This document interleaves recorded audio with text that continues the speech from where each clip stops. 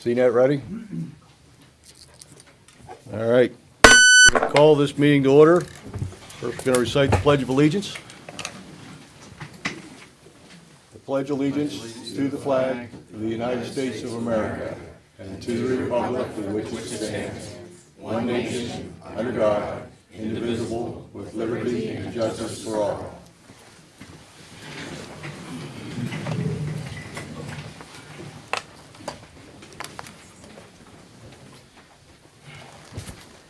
Opening announcements. I just want to start really quickly. If CNET can take a little photo here so that I can get all the names when we do the recording later, just so we have an accurate list of people attending. This evening's meeting, of course, is being recorded live on CNET YouTube channel. There's a direct link included in the agenda. We also are asking for township residents' email addresses for updates. If you did not receive tonight's agenda via email, you're not in our current listserv. You can go on our website and click the Contact Us button, enter your email address, and you'll be sure to get updates from the township. Again, we're looking for volunteers for open spaces on our boards and commissions. If you have any questions or are interested in volunteering your time, please contact the township. And lastly, an executive session was held on January 27th, 2022 from 9:25 until 10:45 p.m. to discuss personnel issues.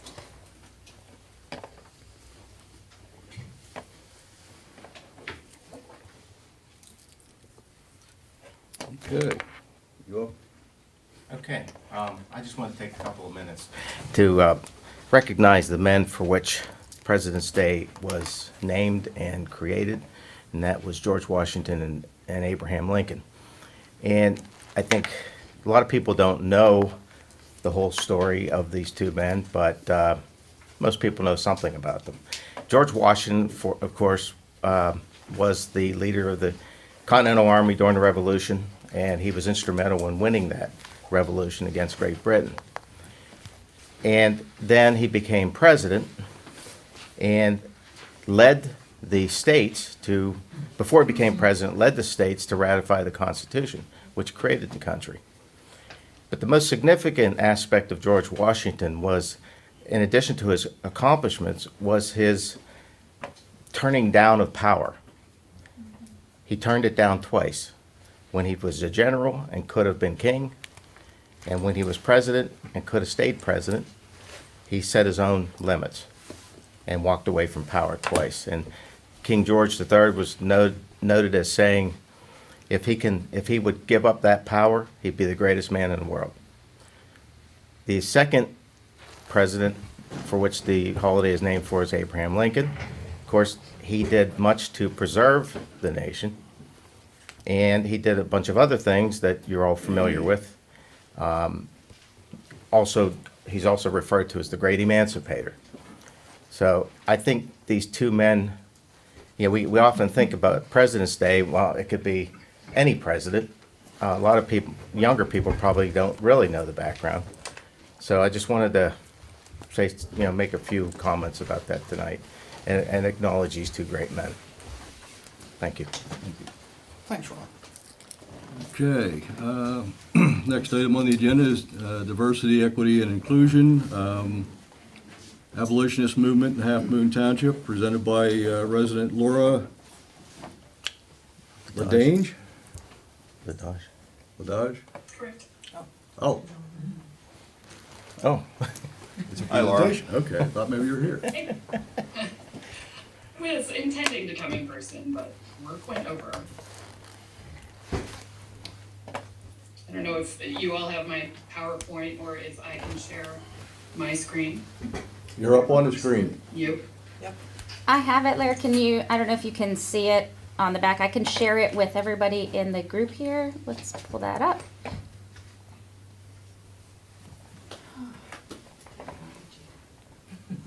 And if you want to speak, I'll advance the slides when you tell me. So I was really really excited when I saw the DEI initiative from the board, as I believe the diversity in our community actually strengthens us, and honestly, it makes things more interesting, like sampling certain people's kimchi. But while there's strengths in our differences, there's also comfort where we overlap and our desire for the idyllic lifestyle that this township offers. So I'd like to thank the board for recognizing that, as well as allowing me to discuss some interesting Halfmoon Township history this evening. So continuing on with the history lessons today. Tonight, to celebrate Black History Month, I wanted to talk about the Underground Railroad in Halfmoon Township. My day job is in research, so when I saw the Underground Railroad exhibit in Belmont, I was curious as to the township's involvement in the railroad. And I did some research and discovered some interesting things that I thought I'd share with you tonight. If you could advance slide. So slavery in the U.S. occurred between 1619 and 1863, and the abolitionist movement, in order to free the slaves, lasted from about the 1830s through the 1860s. Advance slide. Now, what's interesting is, if you know the background of Pennsylvania at all, there's a high proportion of Quakers that inhabited the area. And the Quakers believe that all human beings are equal and worthy of respect, and they fight for human rights and to end injustice. So the abolitionist movement began actually much earlier in Pennsylvania. The Quakers began protesting slavery in the 1680s. Advance slide. And the Abolitionist Society was actually formed by the Quakers in Philadelphia in 1776. This was the first abolitionist group in America, and at one point in time, Benjamin Franklin actually served as their president. Now, the Underground Railroad occurred generally between the 1800s, so 1800 to about 1865. Contrary to what my kids might believe, it wasn't an actual railroad. It was actually a network of people, routes, and stopovers that offered shelter and aid to escaped enslaved people. And it was estimated that the Underground Railroad helped anywhere from 40,000 to 100,000 enslaved people reach freedom. And this occurred because of the help of people who they named conductors. Well, the conductors were actually the ones that led the enslaved people to freedom. There were stations, which were basically people's homes, and station masters, the people who owned the homes. Philadelphia was a major hub for the Underground Railroad. Advance slide. Now, the Underground Railroad was underground for a reason, because of the Fugitive Slave Act of 1850. That anyone harboring or aiding escaped enslaved people could be jailed and fined $20,000, and that it equates to about $600,000 today. So it was a big deal to assist enslaved people to freedom. Advance slide, please. And I just wanted to highlight some famous Pennsylvania conductors and station masters. Obviously, Harriet Tubman, a really big, really well-known conductor, but also various station masters, Charles and Joseph Bastille, William Still, Thaddeus Stevens. So it was a collection of both white and freed Black people and former slaves that were helping and assisting people to freedom. Advance slide. And these were generally the routes through the United States. And you can see that obviously Philadelphia was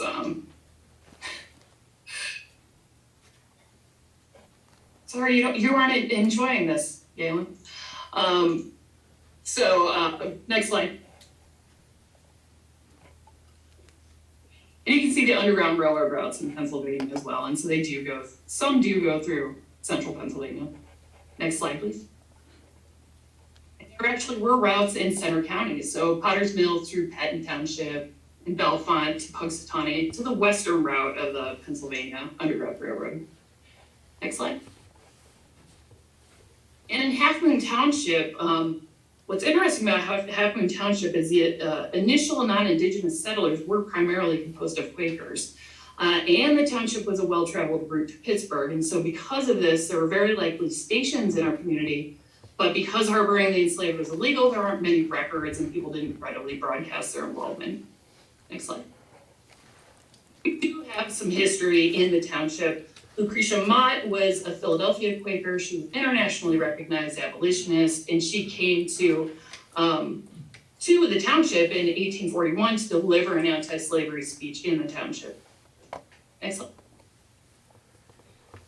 Also, I was talking to Farmer Jason recently, and we were talking about the Way family. The Way family, when they arrived in the region, they were Quakers. They were some of the first Quakers to settle in Port Matilda. This is a picture of the old farmhouse, and if you go into Way Fruit Farm, you can see this on the wall. And before this burned down, the old farmhouse actually had a secret room in it, where you had to go up and down into it. And they do believe, the family believes that it was an Underground Railroad stop. And a researcher did say, researcher who researches the Underground Railroad in Center County did say, if they were to pick a spot in Center County with likely Underground Railroad ties, they'd pick Way Fruit Farm. Next. And one last tidbit of information on Halfmoon Township's involvement in the Underground Railroad. One of the first abolitionists in Center County, Henry Hartsock, his home served as a station on the Underground Railroad, and he is actually buried in Gray's Cemetery. So if you are coming from State College on 550, it's the second entrance at Gray's Cemetery. And at the bottom of his tombstone, which you can't read now, it said the untiring friend of the Negro in the days of American slavery. Next slide. That's just kind of a cross-section of what I discovered and how we can be really proud of our roots in the Underground Railroad and the assisting of enslaved people in Halfmoon Township. If you're interested in this more, Bellefonte Art Museum has a great exhibit on the Underground Railroad in Center County. So that's all. Thank you so much. Thank you. Thank you very much. Okay. Mr. Chair, if anyone wants to speak, I think, just regarding the presentation, I think we need to afford them the opportunity. We have a lot of. We got citizens' comments coming up, so I thought that would be appropriate. Anybody have anything to add? Does anybody have anything for citizens' comments? Or would like to comment on the two previous presentations? Thank you. There are comments in the chat as well. Well, let's get somebody up there. Hi, I'd like to say something. My name is Susan Morse. Can you hear me? Yes. I just wanted to comment that I was really proud to learn this little bit of history about, especially about the Way Fruit Farm and its role in, the Underground Railroad. I mean, the Way Fruit Farm is such a local hotspot. It draws people from a lot of different places. And it's nice to think that, we have this history of welcoming people and helping people, of different backgrounds than us. So I just thought that was really neat. And I don't know what the process is, but I would love to see some sort of formal recognition of, the history on a placard or something. I don't know. It's just an idea. But thank you, Laura, for the information. Thank you, Susan.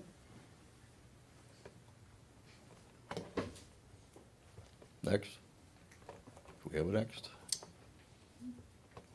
There are items in the chat that we can add as part of the record, unless people would like to speak separately. I would like to, I can't read that far. With or without my glasses. Yeah. Can anyone, can anyone read those comments for me? Yes. Galen Coral said to everyone, when did the supervisors meeting become a history lesson for the township? Susan Moore said to everyone, sometimes our history can inform our decisions for the future. Lori Strauss said, that's so cool, thank you, Lara. It's Lara, right? Lara. Susan said, nice job, Lara. Reed said, fascinating, thank you. Mark Smith said, thank you for sharing that, I really appreciate it. Jeannie Renninger said, that was very interesting, thank you, Lara. Andy Merritt said, excellent, thank you. Jenna Lynn, I'm going to screw her name up, Vieira, said, really interesting to hear about this. It's not widely known, agreed, especially with the way families' involvement. Wow. Lara said, thanks all. Adam Polinsky said, great information, thanks for sharing. Thank you. Anybody in the meeting room have any comments they'd like to add or concerns? I would like to say something. I enjoyed the presentation, but Can you state your name, please? Sharon the Ravan. Yeah, Yeah, I know, but we got to get it on the And table. come up to the mic so we can. Sharon, if you could come up to the table, just because of the microphone, it's very hard to pick up your voice when you're sitting out in the, no, that table. I just didn't, no, I'm Sharon Ravancic. I enjoyed the presentation, and I had found out, as in regards to a placard, that we as individuals, groups, or an individual could submit an application for a roadside sign. And there's an application online that's pretty basic. It just can't be like, say, about a living president, a living governor, can't be associated with a church unless the church has a historical thing. It's a pretty basic application. And we could all do that. And the sign can't be placed in a dangerous place if people want to pull over. It's really basic and easy. And I think this presentation is a really good base. And then, the references there would be added. And then, somebody at the sign, in Pennsylvania checks out the facts. And then we submit what we would like on the sign. And they have the right to edit it, to make it fit on the sign, or to make it, punctuation or whatever. But we as a township could do that, or individuals could do that without a township. So I just wanted to bring that I looked into it, and that's the information there. Yeah. So maybe we I want to think- do that as a township. Yeah, I think And then that's we a could have really like good a idea. ceremony or something, if we get it. That's all I wanted to say, I didn't mean to come up. Thank you. Thank you, Sharon. Anybody else? Anyone? Make a brief comment. Good evening, my name's Mark Stevenson. I live on Chanelli Drive here in Halfmoon Township. I had a couple of items I just wanted to first inquire about. I know the infrastructure bill passed, and I believe there's something like $1 trillion available, or a good portion of $1 trillion available for local governments to make grant applications to receive. And I know the permission to advertise for paving projects is on the agenda later on under the consent agenda. And I was just curious if we've given consideration to investigating the grant application possibility to accelerate some of the road paving projects. I know we've had to delay that in the past and push back things several years because of lack of funding. So that's my first question. I know we're going to do a more aggressive road plan than we had been, because we have, the COVID money came in, there's like $300,000 supposedly. We haven't received it all, but Okay. I know it's coming, so I think we're going to channel a lot of that towards roads. Is there a road in particular you're concerned about? Well, no, I mean, the one I live on, I know has been delayed. I know Smith Road, when we did the, Well, that's a bad one, yeah. what? Smith Chanel? Road. Oh, well, Smith Road, a few years ago, a couple years ago, when we paved the portion from the curve, basically between the two big curves on Smith, we had to stretch dollars, we had to go with a fiber mat rather than a pavement, just because it would have pushed too many projects too far out. I mean, fiber mat's great, I think it works fine, but it's still not repairing roads the way I think we've historically repaired them. So anything in addition to the COVID money that's out there, I would just encourage the township to find some grant writing assistance. I don't know if the COG has something that they are currently offering for us and other member municipalities. But it's other people's money, it's there for the taking, and if we can, accelerate our road paving schedule, I think that would be great. Thanks. Second thing I was going to mention, I see on the agenda tonight, there are several discussions around whether or not to continue, or at least to evaluate the funding on certain COG-related or other outside Halfmoon Township type services. I want to first say I think the very fact that we have so many people on CNET tonight and so many people here, I think because of CNET, that is a essential link to the citizens that elected you supervisors. It is a window into transparency.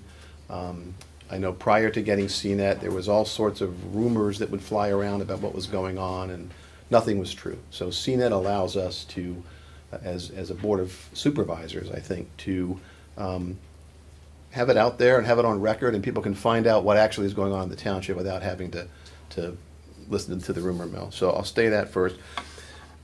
And also, I know that there's some concern about the overall cost of COG, and I just wanted to point out some of the things that when I was supervisor for almost 12 years, my term ended at the end of 2019, I too questioned, what are we getting for the money that we're paying COG? And the answer that I got on several fronts is actually quite heartening. For example, and these are all numbers back from like 2017, but I'm sure the numbers are a bit higher now, but you get the sense. But back then, for right around under $5,000 for emergency management, COG placed a public emergency shelter here in Halfmoon Township through the Halfmoon Christian Fellowship Church, and that meant putting in a generator. So if there's ever an emergency here, a tornado, massive flooding, a blizzard that shuts things down, people have a shelter to go here. And COG spent $15,000 for that in 2010. Under emergency management, we also have ongoing training and exercises that we're a part of that include sheltering, communications, incident management, and emergency planning, all of which is job one for an elected body in a local government, public safety. It's also available, the emergency management coordinator is available to assist with planning large-scale special events, if we'd ever have one of those, and with Way Fruit Farm's popularity, we do have a number of those. And we also work with the emergency management coordinator to update our hazardous mitigation plan. I won't talk about code because code is not footed, the bill is not footed by the township, that's paid for by the citizens for the services that they need. Even though we're not part of the Center Region's fire protection program, we have zero operating budget, zero capital budget. In the several years that I was serving, in 2013, Alpha Fire Company assisted Port Matilda and Warriors Mark Fire Company 6 times. They did so again out here 14 times in 6 times in 2014, 10 times in 2015, and I think every year, there's a partnership that we don't have to pay for, that we have a backstop of fire protection. So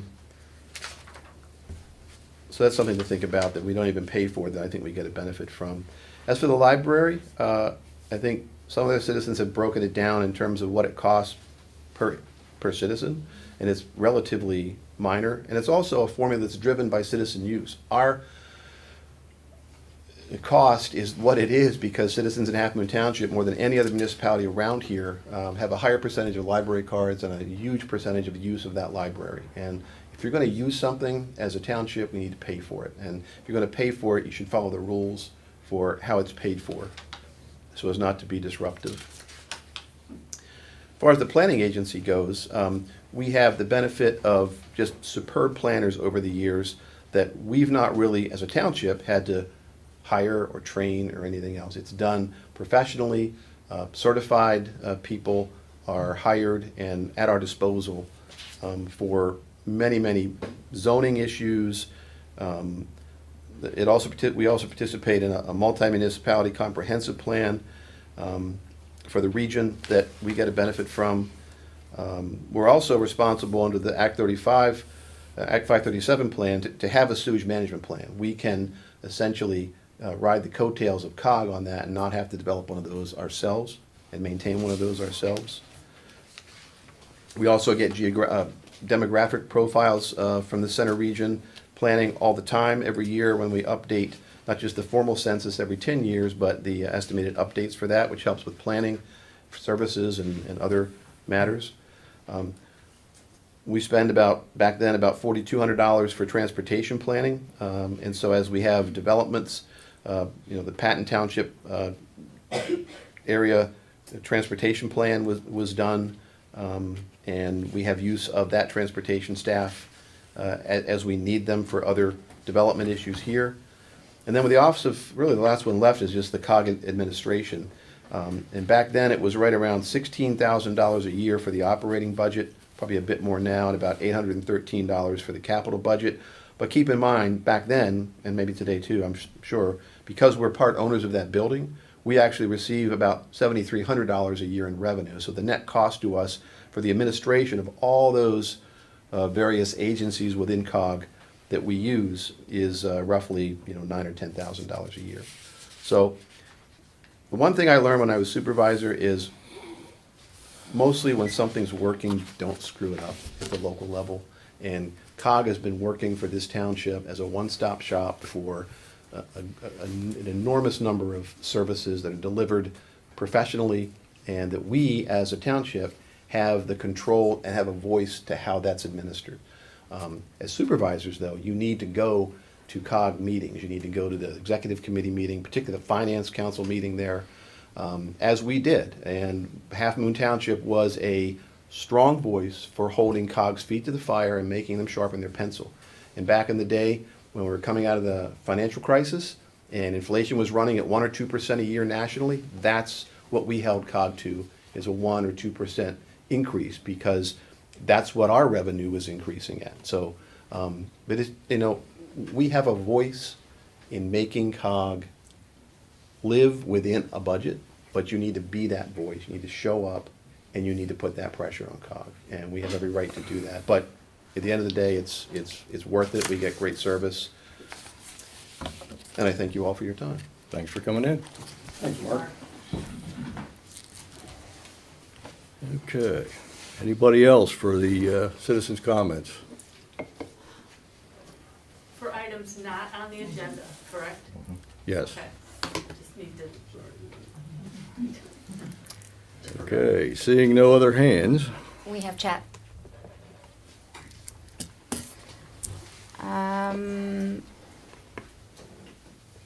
So we left off with Susan Moore saying, "Good to know, thank you," and Jenny Lanvier with thumbs up.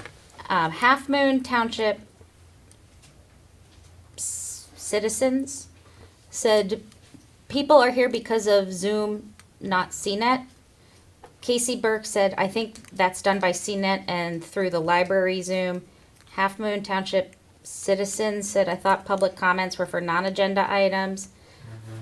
Halfmoon Township, to me, "I thought public comments were only for non-agenda items." Susan Moore said, "Very informative, thank you."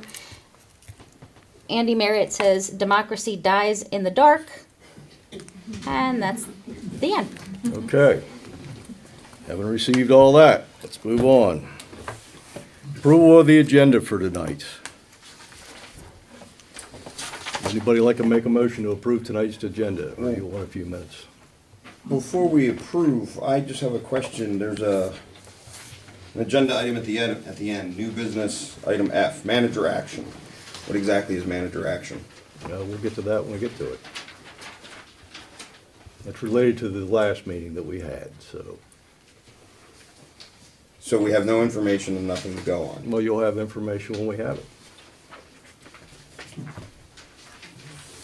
Surprises.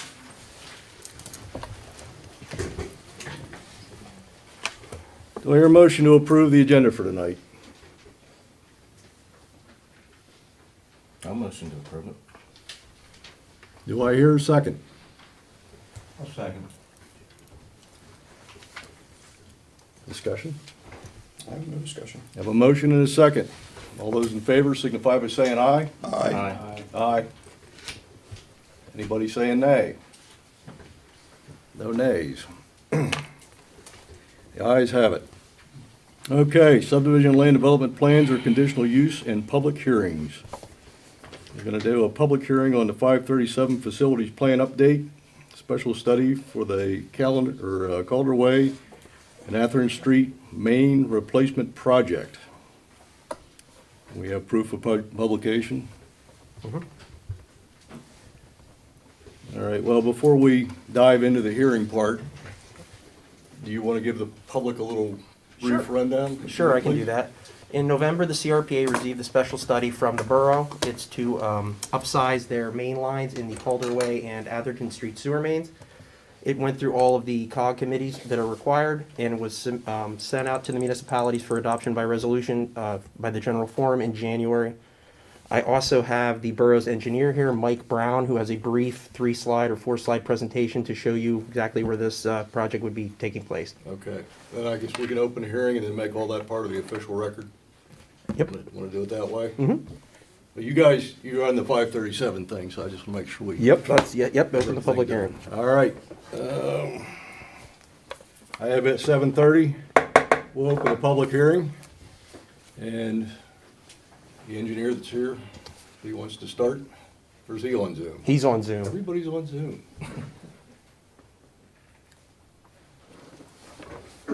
Mike Brown here, with Gann Plumbing. If I could share my screen, I could show you the slides here, if that's okay. You can go for it, Mike. Okay, great, thank you. You guys see my screen now? Yep. Okay, great. I'll just kind of walk through the slides out here, but, so again, this is for the Borough State College, the Act 537 special study for the Calderway and Atherton Street mains, as Corey had mentioned. Just gonna give you a very brief overview and then be available for any questions. So what we're looking at here is sewer main replacements in the areas that I mentioned to address both existing and projected capacity needs. We had performed a capacity study for the borough. We developed a computer model of their system, and what that analysis showed is that in several sections of Maine in this Calderway Basin are either at or very near existing capacity. So in other words, during peak flow events, the water in these pipes is basically near the top of the pipe. And that issue is only gonna get worse over time due to planned and existing development, redevelopment downtown. So basically we need to increase the size of those mains to address these capacity concerns. So when looking at the project, we're looking at two areas specifically. The first area is we're referring to it as Calderway replacement, and that basically runs along Calder from Heister to High Street, this section here, and then across High from Calder to East College, following East College from High to University, and then cuts down to University near the intersection there, and eventually ties into the UAJA main that goes to their treatment plant. This section is undersized right now. It also is an older section of pipe. It's clay pipe. It's, basically has reached the end of its life. It's leaking, things like that. The second section is, we're calling the Atherton Street replacement, but really it's only a small section on Atherton. It's mostly in West College, from South Spark up to Atherton. There's a crossover in a brief section of Atherton here from West College to Calder, and then running up West Calder from South Atherton to Burroughs. Very similar, again, it's an undersized section right now. We're going to increase the size of that pipe, and it also addresses some older pipe in the system. So what we are asking tonight, so basically this requires an approval process with the Pennsylvania Department of Environmental Protection. First phase or first stages in that is to get municipal approvals. The COG has already approved. We've gone through other municipal approvals. So specifically tonight, we're asking for consideration of approval of a resolution, or passing a resolution approving this Act 537 special study. So with that, again, that's just a very quick overview. Be happy to answer any questions. What's the current size of the pipe going down through Calder Alley, and what are you going to increase it to?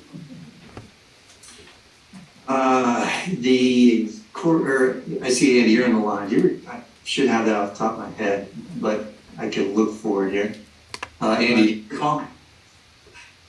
Andy Arnold, Borough State College Engineering. It varies from one side to the other. It goes from like, I believe, 8 to 18. So it starts off as 8 on the west side of town. And then increases in size as it heads towards the UAJ plant. This is the pipe that's there now, or the new one going in? Are you going to go 6 inches bigger? Are you doubling the capacity, tripling the capacity, what? No, and generally it's a bump up from, say there are portions of 12, they'll go to 15. Portions that are 8 go to 10, that sort of thing. Yeah, so, and I'm looking at the report now, so basically what Andy said, yeah, I mean, it's varying diameter now, but, it's gonna vary in size as far as the new pipe, but it's going up at least kind of one pipe size, some areas up to 24 inch. So in other words, sections that are 18 would go to 24, and sections that are 12 would go to 18, so.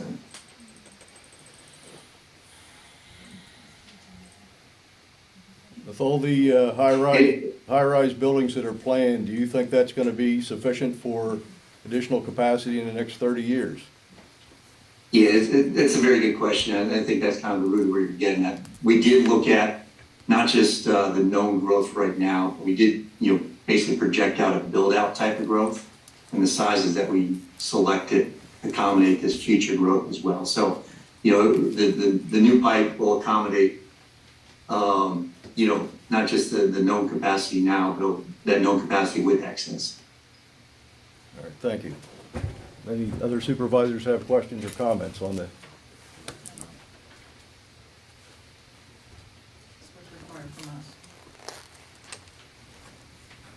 We're gonna have to vote on it, I guess. Yeah, You're in a public hearing. Yeah, we're Yeah, we have to receiving come out. comment, but I didn't know if the engineer or Corey had anything else to add to it. I don't have anything else to add. I know if you look at the agenda, the actual adoption by resolution is an item later in the agenda, Right. so, I mean, Does anybody in the public have any comments or concerns or questions they want to ask regarding Calder sewage main expansion? Why are we paying for it? Question. Why is this an issue for? The reason why it's an issue, as Mark Stevenson said earlier, is because we are a part of the Center Region's 537 plan, which is a plans established by the Commonwealth of Pennsylvania and DEP. All municipalities have to have a 537 plan, but ours is regional. And so any change to that regional plan requires each member municipality to vote on it. So if we were to amend Halfmoon Township's plan, College Township, Patton Township, they would all have to vote on it. So if that answers your question. It does. I hope. I have Yes, a ma'am. question. How much of the cost of all this is put on to the new high-rise building owners? Is there any way You to? might want to come up and ask on the speaker here, and then the engineer can maybe answer that question for you. Thank you. And state your name, please. Hi, I'm Peggy Majeski, and I was just wondering if any of these new high-rise buildings that are going in that are putting the strain on the system are going to be responsible for any of the costs incurred in updating the system to accommodate their use? It's an excellent question. That's all. Can I answer that? Yes, please. As part of the plan review process and in order for them to receive their permits, a tapping fee assessment is made for those new high rises. That can be a pretty considerable amount, and that goes into the funding for the sewer projects. Thank you. Thank you. Anybody else? Mr. Kishvari, would you please come up and? I know it's a bother, but What is the estimated total cost for this and what percentage Halfmoon Township is obligated? Oh, Frank Kashfari. Anybody? And you want to field that, or you want me to provide? For, I think the number associated directly with the sewer replacement was $1.7 million, and Halfmoon Township wouldn't see any incurred costs on that. So we are not responsible for any of the costs? No. So what is it to vote on if you don't have any pay anything? the 537 plan. Okay, thank you. Thanks.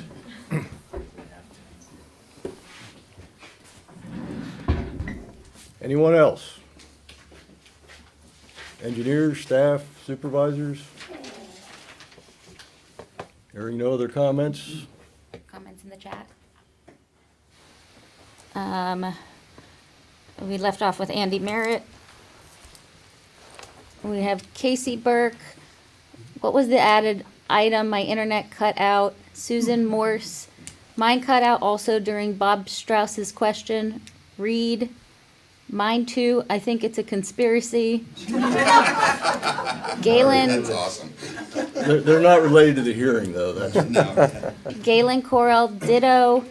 Halfmoon Township citizen, nothing new was added to the agenda. Bob was asking about an agenda item.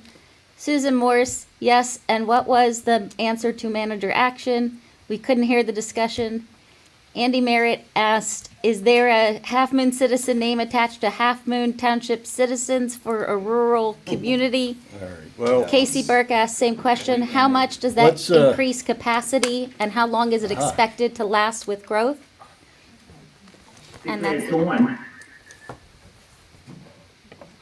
they might not have got that. If the engineer could please respond to that written question again, please, it would be helpful. Yeah, sure. So the analysis we did looked at essentially a build out type of projection, looking out long into the future, maximum build out. And the pipe sizes that we selected should accommodate that maximum growth. This is going to be for 30 minutes because I can't go in 1:30. Because we're not paying for the Not sure what's going on there. yep.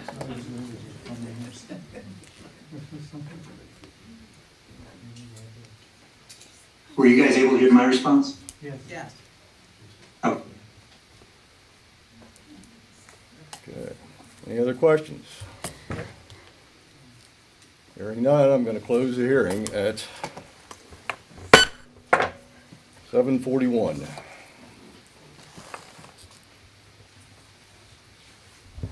Anything else to add, Corey? Nope. Okay.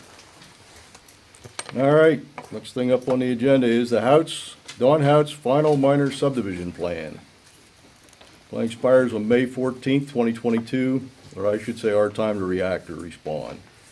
They have a waiver request to the subdivision land development ordinance for sanitary sewage disposal waiver, and they're waiting for the signature from the applicant, I guess. Denise, you want to add anything to that? Yes, staff has been in contact with Don Houts, and Don is he's on vacation out of state and will not be back until March, so we don't expect an update until then. Okay. And plan waiver and non-building declaration, waiting for signature from the applicant, so we still can't do anything. Action on the plan, we can't really take action on the plan, I guess, until we have some signatures. Do we need to move to table that again, or it's just still tabled? He didn't request any time extensions or grant any. No, we have time until May. Okay. I didn't know if he's going to who knows where for 6 months or what. Let me see here. Weaver replot, says no update. No update. Dean and Linda Spanos, final minor subdivision of George Peters Jr. plan expires on March the 15th, 2022. And we have one meeting before that happens. And he has a waiver request here of the subdivision land development ordinance. At the last meeting, there were several items which we expressed concern over. One was demolition of an old house. There's currently 2 houses on the property. So, Denise, if you want to run down through there and. Sure. So where we stand right now from the last meeting is we've been in contact with Dean, and the solicitor has reviewed the memorandum of understanding. We received a draft from Dean's attorney. Our solicitor reviewed it, provided comments. We do want to agree upon that and add a little bit more of an enforcement action on that. But we are working together to get that in place. We received the demolition estimate from the engineer and code department. It was $15,000. They're working on, Spanos is getting a letter of credit ready with his bank. That, of course, is something that we'll need to have the solicitor satisfactorily review. And at this point, those are the two items that are outstanding on this plan. Zach was looking into something for me. I believe it was if we would conditionally approve the plan, whether or not, if those conditions weren't met because there's something that we need to do, if that would, and we passed that time frame of March 15th, if that would constitute a deemed approval. Zach, I'll have you speak on that in just a second, but staff has no issues. All the comments have been satisfied from staff reviews. These are the two outstanding items which we feel can possibly be a conditional approval. What about the cars? That's one of the things in the, Is that the conditional, is that one of the conditions? that's one of the items in the draft memorandum of understanding, that there would be no more than 10 cars on the property at any time. But what we're looking at is having some sort of enforcement action if there is more than 10 cars, or how long that period would be. If it's 10 cars, you're having a party, That's different. right, that's different than if they're there for Or disabled, years. or whatever. On his property, Yes, okay. Not on the whole plot. the parcels will have separate parcel numbers, so that would be his property. His parcel, okay. And the other thing we're waiting for is that surety.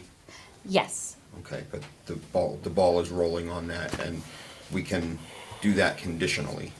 Where Yes. if he, even if we approve this waiver, he still needs to follow through with that. yes, if you conditionally approve. So Yeah. there are a couple of items you should consider acting upon. The first being, of course, the waiver request. The next item would be the resolution for the sewing planning module. Gotcha. Then you can consider action on the plan, and that action on the plan can be contingent upon approval from DEP, the township, and the developer entering into agreed upon memorandum of understanding regarding the cars, as well as the surety or letter of credit being in place, and satisfactory review from staff and the solicitor for those items. Okay. So how do we make that motion? Mark, a couple items, if you can hear me. I'm sorry, my Sure. connection is kind of bad. This is Mark from HRG. Sorry I couldn't be there in person tonight. Can you hear me? Yes. Okay, we did also submit an extension request just in case the resolution to all those items went beyond the date for the supervisors need to take an action on it. I don't know if that needs to be acted on tonight or what the direction of the process needs to be if conditional approval is submitted. And we also want to move the planning module along on the DEP.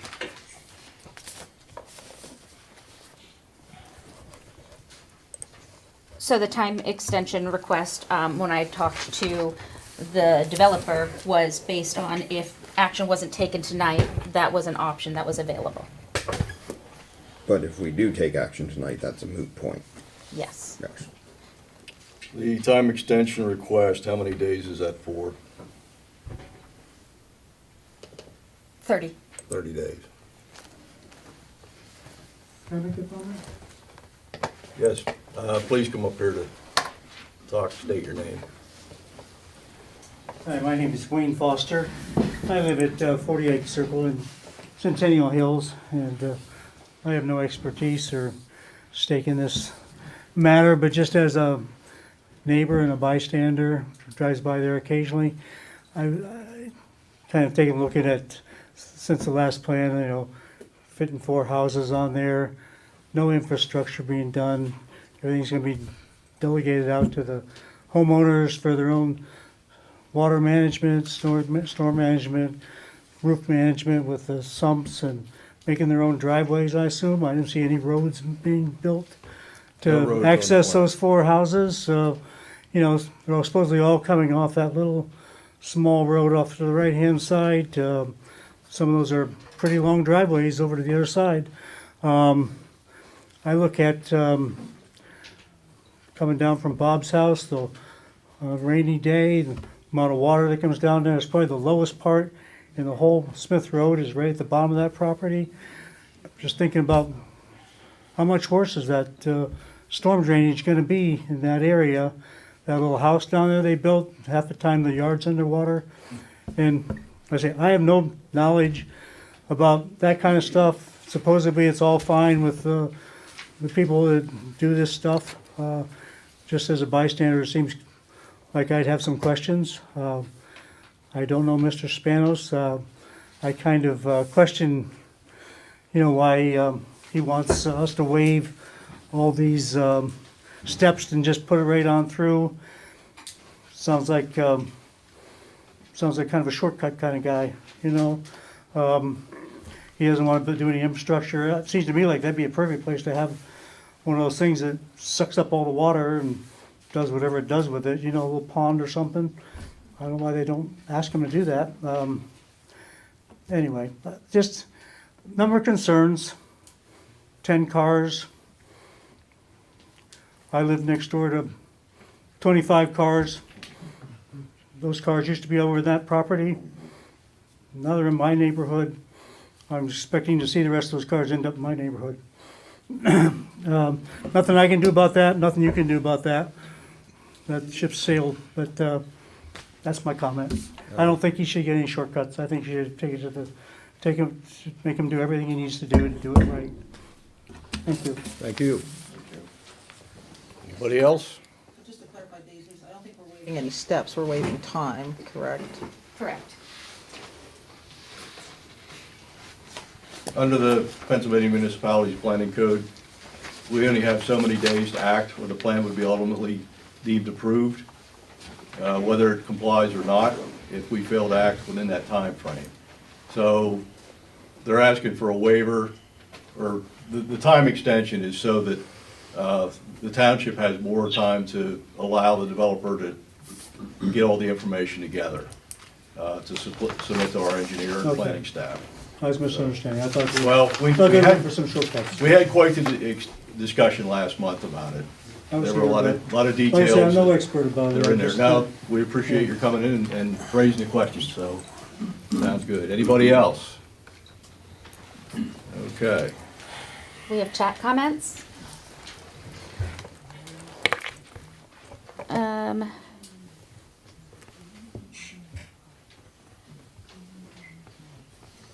Tina Eichler, please have the supervisors introduce themselves. Their nameplates are not able to be seen. Also, I could not find their names on the township website. Casey Burke asked if it's my internet or theirs. I can switch if it's mine. Audra Simpson says, we keep Smiley. Tina Eichler, I missed the beginning of this discussion. Audra Simpson, it seems to be glitching. Casey Burke, mine is freezing up too. I think it's their problem. Susan Moore says, water drainage at that point on Smith Road is very bad. I will remind everybody, in the agenda, there's a link to the YouTube, a direct link so that you can watch us on YouTube as well, straight on your computer or your phone if you have that ability as well. Yes, unfortunately, Zoom can not be the most reliable thing at times. All right. Is the engineer there? Or not there? Mark's here. I'm sorry, my connection cut out like everybody's. Yeah. I just caught on that you're looking for a response from me. I didn't hear the question. Yeah, is your client okay if we accept the time extension before we start the rest of the Yes. process? Yep. Yeah, he instructed me to submit it. Yes. Okay. And it's 30 days, correct? Yep. All right.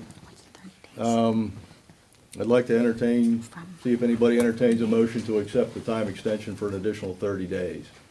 So moved. Do I hear a second? Moved and second. Patty moved, Ron seconded. Any comment, question from the board? I actually like the idea of accepting the time extension. because honestly, it makes me feel better to know that they have that surety plan in place rather than the promise of it being in place, so. Well, I think experience tells us that that's the way it should be. Exactly. Absolutely. For clarification, that would be April 14th that the plan will not expire. April 14th. Okay, so we have another meeting. All right, motion's been moved and seconded. All those in favor signify by saying aye. Aye. Anybody nay? It's unanimous. All right. Next thing I'm going to step up to here is the Resolution 2022-12 for a sewage planning module. A sewage planning module is a document that's provided to the DEP. It says that the developer proposes to add additional effluent daily units, EDUs, to the area or community. This is a component 2 sewage planning module. That's because this property has been developed in more than 10 lots. And Denise has the document there.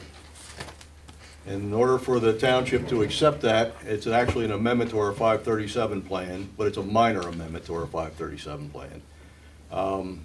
What we do is the board would vote to either approve or deny the module. Our sewage enforcement officer has done testing out there. I saw his letter earlier today. Everything seems to be okay from a sewage standpoint. So this is just the sewage planning module for the DEP. It doesn't approve the plan. It's just this document goes off the DEP. They will review it and come back with comments for the developer, and if everything's okay, they will issue a DEP number with the modules so that the sewage officer may issue permits. So, do I hear a motion to adopt the resolution modifying or approving the sewage facilities component 2 planning module? So moved. Patty made a motion. Do I hear a second? I'll second. Bob seconded. Any questions by the board? Okay. All those in favor signify by saying aye. Aye. Aye. Nay? No nays. 5-0, it's approved. So the module will go on to the DEP for review on the sewage planning for future permit issuance.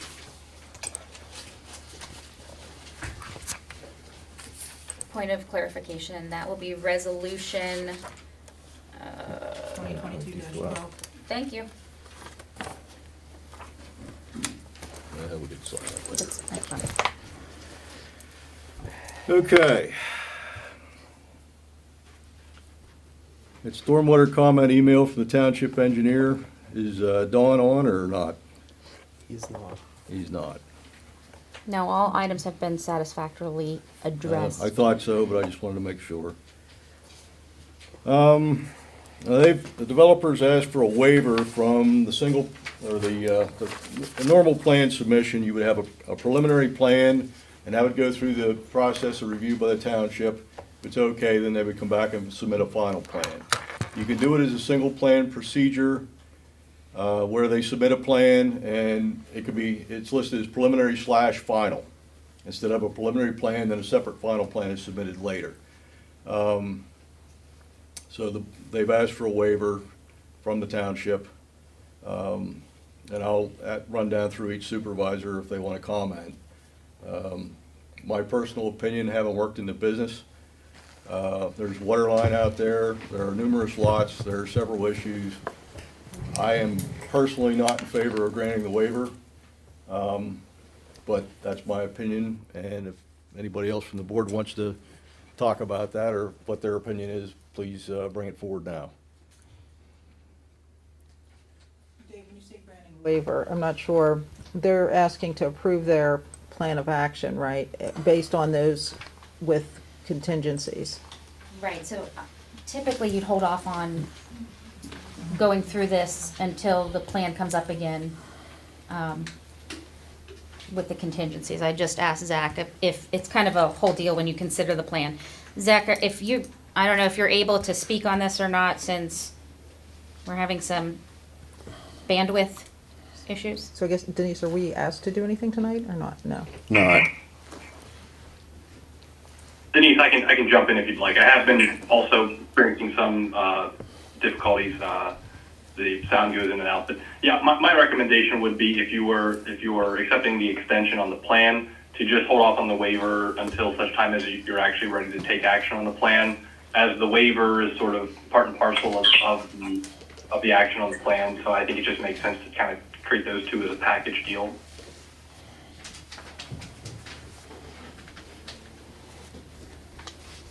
Then we don't need to take any action at this time then. Now we could move on with that. Because all those things would come up the next time we brought this to the, yeah. Okay. If there's nothing else on George Peters, let's move on to the approval of the minutes. All right. Did you table the plan then? I didn't think we had to because we have another 60 days, correct? Okay, understood. Okay. My only point relative to the waiver request is the only difference you're going to see along with the extension of time is a title block change from preliminary final to just final and go through the process again. But because we've met all the ordinance-based requirements and the other elements that have been requested by the board, which we're finalizing and working towards the final agreement on. So relative to the waiver request, it's not changing ultimately the plans that you're seeing in front of you. Yep, you are correct in that. But there are a number of deficiencies, I think, if they were addressed, then the board can vote on the waiver request. Right now, we're waiting for solicitor information and, at least that's how I see it anyways. Yeah, I understand. The deficiencies we're trying to finalize right now is the whatever surety process needs to be posted in order to facilitate ensuring that the existing residence to be demolished will be demolished. They're actively moving forward in that process to get that agreement under place. And I will also add that they've been in contact with the fire company about allowing the fire company to utilize the demolition of that facility for their training purposes also, because they're definitely moving forward with removal of that facility on the property. Okay, we appreciate that. All right, let's move on to approval of the minutes. Minutes from January 27th, 2022. I move that we approve the minutes from January 27th, 22. Bob made the motion. Do I have a second? Second. Patty seconded. Questions, comments, concerns, spelling errors, whatever? I haven't read them, so I don't have a comment idea. Okay. All right, call for the question. All those in favor of approving the minutes of January 27th, please signify by saying aye. Aye. Aye. Those opposed? The ayes have it. All right, consent agenda. Ratify payment of the bills for the period of 1/22/22 to 2/4/22. General Fund, $74,506.23. Fire Protection Fund, $4,355.74. Open Space Fund, $165. State Highway Liquid Fuels Fund, $8,704.61. Do I hear a motion to approve the consent agenda on that? Dave, I'm sorry, I think the consent agenda would include items underneath that title, A through G. I was gonna do. So, if you approve the consent agenda, that approves all of those items together. Okay. I mean, we don't necessarily have to do that, but that's what the consent agenda is. Well, I was gonna break out the thing and go down for each section, but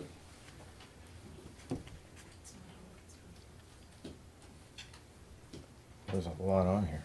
yeah, let's take care of the money stuff first. We'll do parts A and B. And this will be, I'll add on to that, the improvement of the bills list for 205/22 through 218/22. General Fund in the amount of $4,043.24. Park and Recreation Fund in the amount of $2,999.62. And the State Highways Liquid Fuels Fund in the amount of $1,517.66. Do I hear a motion to approve those? I move that we approve the paying of the bills for 1/22/22 through 2/4/22, and the payment of the bills from the period 2/5/22 to 2/18/22. Do I hear a second? I'll second. Ron seconded, Bob made the motion. Any other questions on that? All right, call for the question. All in favor signify by saying aye. Aye. Aye. Aye. Any opposed? Motion approved. Okay, Part C, acceptance of 2021 disclosure statement as required by Chapter 7A of Act 44 of 209, the Municipal Pension Planning Funding Standard and Recoveries Act. Anything the public needs to know on?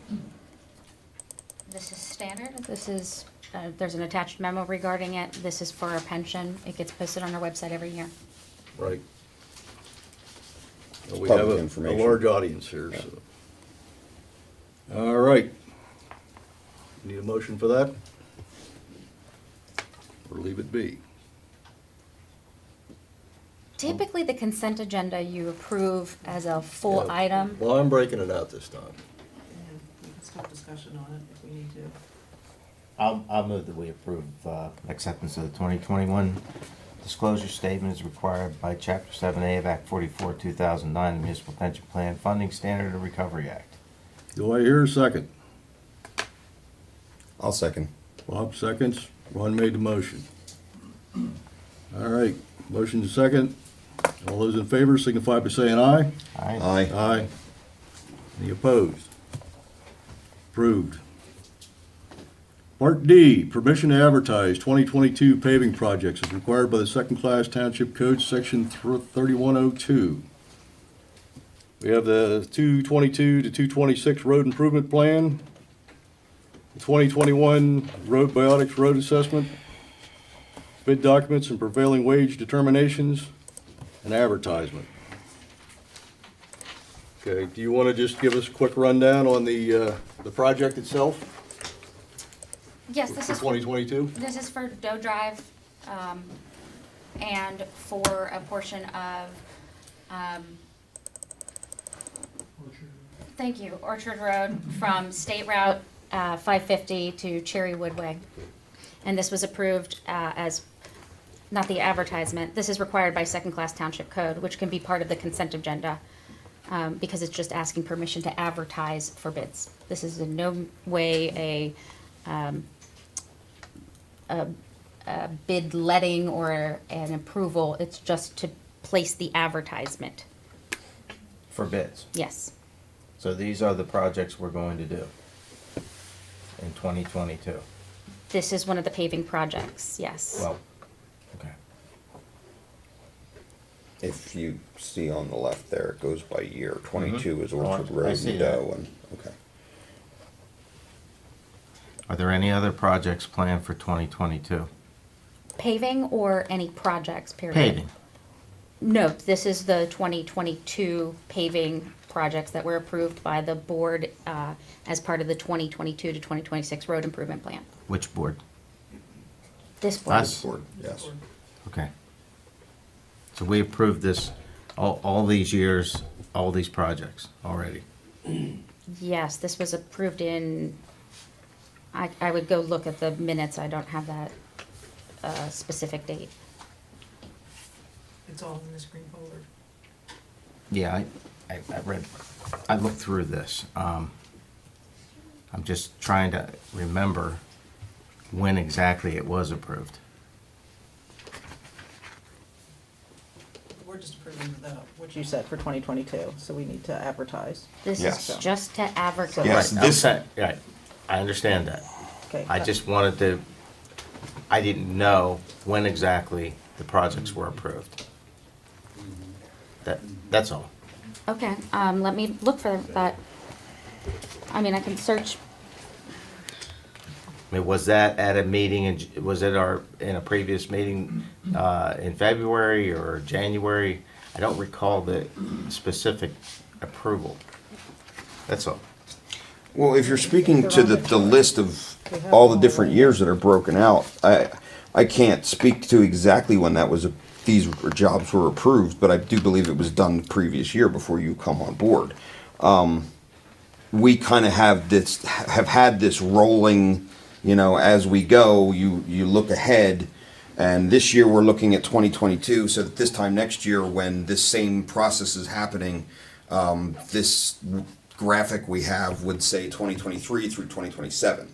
You know, you just keep adding forward. I think part of our strategic planning is this, is so we have this plan in place to know what we're doing before we're doing it, I guess. is what So I'd I say. understand that.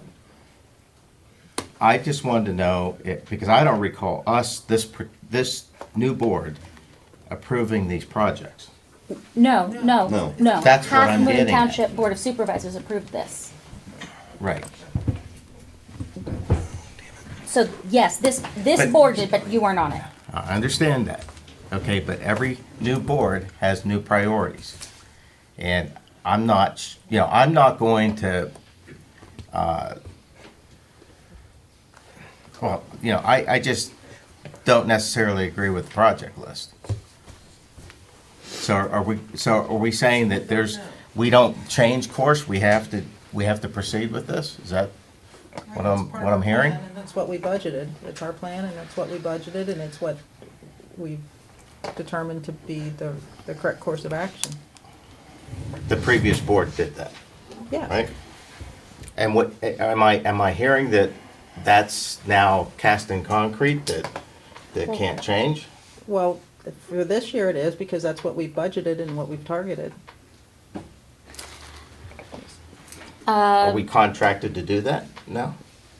Well, why wouldn't we? It's what we have a logical process that we went through with our software program and by looking at the roads to determine which ones needed Oh, to be. I know all about that. Then I'm not sure what the issue is. August 12th of 2021, this was on the agenda, and there are links to the road assessment and the 5-year program plan presentation. Mm-hmm. No, I don't doubt that. I know there was a process to get here. Okay, but it's not the process of the current board. This board has not voted on that particular project, this full Right. board. Anybody else? I Mr. just Chair, had a we have- comment. We have someone in the Well, audience. I want to get the supervisors to talk a little bit about it here first, so we can get the dust settled before we start pulling up projects. I know that, Ron has a lot of concern about Smith Road, I do too. Mark had mentioned about Chanelli Drive. A lot of the roads are on there, they're not necessarily on there in everybody's dream plan way, but this board does not have to adopt that. We can vote on it again if we feel that, we need to take another discussion and move things around. I'm sure, when you live on a particular street, you feel a particular way. I don't live on any township street, and my druthers is to get Smith Road fixed up, but that's my personal opinion, and not necessarily everybody else's. But we have to plan and budget for that. That hasn't been budgeted Well, for this budget year. That's correct. It'll We come in the have future. money in the account for road work. Okay, Chuck, do you have any comments? No, I'm good. Anybody in the audience? Mark? Yeah, again, Mark Stevenson, Chanelli Drive. I just want to say, I think Supervisor Cervella's comments are legitimate, but I know in the past, probably where that list came from, Ron, was we've always relied on the township engineer to basically do road assessments and say which ones are more deteriorated than others. And he usually gives us a priority. Now, I think after the budget has been approved for 2022's work, I think from 2023 and beyond, I think it's open season. I think you guys should open it up and look at it all the time. And that's what we kind of did every year, is we were always shuffling roads around just based on the condition of them. So I think that's, you raise a legitimate point, but I get what Patty's saying, and the big project's been budgeted for, so you'd have to squeeze something new into the existing budget. It may be a little difficult this year. That's all I would say. Okay. Thanks. To the former supervisor's comments, because we had the ARPA money or whatever, we got extra, which we weren't really counting on being able to use for road work. Because originally it was for, hand squeeze bottles and germ-proof shields. So it's, that dynamic has changed a lot. And I know you weren't here at the last meeting, but that's something we did talk about. So the vote would be a vote to The vote would be approve to put- Advertising these. To for bid. advertise to put the projects out for bid. That does not mean that the projects are approved. It doesn't mean that the bids are awarded. It means that it goes out for bid, and that's a legal process for the township to get prices on the project. Okay. All right. And I would recommend, and we usually do this, that if you put something out for bid, the township has the right to reject any and all bids. And the reason why we do that is because if the numbers come in twice as high as what we were planning on, then we can't do the project as proposed. And nobody, well, I don't know what the current price of paving is. I'm sure That's a lot as higher. of yesterday, it's probably gone through the roof. There's a lot of activities on the world stage which may make doing anything in this line very difficult. It's oil. Okay. So, I guess, call for the question as to, or to put the proposed 2022 road projects out for bid. Is there a motion? So moved. I will second that motion. Okay, Patty moved, Bob Strauss seconded. Motion seconded. All those in favor signify by saying aye. Aye. Aye. Ayes have it. Motion's approved. So that'll be advertised for contractors to bid on our 2022 proposed road projects. All right, next thing up on the list. Ratify unanimous decision of the board, 5-0 to grant treasurer the exception to the personnel policy manual and give partial credit for part-time years of service for paid time off purposes only, making the 2022 the 5th year of service for our treasurer, starting January 1st, 2023, at the start of the 6th year of service. Moved. This is what we discussed last time. Yeah. This would In be the for our executive current treasurer's For been Brett. working diligently for numerous years and probably hanging right on the cusp of full-time. So this would give him the ability to pick up his vacation pay. Service time. Patty made a motion. Is there a second? I'll second. Okay, Ron seconded. Before we vote, I just want to, Well, it's just a discussion. procedural question. Sure. Why do we have to vote on this again if we already voted on it and it was unanimous? I'm It was an confused. executive session discussion. That was an executive. Gotcha. So we're gonna do Okay. it out here in the public. Yeah, gotcha. before I we was, can make any I wasn't decision. clear on that. Okay, any other questions? Been moved and seconded. All those in favor signify by saying aye. Aye. Aye. Approved, 5-0. Are we taking any public comments? Well, I don't know that it, well, we can see what they got. If they're saying their Zoom meeting's cut out, then I guess it doesn't matter. Do we have some? I don't know. I had some. I gotta see where we left off. Water drain, okay. Brian Hoffman, who's going to look into technical difficulties after the meeting. Jenny Lynn Viera, how do we plan for future projects if we respond in real time? Let me address that question. If anybody is out in the township and they see potholes in the township road, if you have a bad road or you know of an unsafe condition, please get that information into the township so that our roadmaster can take care of it. Or get it on the list so that the township can take care of it, look at it. Safety, road safety is a big concern, and we want to know about it. So we're not trying to push things around or ruin anybody's day because the road in front of your house isn't getting paved. We do want to do it based on traffic loading and priorities.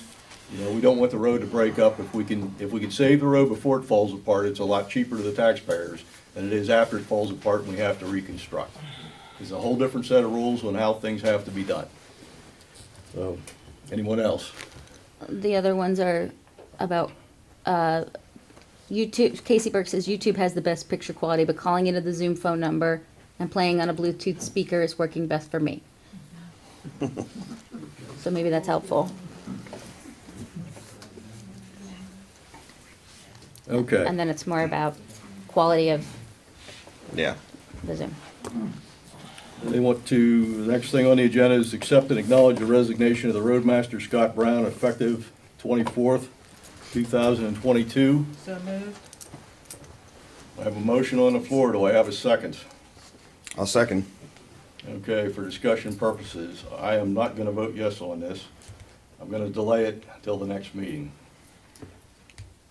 Why would we do that? Scott's already resigned and he has a new job, Yeah, his last day was today. Well, we need a roadmaster. and he has a pen.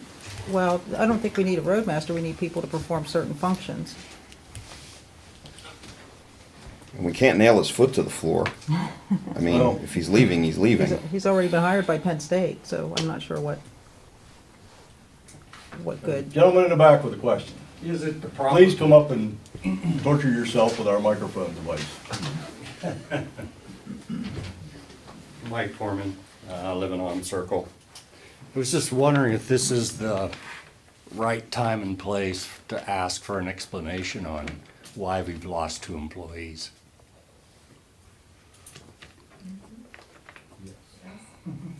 I have my own opinion.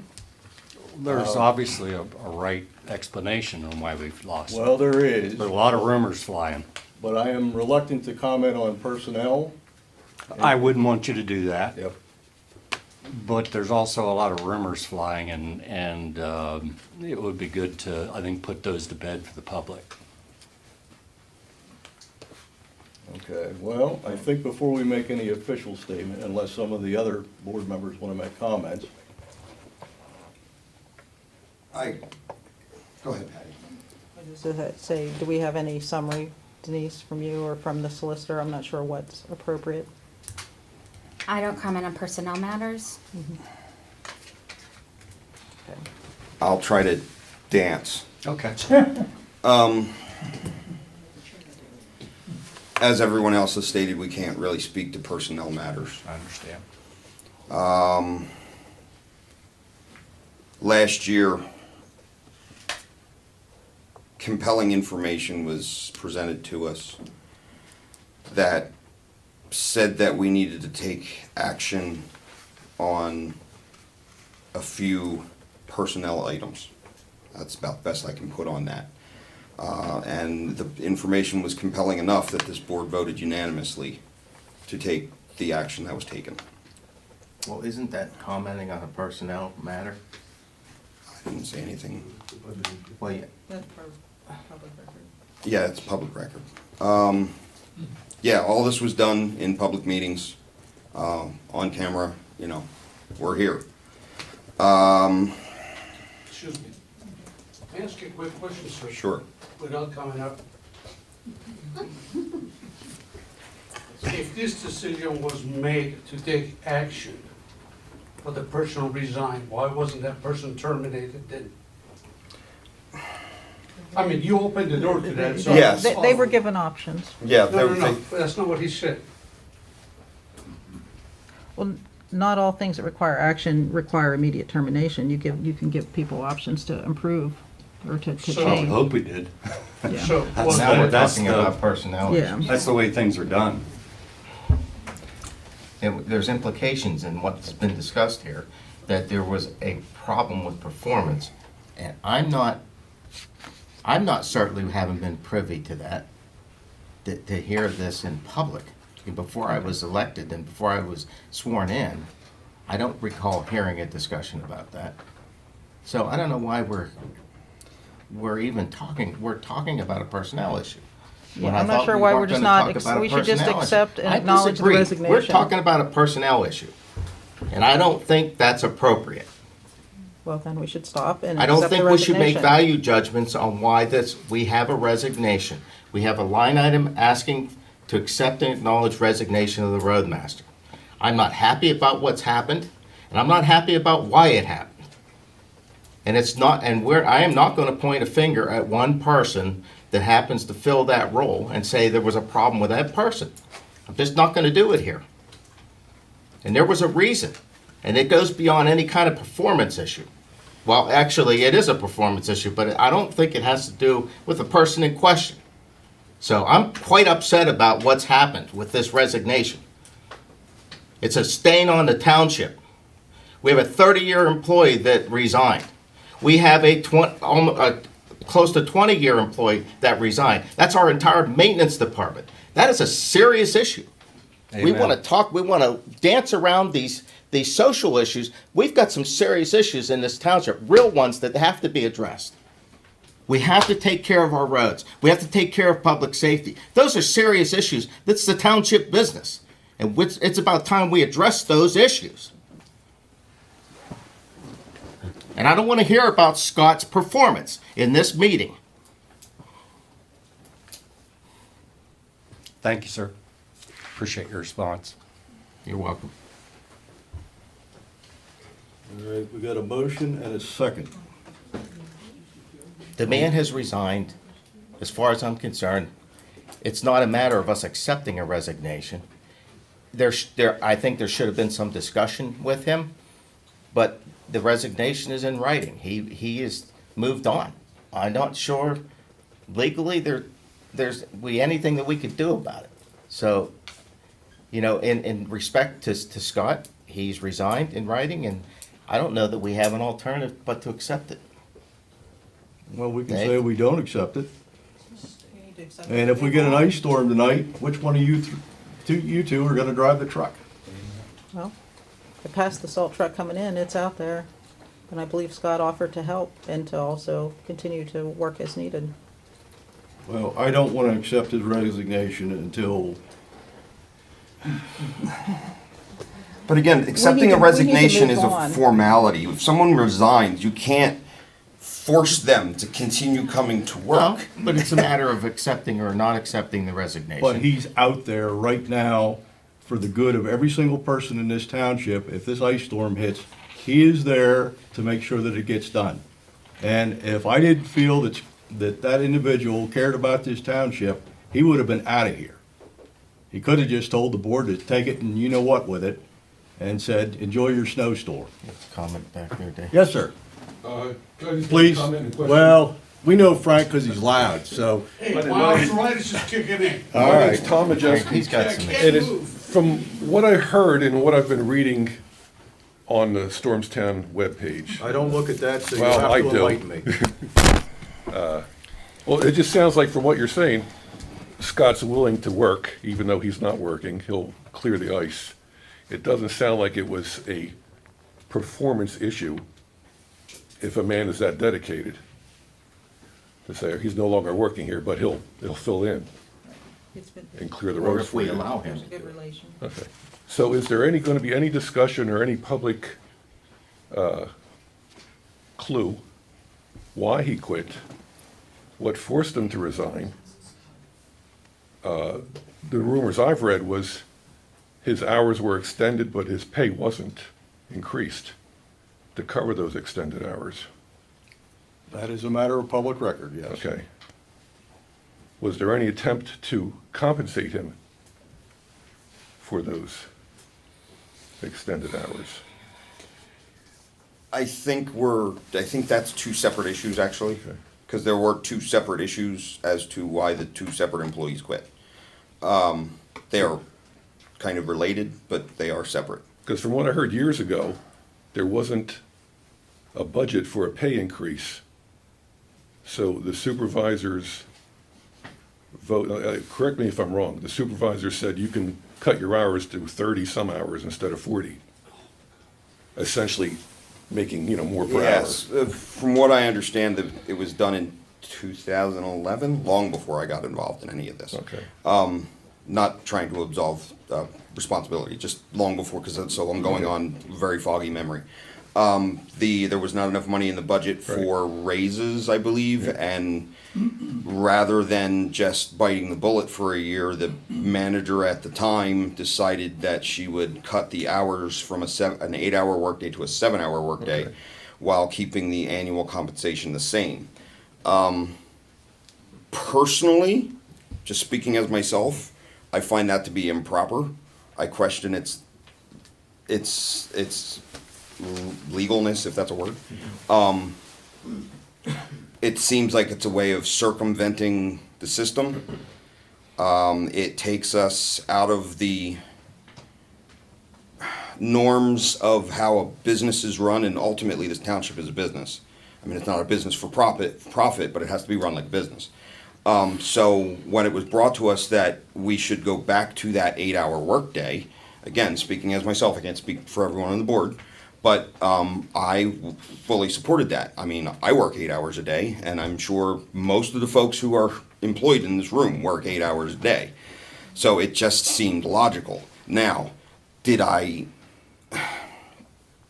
idea of going back to an 8-hour workday and increasing everyone's pay because they're getting paid an extra hour, while in a perfect world I would have loved to do that, we did not have that in our budget. But we did have merit raises in our budget, which those were granted.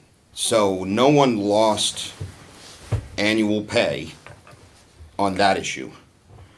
They had to work an extra hour a day, which is where we were in the first place. So it was more of a course correction type of move than anything else. It was discussed with staff long ahead of time, and everyone agreed that it was acceptable. It wasn't until just before it was implemented that our one employee had a problem with it and quit. The other issue, the other personnel issue, was a completely different, again, this is where, that's the one I can't really speak to that much. But I think, I hope that helps, if we pull it apart and it's actually two separate issues. The change in hours was done for all employees, from a 40-hour week to a 35-hour week. Okay. Later, recently, it was changed back to a 40-hour week. The change was made. The way I see it is, when you change the hours, that becomes the contract between the employer and the employee. If it's changed again, that's a change in that contract from employer, between employer and employee. And that, I believe, is at the heart of the issue. Okay. So, all right, I just thought both employees, we lost two employees for the same reason, but you're saying one No, was- it's two separate but kind of related issues. Well, they're definitely related in my opinion, but I was not happy about the personnel manual changes. I know others in this board feel differently about it, but I can tell you, if somebody offered to cut my pay, which is essentially when you get more hours Yeah. at the same pay or You a got a small virtual increase. raise and now you got a virtual cut in pay. Right. Yeah. But, Mr. Chair, if memory serves correctly, you voted in favor of the I didn't action. vote in favor of changing the personnel contract until I wanted the entire board to sit down and talk to the employees. And I don't want to get into all that. I'm just telling you, I'm not in favor of accepting Scott's resignation right now, because we got snowstorms coming up, and I would just as soon table this thing till the next meeting, and we can decide what the heck we're gonna do. Because we got a lot of stuff to discuss tonight, and I don't want to be worried about whether the snow gets plowed, whether the material gets brought in. We have 3 employees that may technically be out right now because of an issue in the family. So I do not want to add to our road, and one of them is a road crew person. I do not want to add to that problem right at this moment. But whatever the board wants to do, the board can do. If he's accepting or not accepting the resignation is not gonna change what Scott does or how we pay him, is that correct? No, and he and I have been in contact all day today. We have 2 road crew members, other than Scott, out taking care of the roads this evening until midnight. And then we have them coming back at 4 a.m. And we just received 2 loads of anti-skid and 2 loads of salt today. We are prepared for the storm.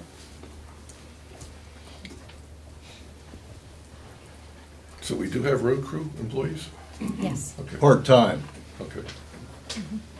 Yes. Wait a minute. Are you done, or you have another question? One last, it just seemed like after Scott resigned, we were left with no road crew, no snow plowing, no road work.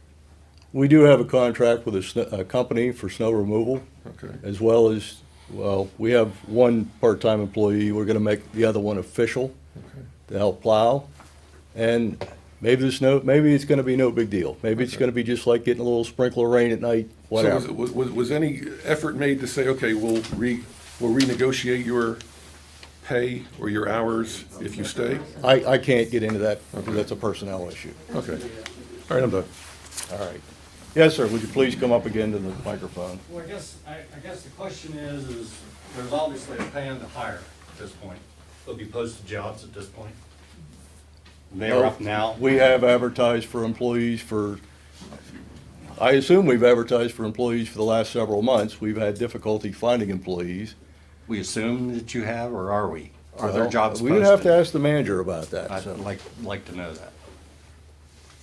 Would you like me to answer? please do. We have, I'm gonna pull up a report. We currently have an ad out. At one of the previous meetings, the board said that it was okay to re-advertise. We've done a first round of interviews for the road crew. Let me find this, pardon me for just one moment. I'm gonna get you your answer. I mean, because essentially Scott is gone. And Mike is gone. And we've Mike is got- definitely gone, and as far as I know, Scott will probably be gone. But I would still like to have well, if we accept it, you know, like in the military, when you turn in your resignation, the general tears it up and says, I'm not pretending this didn't happen. I want to make sure that we are covered. We're covered? Covered for snow Okay. plowing, whatever goes on. From the last meeting, I So have. it is posted. Yes, we received 42 applications Okay. previously for the open public works position. The roadmaster and I reviewed them together. We chose 12 applicants to be interviewed, 10 of whom showed up. 2 were offered jobs, however, both turned the position down for whatever their reasons. The roadmaster and I re-reviewed those applicants to look to see if we wanted to re-interview any of those we received. We did not. We put the ad out again, I think 2 weeks ago, and we're receiving some applications in right now For the part-time position. for a full-time Or for the road full-time, crew. not roadmaster. Correct. So now is the roadmaster job posted? I guess it can't be posted until you accept a resignation, I guess, correct? Yeah, so that'll be high on somebody's priority list to, I would hope, fill immediately. I mean, we've got a second situation where we're got a part-time guy working for $16.50 an hour, which is a slap in the face. I agree. For a CDL. Out on these roads, you know, where ice is, they're actually putting salt out the back of the truck and driving on the ice roads. This is not a job that anybody can do. Right. I mean, you might think so, but it's not. There's a lot of people sitting behind desks that think it's easy. You just press the button and do it. Just But open anybody the that's door ever and look done it, in the it's truck. miserable.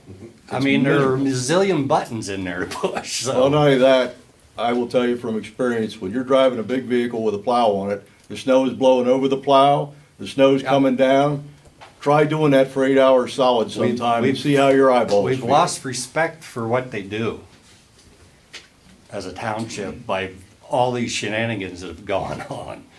And this $16.50 an hour is a joke. Because that person is responsible for our safety. That's why I broke out the consent agenda like I did, because it has to be discussed. I guess I've said enough.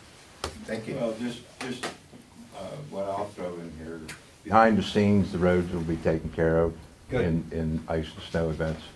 Appreciate So it. that, if that's any, Yes, please come up and state your name and concern. Hi, my name is Michelle Shelberg.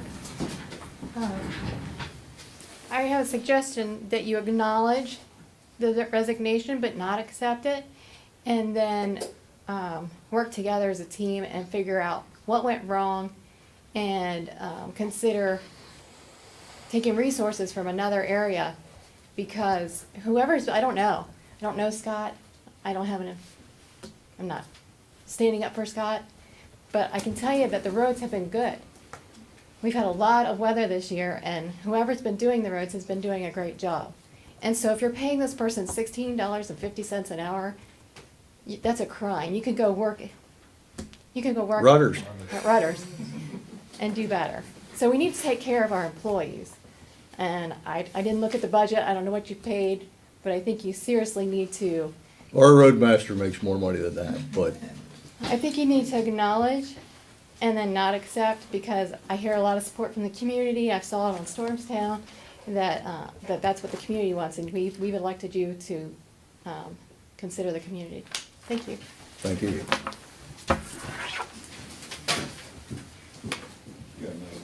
No, yes, please. So I think it's really, my name's Renee Day, and I think it's important for people to understand what you had said, Bob, that this whole roadmaster leaving isn't dependent on any one of you, but it was a joint decision. So if you get on the Stormstown neighbor site, which I do, everybody's pointing fingers at this person or that person over and over. But make it clear to everybody, this wasn't one person. This was all of you that made the decision. All of you voted on it. So when people, except you, On what decision? whatever went on with the roadmaster, I don't even want to get into the details, but it was a joint decision. And that's what people need to understand, because right now, people are being toasted on that site. Well, So, sure. Thank you. She's right, though. I mean, we as a board, we voted unanimously. Not you, Ron, you weren't here yet, but as a board, we voted unanimously. I voted for the budget, I did not vote for Scott's pay cut, let me make that That clear. was part of the budget day. Well, that's, Budget.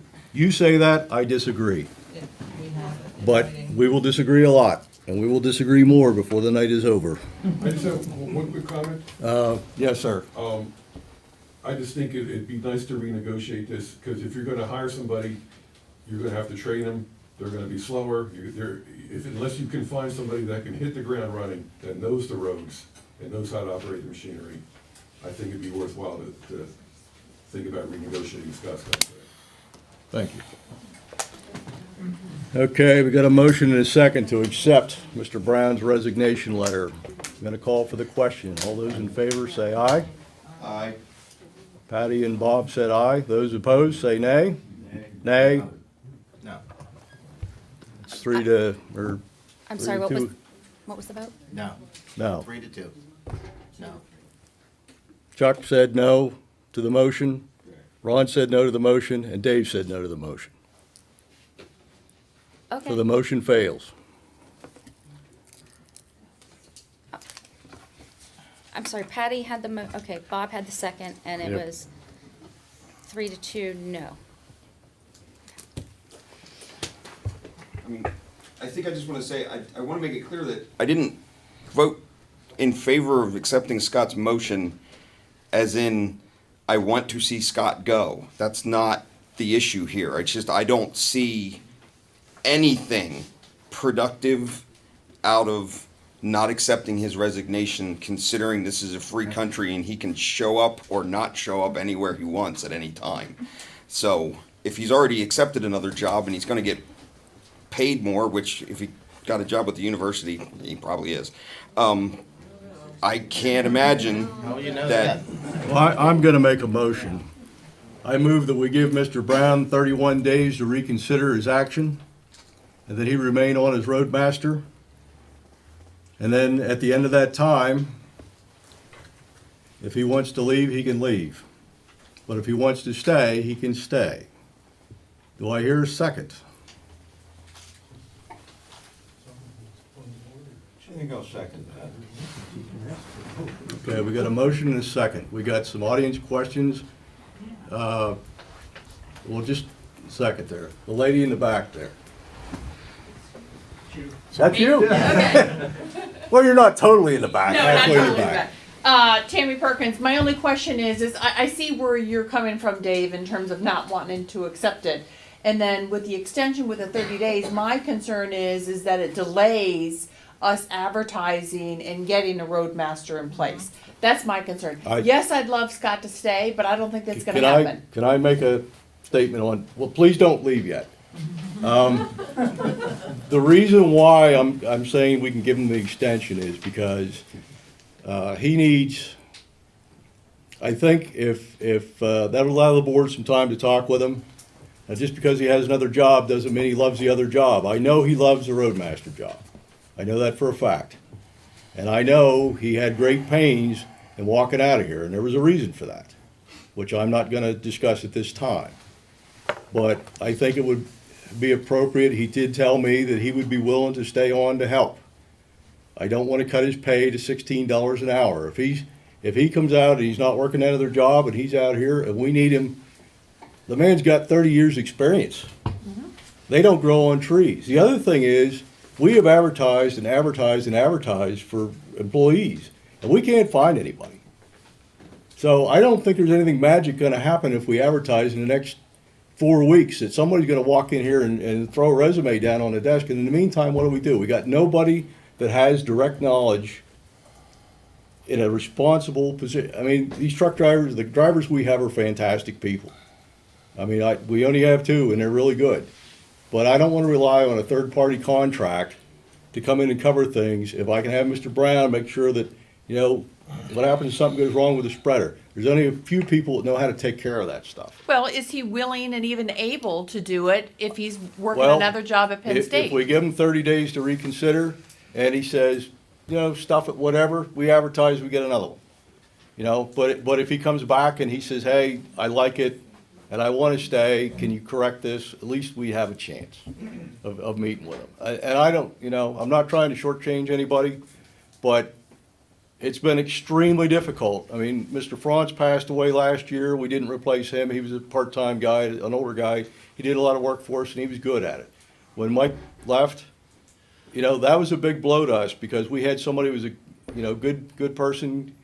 We never had a problem with people failing to pass a drug test. We never had a problem with when the whistle blows, they always came out and did their job. They weren't drunk someplace. I know other places have those problems with their employees. It's hard to get a CDL and keep it today. It's not an easy thing. It's a difficult position, and those people are not available. Ask any trucking company anywhere in the whole United States right now. They're all looking for CDL drivers. And I know there's no magic button we're gonna press and have people come in here. If we haven't got any responses in the last couple of months that are suitable, or people were bailing on us before we can even, interview them, I hate to hang the public out to dry on this thing. And if it takes 30 days to get it worked out, at least I know I got somebody there I can call and say, hey, we need to got a problem with the plow, whatever it is, we have that person, and he knows he's gonna get paid for doing it. So, I hope that's acceptable to the public, but that's how I feel about it. I think in this particular case, it's still winter time. When I was a manager of this township in 1993 in March, we got clobbered with a snowstorm. We had one truck, 2-wheel drive, and no chains on the back of that thing. And I came up the road with my then girlfriend, and right near your place, it was crossways on the road on 550. Because they hit a big patch of ice and the snow was so bad, nobody could even move. We had no backup. I mean, I don't want to ever be in that position.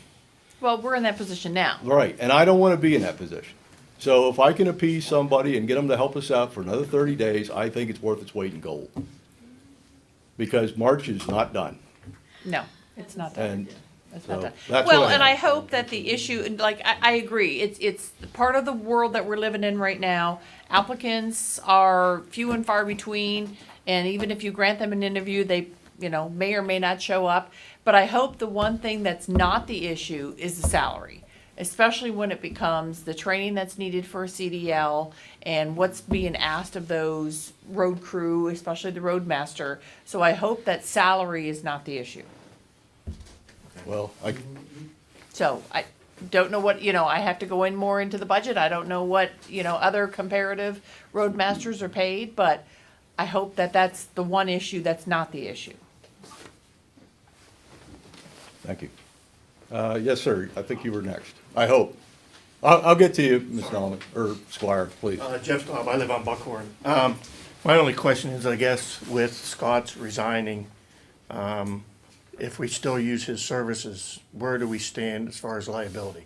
Well, that's why I made the motion to extend him for 31 days. But even though we have his resignation, are we Right. still gonna be But covered? if we don't Is this accept it, then we don't accept it. Township's still gonna be covered, liability, God forbid anything were to happen, Well, what he would kind of still, burden he it would puts still on- be an employee if we refuse to accept it, and if he agrees, he's still an employee.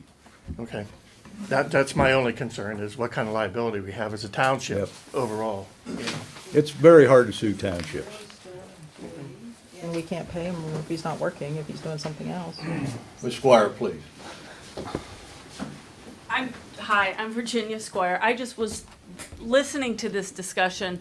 I see your point. You don't want us to be without, and I'm very grateful for that. Maybe there's a compromise. 30 days is a long time, and that ties our hands in finding a new roadmaster. Maybe we could say, you have a week. Can we talk in a week? And give him a week to think about it.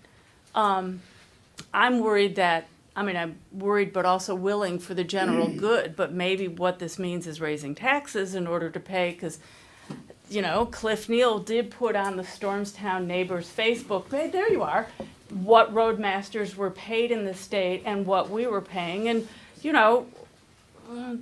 nobody wants to go down that path, except maybe we have to. But I'm just suggesting a compromise. 30 days is a long time. And I would like to hear what the solicitor says about, is he really an employee? And also, can he do the job if he's working full-time for Penn State? I mean, my husband did snow plowing in Wyoming, and that was a full-time job. He couldn't do a full-time job and then have another one. So can we shorten the 30-day time period to maybe a week? And then we could start moving to, if he really wants to leave, find somebody else. Thank you. I'd also like to add really quick to that, the fact that if he has already accepted another job, for all we know, he starts Monday. And is he going to be willing to tell that new employer, nah, it's all right, I'm okay, give me a week? Let us give him the Work that opportunity. way. So, Mr. Kishvari, please. As I understand, Mrs. Horton said that basically it was given an option as in quit or get fired, basically. No, No, we can't comment any more on that. No. Ma'am, we can comment to whatever you want or you don't want, but the fact is, you said that he was given an option. If the fact he was given an option, quit or get fired, that's the way I look at it, but I'm not a personnel. That wasn't.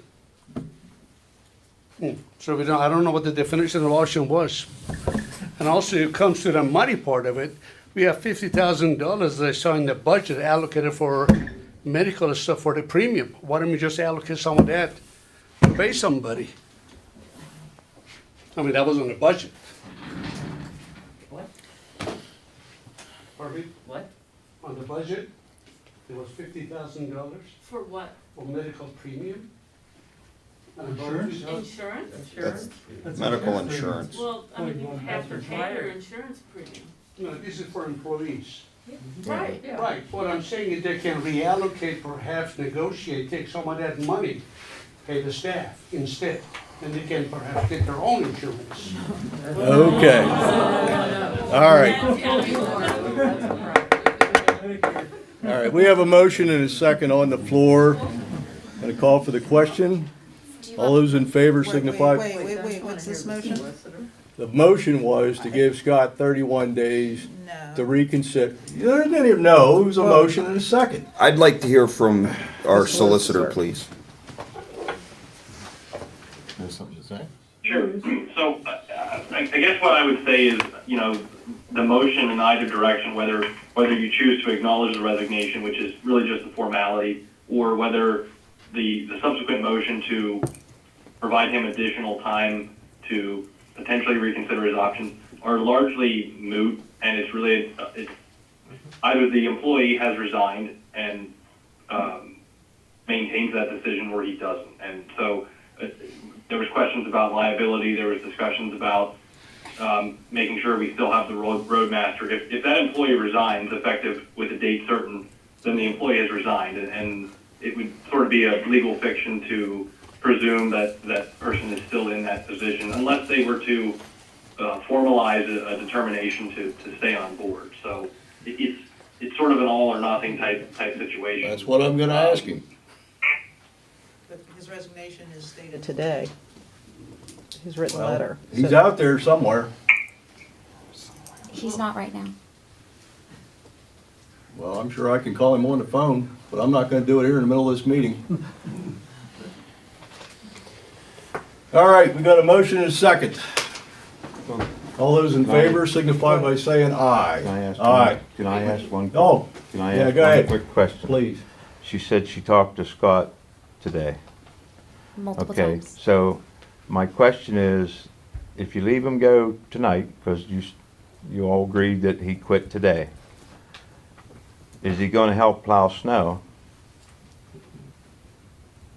You discussed this with him, I take it, We did have a discussion today. and did he agree to continue to help plow snow? He said that he is more than willing to work with us and however we need for the future. And he received a spray application permit as part of his training this past year. He's interested in continuing to offer that service to us because we need someone as a spray applicator. If the township were to continue paying for his education, continued education on that. This is all, of course, things that he and I need to sit and talk about a little bit further and then discuss and bring to the board for decisions. But again, these are personnel matters that I think I is- understand, I don't wanna get into all that, I'm just saying, so if you leave him go tonight, okay, he's done as of, what, 3:30 this afternoon? Yeah. So then you ask him to come in tomorrow morning to plow snow, because I know where he is tonight. I know what's going on. So he comes in to plow ice in the morning. What type of employee is he? Is he getting a $16.50 an hour employee, part-time with no benefits? That will have to be negotiated with him, but he is willing to sit and talk about that, which we have not had the opportunity to do. So until that's something that can be worked out, his resignation's effective today. So he really can't. Okay, so No, he won't be in the morning. no. Yeah, because I'm gonna tell you, if you ask me to plow snow for $16.50 an hour, yeah, you might as well wait for it to melt. Because it ain't gonna happen.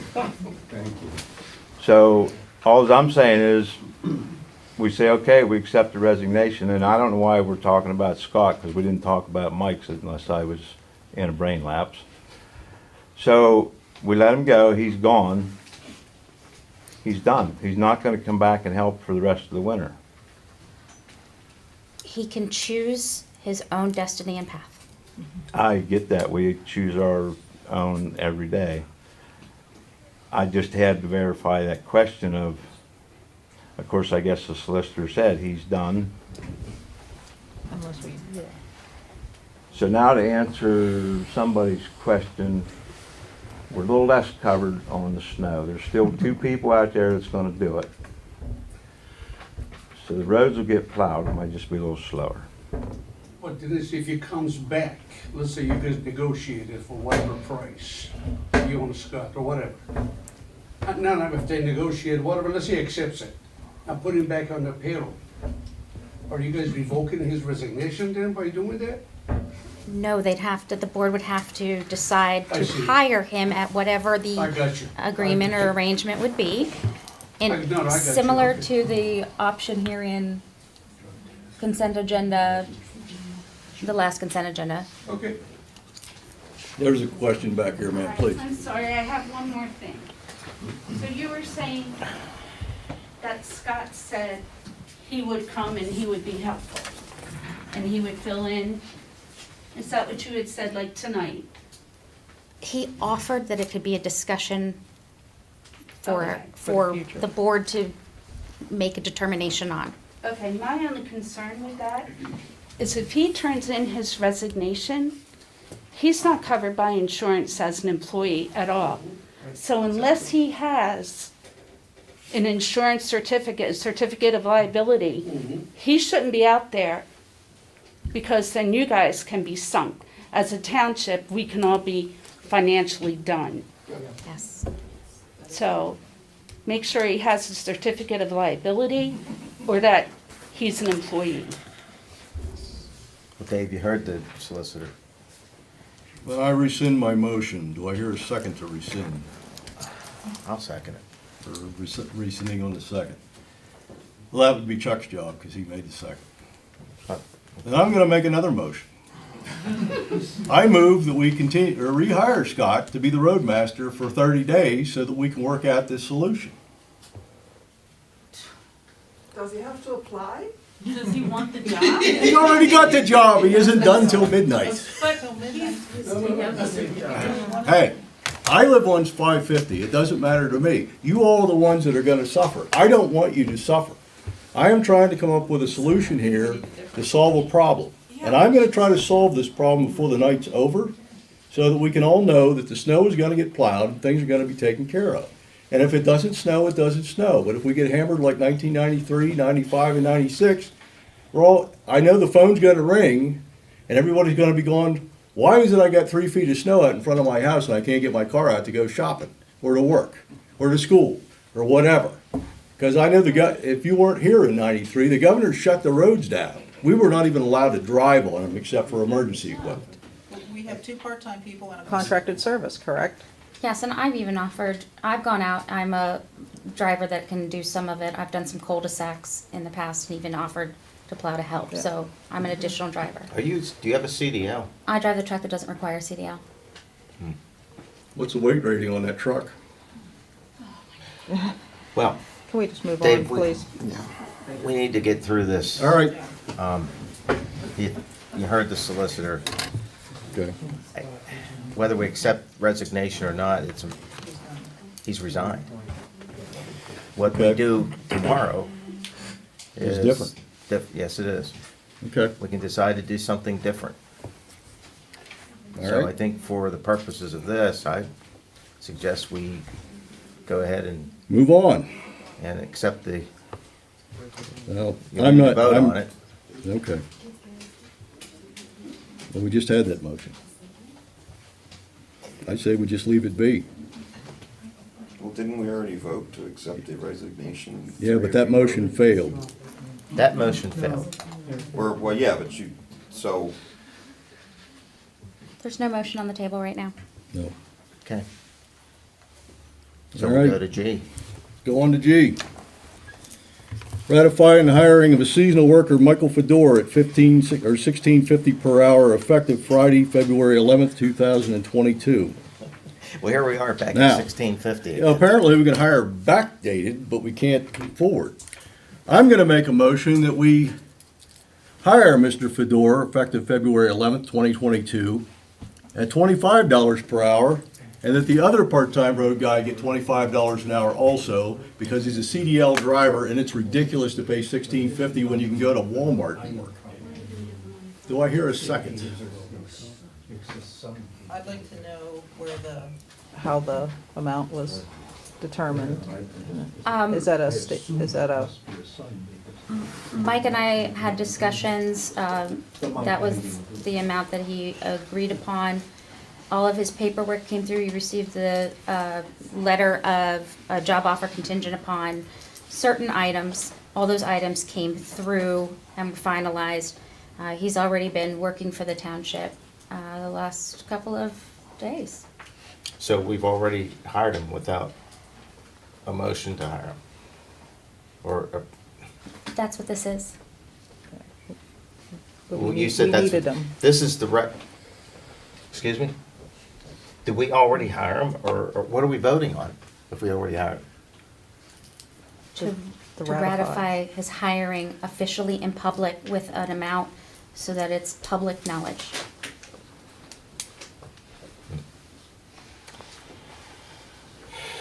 I made a motion to adjust the part-time truck drivers to 25 an hour and hire Mr. Fedor, effective of that date.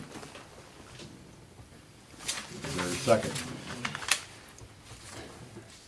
We got the money in the budget to cover it.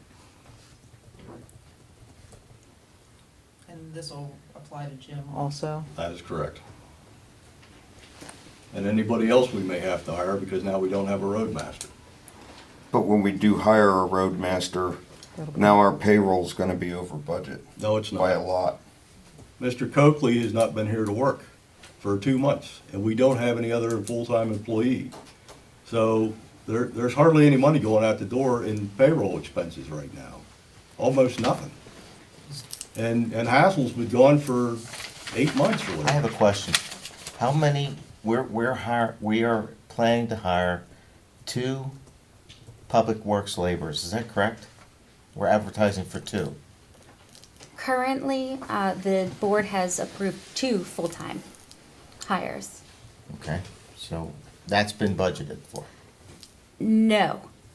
When, I have to think about this. The decision when, Mike left back in, his last day was in December, I believe we went into an executive session and talked about, advertising for 2 full-time. The budget had already passed at that point. And now we're at, the board had said to advertise for 2 positions.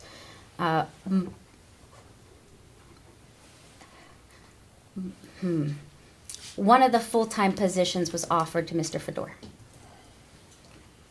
Okay, but I'm still back at, how did we get, okay, so the budget was approved for 1 position. We're going to hire 2 people. The So how budget- does that reconcile? Because the budget was prepared before Mike's resignation. You're just replacing the 2 people that Yes. left. Ron. 2 full-time. Yeah, there's 2 people gone, we're just gonna try to replace 2 people, Okay. so it shouldn't change the budget. Okay, so there's 2 full-time positions empty right now, or vacant right now. As of a couple minutes ago, that was a discussion because Yeah. Scott's done, right? No, I'm not talking about Scott, I'm talking about the public works laborers. There's an advertisement, we're posted for 2 positions, right? Yes, we did not replace Hassel after he passed away. He Okay. was one of our part-time workers. And when we planned out the budget, we had planned on having an additional worker for the public works. Okay, so you had a part-time and a full-time, and now we're gonna have 2 full-time, is that it in a We nutshell? have 2 full-time employees, 1 part-time employee. We had. Well, when you Now we say, have- you're talking about Scott, I'm talking about the public works laborers.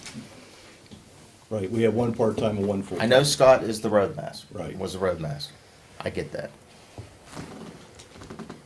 I'm pulling up some information for you.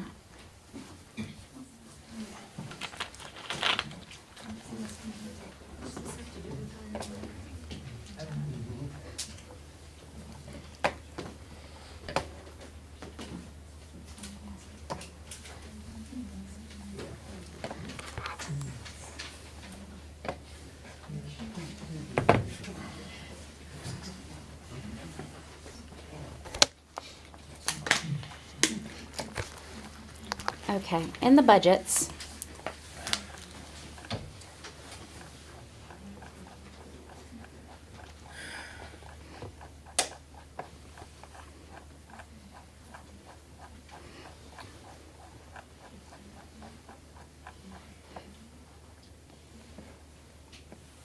This is what was budgeted.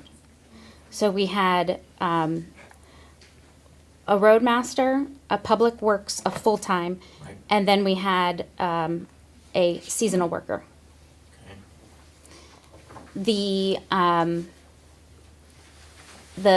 seasonal worker leaving, or I'm sorry, the full-time worker leaving Right. was meant to be replaced, and we discussed having 2 then, because we had never replaced our part-time person who had passed away.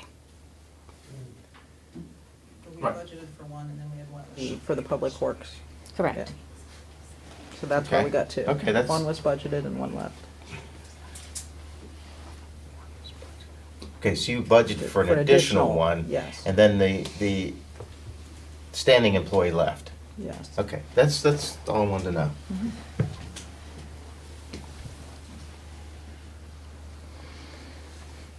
Okay, so back to our motion. There's a motion to hire Mike Fedor at 25 and pay Jim. Also 25 an hour. What did we have budgeted for the full-time person? The public works laborer? 43,000. No, 20, but how much per hour?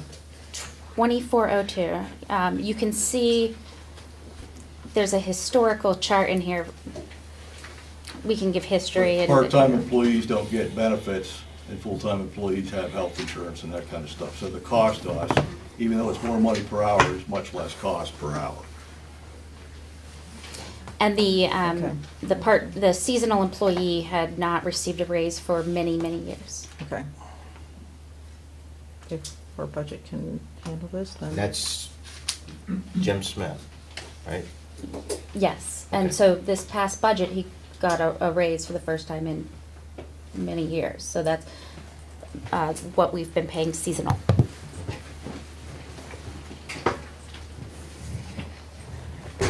The $16.50 was budgeted for this year for seasonal.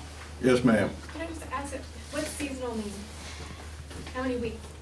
It's, I believe our personnel manual says, less, I think we budgeted for 300 hours, maybe 900. And that can be winter or summer. Yes. It's somebody who's not on the payroll for more than a portion of time. I can pull up the personnel manual.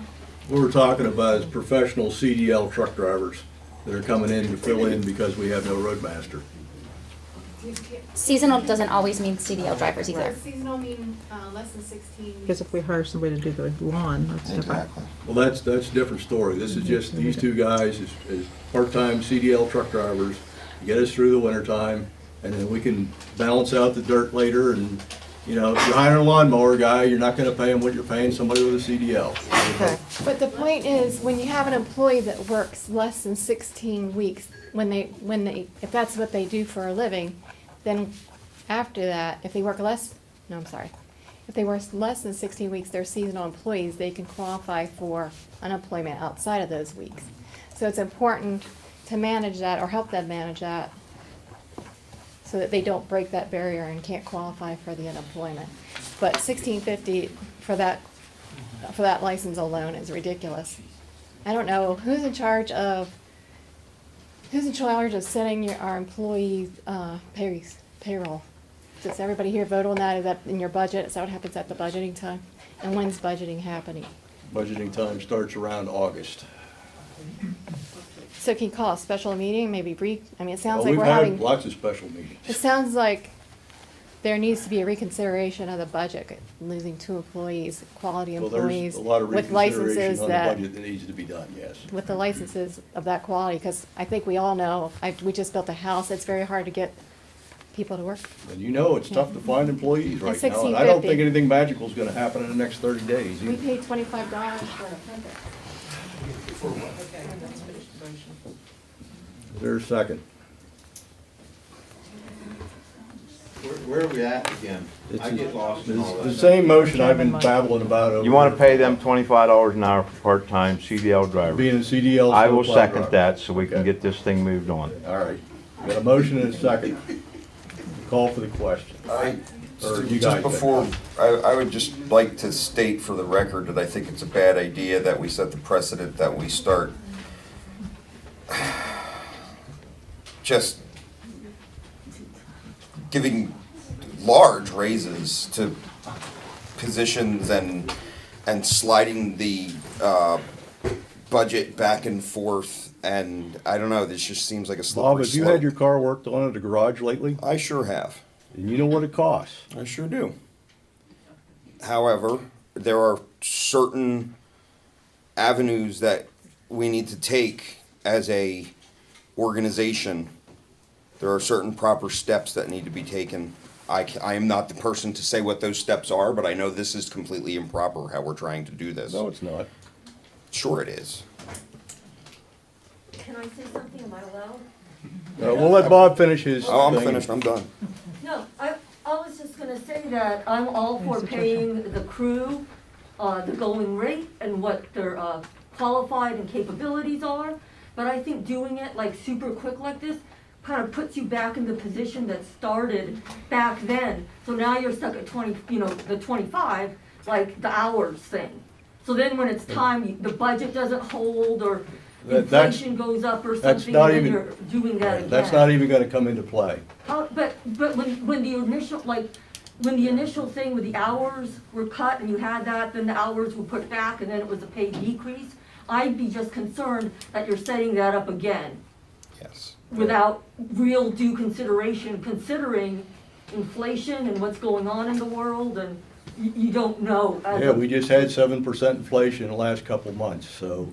Right, but It's $25 an hour is gonna look like minimum wage here shortly. all right, I'm just saying though that like, in 10 years, I'm just, you know what I'm Yeah. saying that like, you might be in the same boat again, I, for whatever reason, you know? we're gonna fix the boat. Yes, sir, in the back. Can you make that a consideration until the positions are filled? The full-time positions are filled, that you're paying these temporary people? I am just concerned in my motion to get snowplow drivers available for the community and keep the ones that we've got. So can you make it so your motion just stipulates that? Well, they're not being hired full-time. All they are is people that we call, they're on call. I understand, but when you're hiring them as a part-time, you're not really hiring them as a subcontractor for the township, you're hiring them as a part-time employee. So you've set that precedence of being at that rate of $25 for a part-time employee. Well, for a CDL driver, for CDL, snowplow. But you could get somebody else that does. So if you just make this contingent until we get through to where we fulfill our obligations for the township as, 2 full-time employees or 3 full-time employees, then that $25 thing falls away. It's almost like it's like an emergency We're not, type thing. my motion does not lock it in. It is to assure the public safety till we get through the winter here.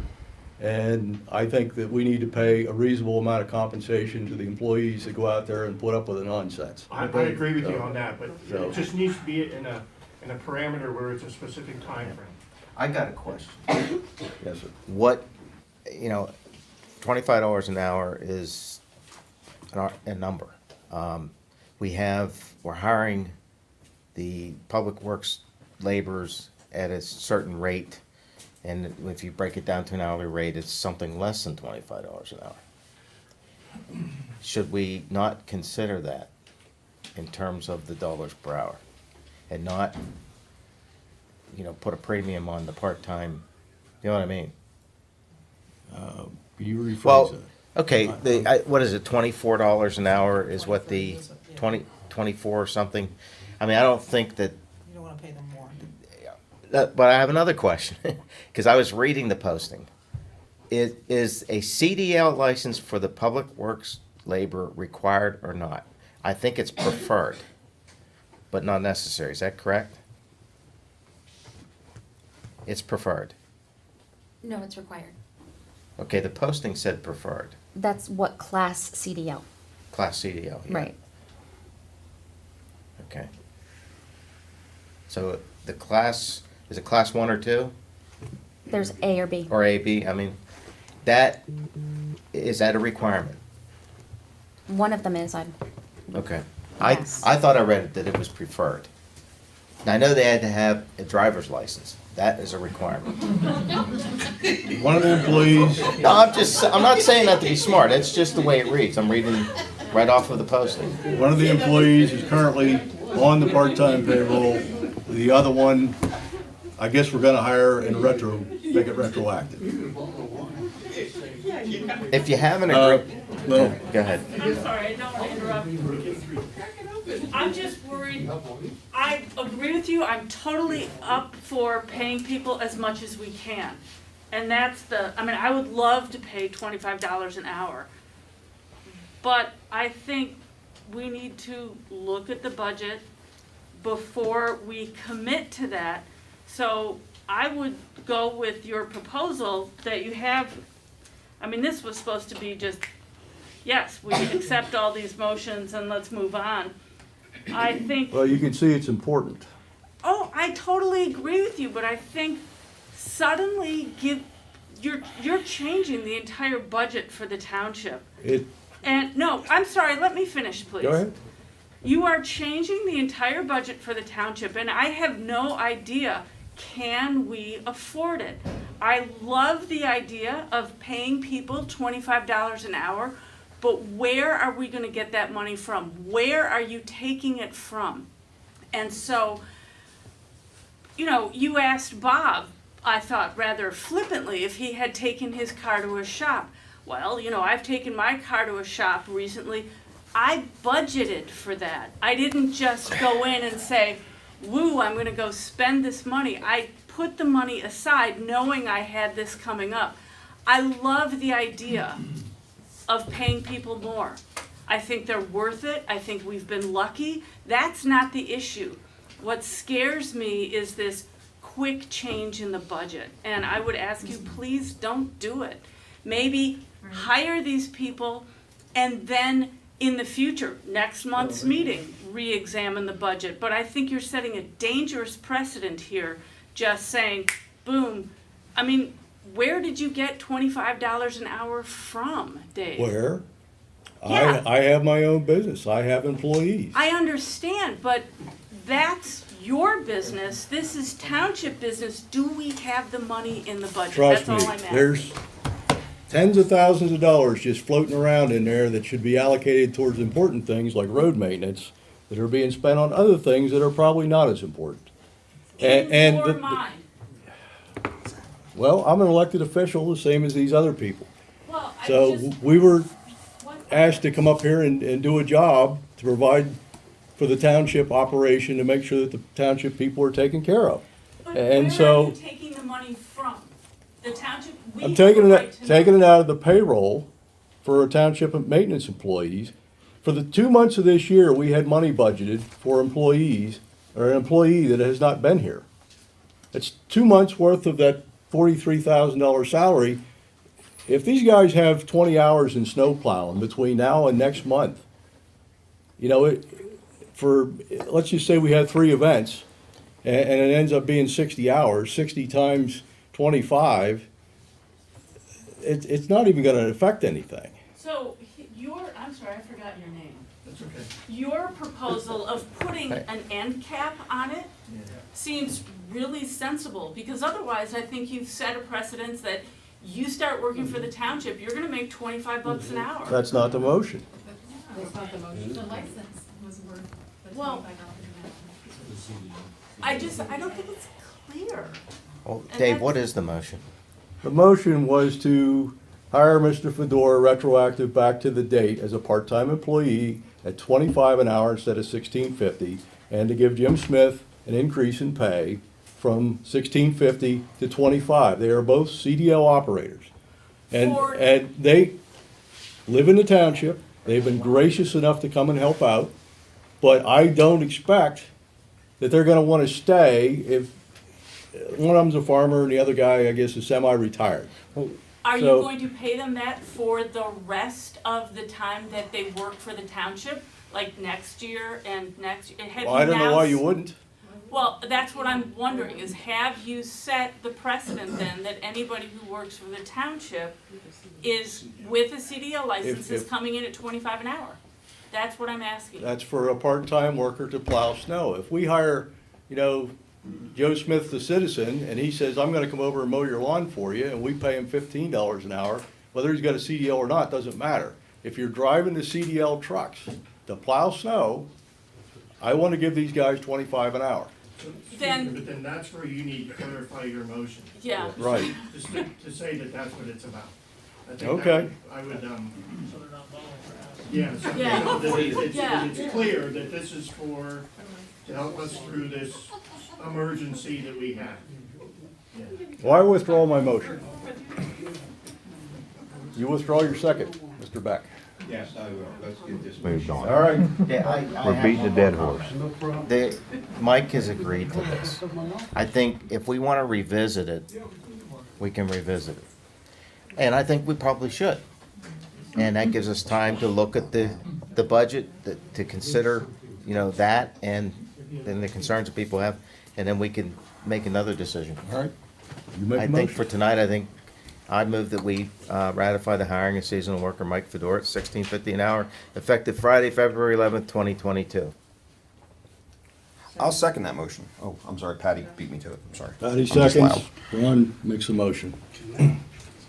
Well, we've belabored this enough, I guess. Let's call for the question. All those in favor signify by saying aye. Aye. Do you want public comment? There's a. That's an employee matter, but is it important or is it CDTV working? It's not about TV. Okay. Sorry. I am concerned about the Um, rate.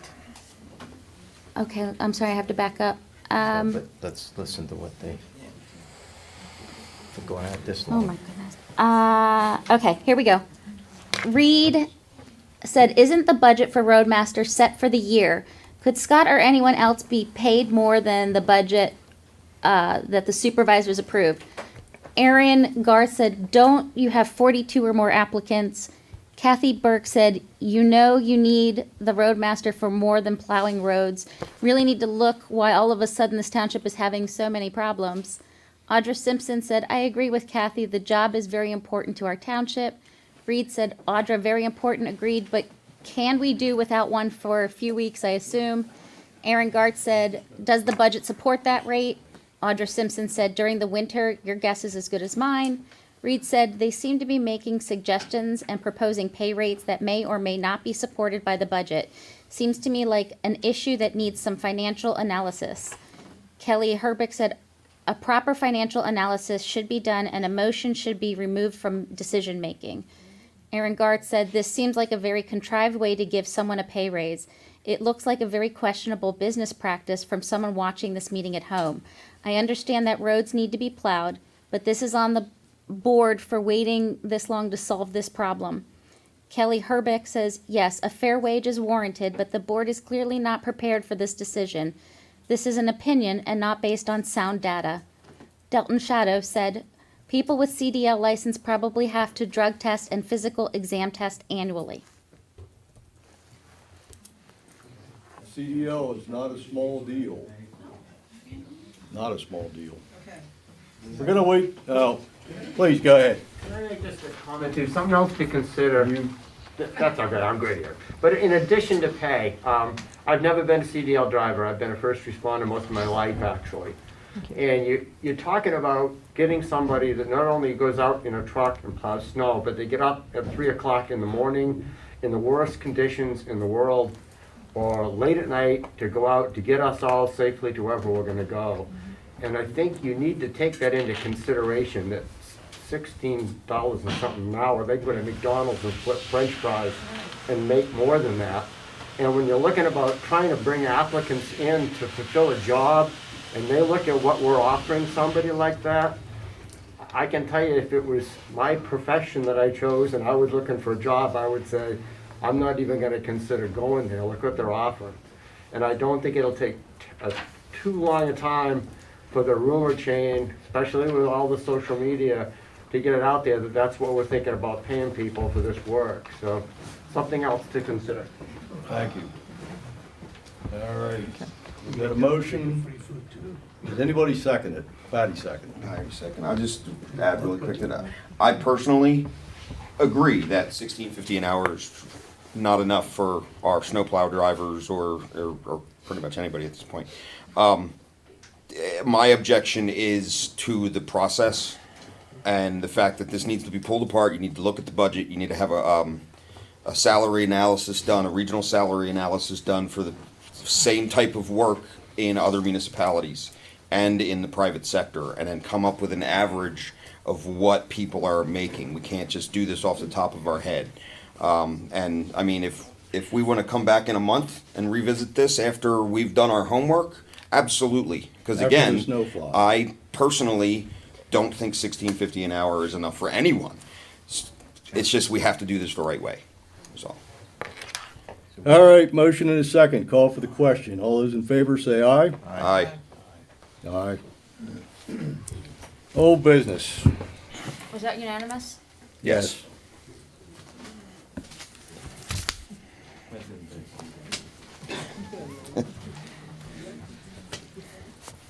Old business, Board of Supervisors 2022 work plan and 2023 priorities memo. Engineer update, 2019 Smith Road, engineer recommendations. Is this just all informational, Denise? Or do you have a report? So this is the same packet that I provided last time. Yes. If you remember, I'd asked that the board make some decisions about process, what their priorities were, reviewing the strategic plan. I also had presented the fact that we had gone through that road analysis with robotics. The board had tasked that we take the Smith Road widening report from 2019 that the engineer had presented previously and update it with cost estimates that would be more appropriate to today's standards. I met with the with the engineer actually this morning, and we went out and took some pictures of Smith Road. He anticipates that we'll have an update and a presentation ready for the March 24th meeting. Thank you. Next item, move to 100 Municipal Lane. That's here. In the offices. Do we need any action on this? Was this an update? Yes, so I apologize for the late information. As you know, there's been a staff emergency. Yes. So we're a little short-staffed. So last night, I've been working with Mike Siggins, who was the original design architect that did the upgrades to this building.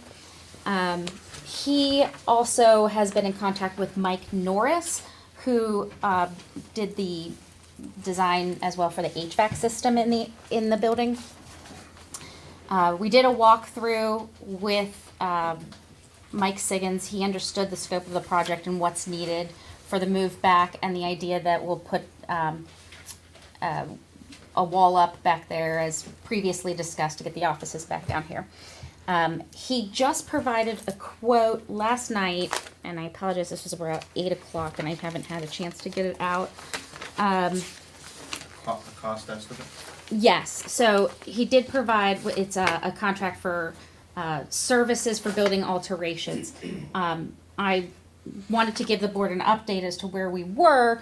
I thought I would get to it quicker. I apologize for the fact that I wasn't able to get to it as fast as I had anticipated. But I can bring this back. I just wanted to give you an update that we're still in the process of doing this. State, college, Borough IT and I have done walkthroughs. They provided a quote for expert communications for wiring updates and I guess what's called a hub. And somebody who's a bit more IT related, it's essentially the box where all the electronics and phone stuff goes into the systems back there. They've also given us a quote on the possibility of running wires from the hub back there to present 2 outlets in the back here so that CNET doesn't have to run this long cord through. They broke down the update for this. That if the board would like, they separated out the network cables to be done that we can do, the board can make a decision as to whether or not they want to run that, just so that we're helping prevent some tripping hazards as we continue to hold meetings, at a cost of $395.40. And then, of course, the quote that will go along with this. But Mike Siggins, I have to review this, the solicitor will need to review this. So they're gonna put Cat 6 outlets in the walls? Yes, into these back walls so that CNET, again, so it wouldn't trip up, because right now there's a No, that's fine. a wireless, or I'm sorry, a modem, but they'll do like a temporary piece and then come back through to make sure it's all done, and we can do this with Mike to make sure it's okay. What data do we have in here already? Is it just coming to one terminal point? Yes, it comes, Can I help? please. We have a Comcast wireless router Okay. over there in the, for lack of better terms, break room.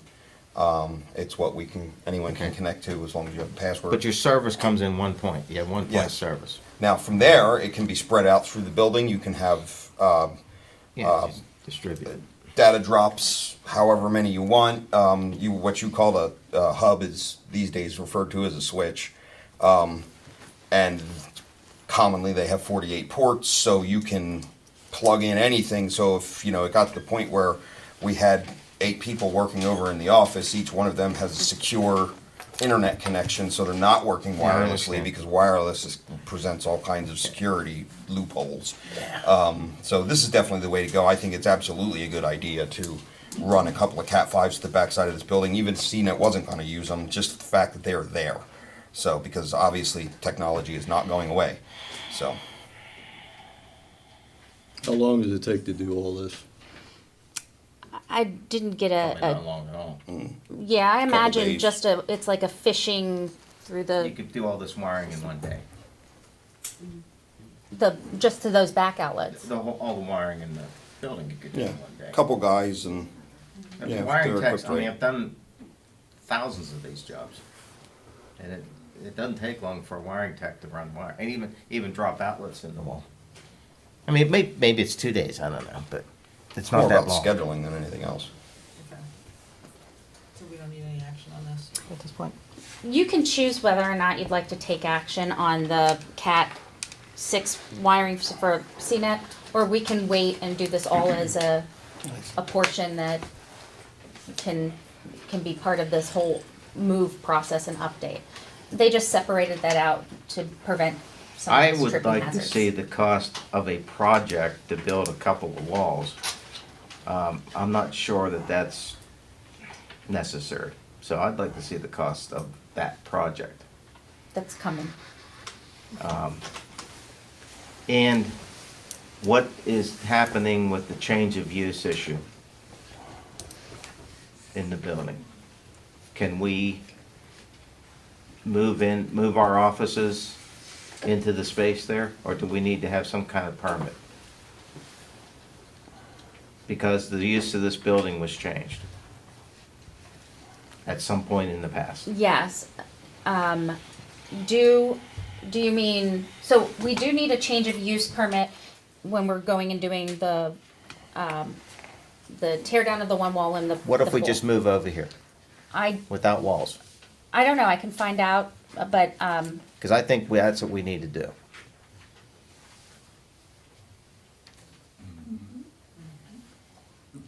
Now, I would like to know what it takes to get a change of use and the cost of a project, and I want to be able to deliberate on whether or not we want to spend that kind of money. I have that coming, yes, I agree. But I don't want to wait until August to move. I don't think that's necessary. I think we need to get in here as soon as possible and get out of that rental space as soon as possible. When's the lease? We do. It expires December 31st of this year. We've talked with the owner, and he is willing, if we run into some issues or problems scheduling, he's willing to extend that as Oh, I'm sure he month is. to month. But it's a contract, so if we moved early, we still owe him the money up until December. But I think we're talking a fairly minor move, and I don't think it should take much more than a couple more months to be over here. Want to make a motion to set a time limit? I'd like to make a motion that we set a time limit to be moved by May 1st. Is there a second on that? We can't do that. That's ambitious.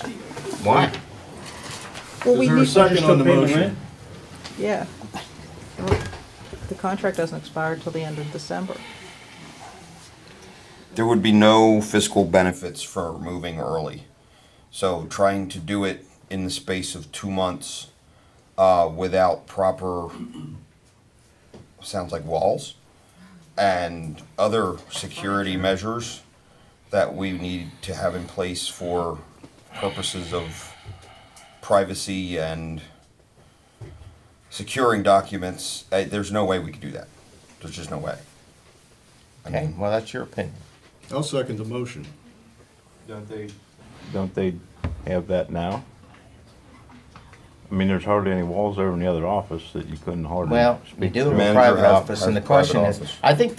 I think a more essential question is, what do we need in terms of privacy, and what do we have in this building that could be used to accommodate those privacy requirements in terms of confidential discussion? Is there a way to use the building without building walls? That's a question. That's not an assertion. So I think that's something that we need to consider. What my point is, I don't think we should wait till the last minute to make a move. No, but I think we need to discuss it and see what's realistic and not just set a date until we figure that out, and that's not really what this agenda item is. Well, I think once you set a date, that gives you goal to work for, right? Well, I mean, I mean, we could beat this thing till the end of the year and then we're still not moved. And so he sets a date and we go, okay, we're gonna shoot for that date. And if it doesn't work, then we have to extend it another month, but Well, I that's just feel my that, opinion. I mean, I'm not up on everything in here, but we're gonna probably cut out one phone line to a separate building. I just heard the other day we had to fill the oil tank over there, so if we have to do that again, that's expensive. You have to cool that place in the summertime. You got probably the light bill, I don't know if that's included in the rent. So there's gotta be a little bit of cost savings, I would think, to get into our own building.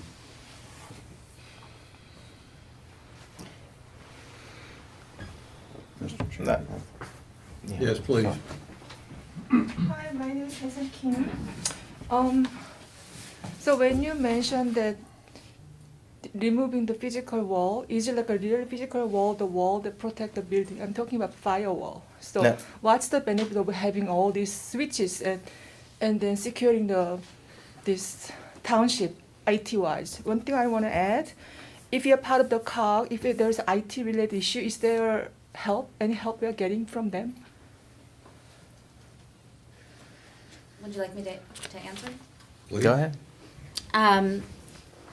We contract with State Borough IT to handle our IT services. You can clearly tell I'm by no means an IT expert. So they handle our IT needs. And they have a budgeted rate that's put into the budget as far as what we have for upgrades and everything along those walls, or those lines. What we plan on doing over there is all the items that go into the, I can't remember what Bob said, hub, but whatever Switch. that switch, thank you. That will end up being under lock and key where it is not right now. So the idea is to take down, cut off the back kitchen here, and then create a private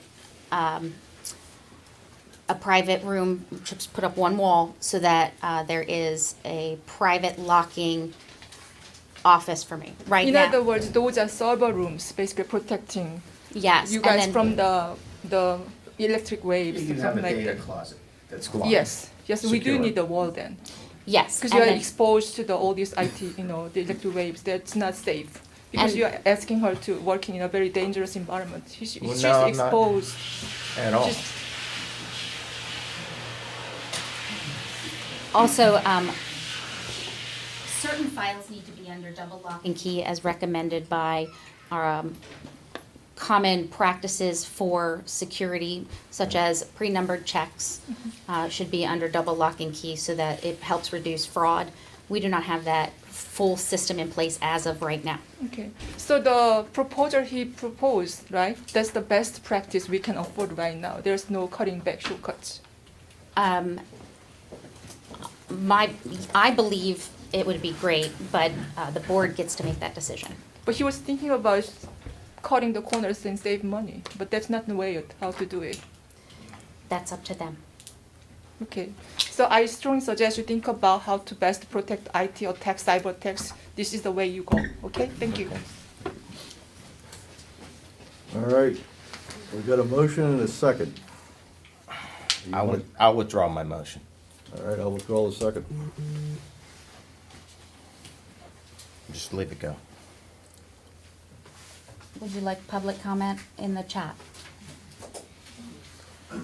Sure.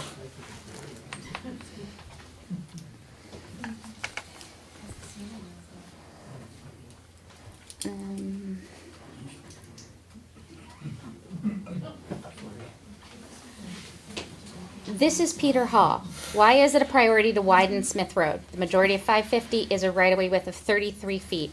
Why would the township road need to be wider than the main collector for the area heading into State College? There are already speeding issues on Smith Road, and widening the road would do the opposite of traffic calming. Widening the road could potentially impact utility lines and Half Moon's water line. This is a poor use of taxpayer dollars, even if the utilities are responsible for relocating on their own dime.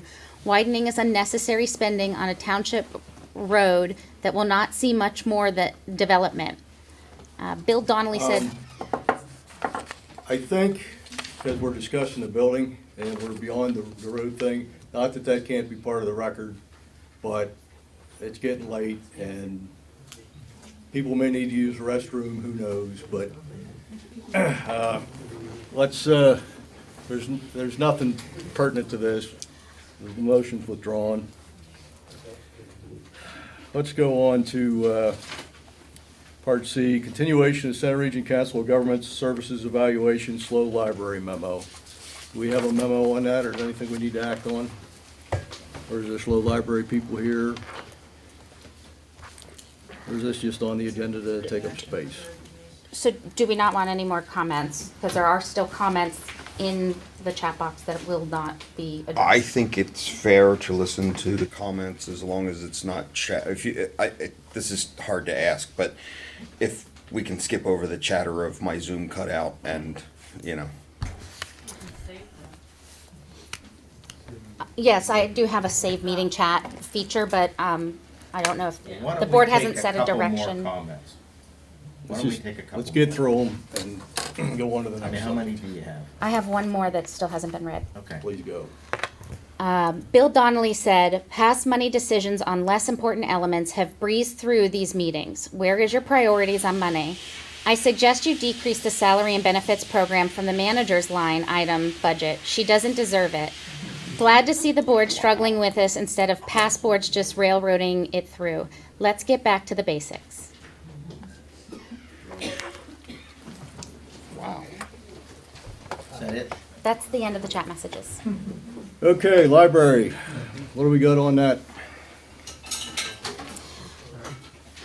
Okay. What is this? If you recall, at the January 27th meeting, I believe it was, the board had, I'm sorry, it was the January 13th meeting. The board had discussed the relationship with COG and asked for an analysis of the different services that are provided through the COG. At that same time, I'm just going to skip ahead for a half second to D. At the same time, the board had asked to also evaluate CNET, Okay. which we'll get to next. So that kind of gives you a little bit of that priority there. I've met with Schlow Library. We've had a bunch of discussions. We've done some research, and all of this information is basically what's provided. I do have Lisa Collins here. She is able to answer any questions that the board may have on Schlow Library specifically. This memo is already like 4 pages long. This could have been 20 with all the information that I had. I tried my best to keep it as brief as possible. But there is information here that,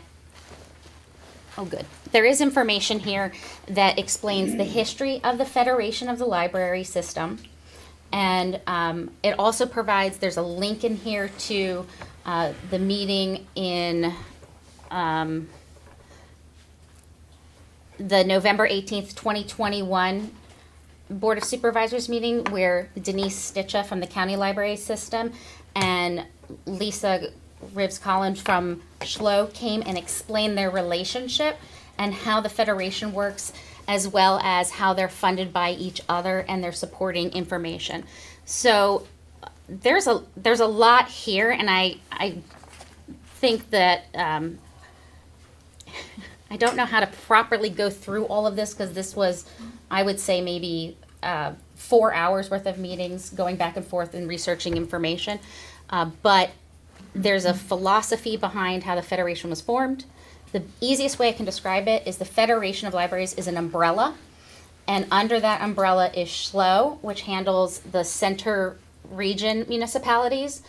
And then there's the Center County Library System, which handles all the 29 other municipalities within Center County. Now their funding goes down through an umbrella through the Federation. So if funding were cut or reduced for SHLO, it will have a direct effect on all the other libraries in the Federation system. One of the things I learned was about the bookmobile. That seems to be a big issue. The bookmobile is actually the $3,500 that the township uses as provides as a donation to the Center County Library is being used for the bookmobile service. And the bookmobile service is done through the Center County Library, but they use interlibrary loans with SHLO so that they can keep materials going. Let's clarify that. The loans are books. Yes, sorry, thank you. Just for everyone, so no one thinks we're talking about money. They do interlibrary loans through books, and then the bookmobile comes out and does a stop outside their service area, because SHLO is our service area. So they come Mondays, and it's from 10:30 to 12:30 over at Way Fruit Farms. If funding were cut or reduced, that would not necessarily be something, but because they work together, what's amazing is SHLO Library is considering the fact of they'd like to look into taking over the bookmobile service, and I know that's something residents value because of the fact that this is, I believe, the 6th iteration of the bookmobile. It's getting old, and it doesn't plan to be replaced. So SHLO is looking to actually replace that as part of the federation. So So is this here for information? this is And the links are here. Yes. everything is here, and it's a lot of great information. If you have any specific questions that I'm unable to answer, or if Lisa's unable to answer them, she's here to back, but we can look into anything. It goes through what the per capita is in the states, as well as like the national average per capita is $39.94. Half Moon residents in the 2022 budget pay $18.67 per capita. That Pennsylvania is the 49th nation in local library funding as far as ranking. That's 2015. But there's a lot of information here. I highly encourage people to look at all the services, because that's what the board asked to evaluate, are the services that are provided and how it can be affected by any withdrawing from those or modifying those. And so that's what this is. Are there any actions required? Or is this informational? This is following up from the information Okay. requested by the All board. All right, let's all read the information. That November meeting was also a good resource too. It was fantastic. Yeah, that was what, November 18th? There's a link down here Yes. I've provided as well. So it The is library November portion. 18th, 2021. Yeah, that's excellent. Denise, could I just make a quick correction there about the bookmobile? Oh, yes, I'm sorry. Please state your name, please. No. My name is Lisa Reeves Collins, and I am the director of SCLO Center Region Library. So I just wanted to mention that SCLO has no intentions of sort of taking over the bookmobile. What we are looking at, and what we always look at, is can we look at that service together and perhaps develop a model of service that is truly county-wide, that would include our service area as well. Can we look at the resources that we have, the resources that the Center County Library has, and can we move forward with a new model as we move forward with the bookmobile and looking at replacements.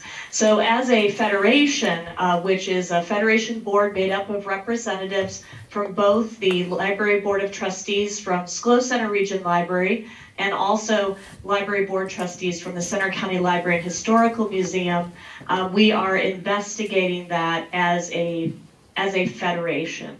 Just like we do our library automation system, the movement of materials, everything that we do, we look for cost savings, we look for opportunities where we can really offer more services to more people throughout the entire county. So I just wanted to give some information regarding that as we look at this. I also wanted to just provide an opportunity. We're a public library, we're always about the information. If you have questions, if there's information that you need clarified, or if there's information in the community that people really want clarified, we are absolutely available and happy to provide access to that information. We want to make sure that you have everything you need and your community has everything it needs to always evaluate the services that you're being provided with and make great decisions. So we're here for you and happy to do whatever we can to really give you the best possible library services, and also as a municipality to serve you as a municipality. And I can really note the different partnerships that we've had, especially in the last few months with the sort of the book lockers, for example, and some other initiatives. So I think there's some great possibilities ahead of us. All right, thank you. All right, next agenda item. Continuation of Center Region Council of Government Services evaluation. Do you want to do public comment on that item? On the library? Yes. Oh, go ahead.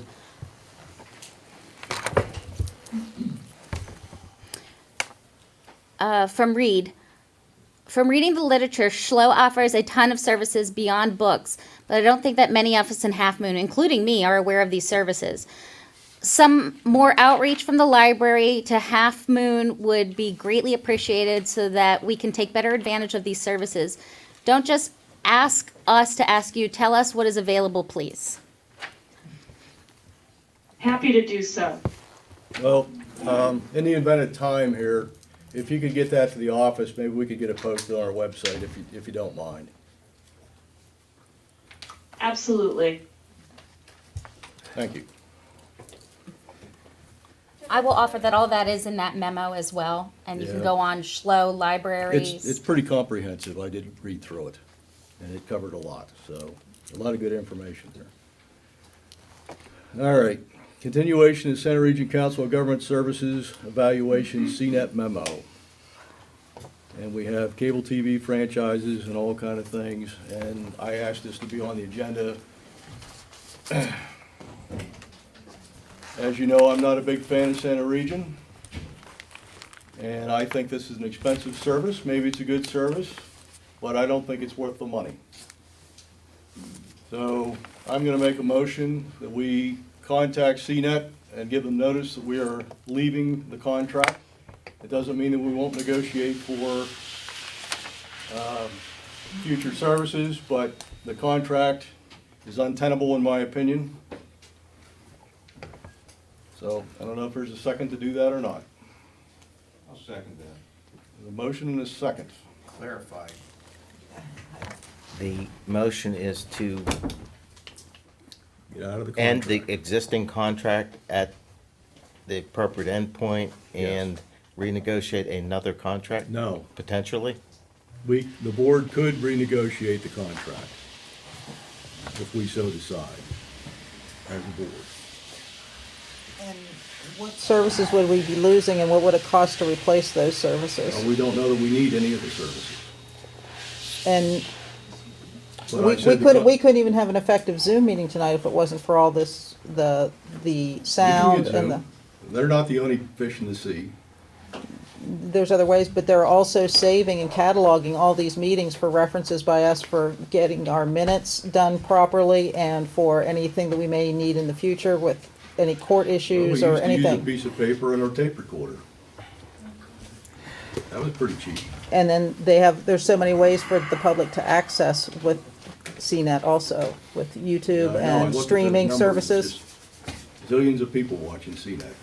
For accessing, yeah, we get sometimes hundreds of hits on our meetings and going back through too. That's because they're getting more interesting. So you're proposing removing transparency? No, I'm proposing getting out of the CNET contract. But this is That's how one we form of- have transparency. One form of transparency. Are there It is other- a huge Are form there of other methods of transparency. transparency? Are there other methods that we could employ? I'm asking the question. And this is what, 16,000 a year that we use our Comcast revenue to pay. Yes. So it's not even coming out of taxpayer dollars. And even if it were, the savings would work out to, I think, it's $5 a year per person in the township. $5 here, $5 there, pretty soon you're talking real money. Next thing you know, we've sent $1.5 million into the center region, and we didn't use the money here, so. Okay, so we get ourselves in trouble with sunshine laws because we are I not don't think that's gonna exposed. happen You because none don't of the- think, you No, don't. I know it. Sir, I know Mr. it. Chair, I'd like to speak, I'd like to finish. Well, you've been talking a lot this evening out of turn, so I'm gonna recognize Bob Strauss, and when he's done talking, we will go on to the next person. Go ahead, Mr. Strauss. You're proposing removing the transparency, the way our residents and taxpayers access our meetings. Yes, we have Zoom, okay? We have Zoom. But you have professed yourself that you are not a technology person. Okay, Zoom is absolutely different from what CNET provides us. CNET provides us with a YouTube channel, with public airing on cable television of our meetings. I could go down a list. 12 months of past meetings. Yeah, 12 months of past meetings. They catalog them for us. They keep them for us. This stuff takes equipment, the computers to support all of this, the cameras, the owl. That owl, I thought it was really cool. I am a technology guy. I wanted one for my own house. I was like, hey, that's great. So I looked up how much that thing costs. I think it was $1,500, $1,600 just for that gadget right there. If we have to buy all these things ourselves, there's your cost savings right there. And as Patty just pointed out, we don't really pay for this. It's paid for, mostly at least, with the PEG fees that we get from Comcast. I mean, Cindy, Han, can I invite you up here, please? Now, wait a minute. You have the floor, so I'm gonna let you talk.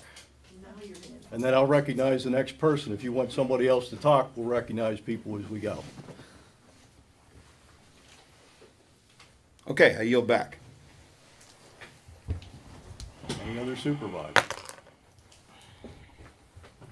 Please, come forward and be recognized.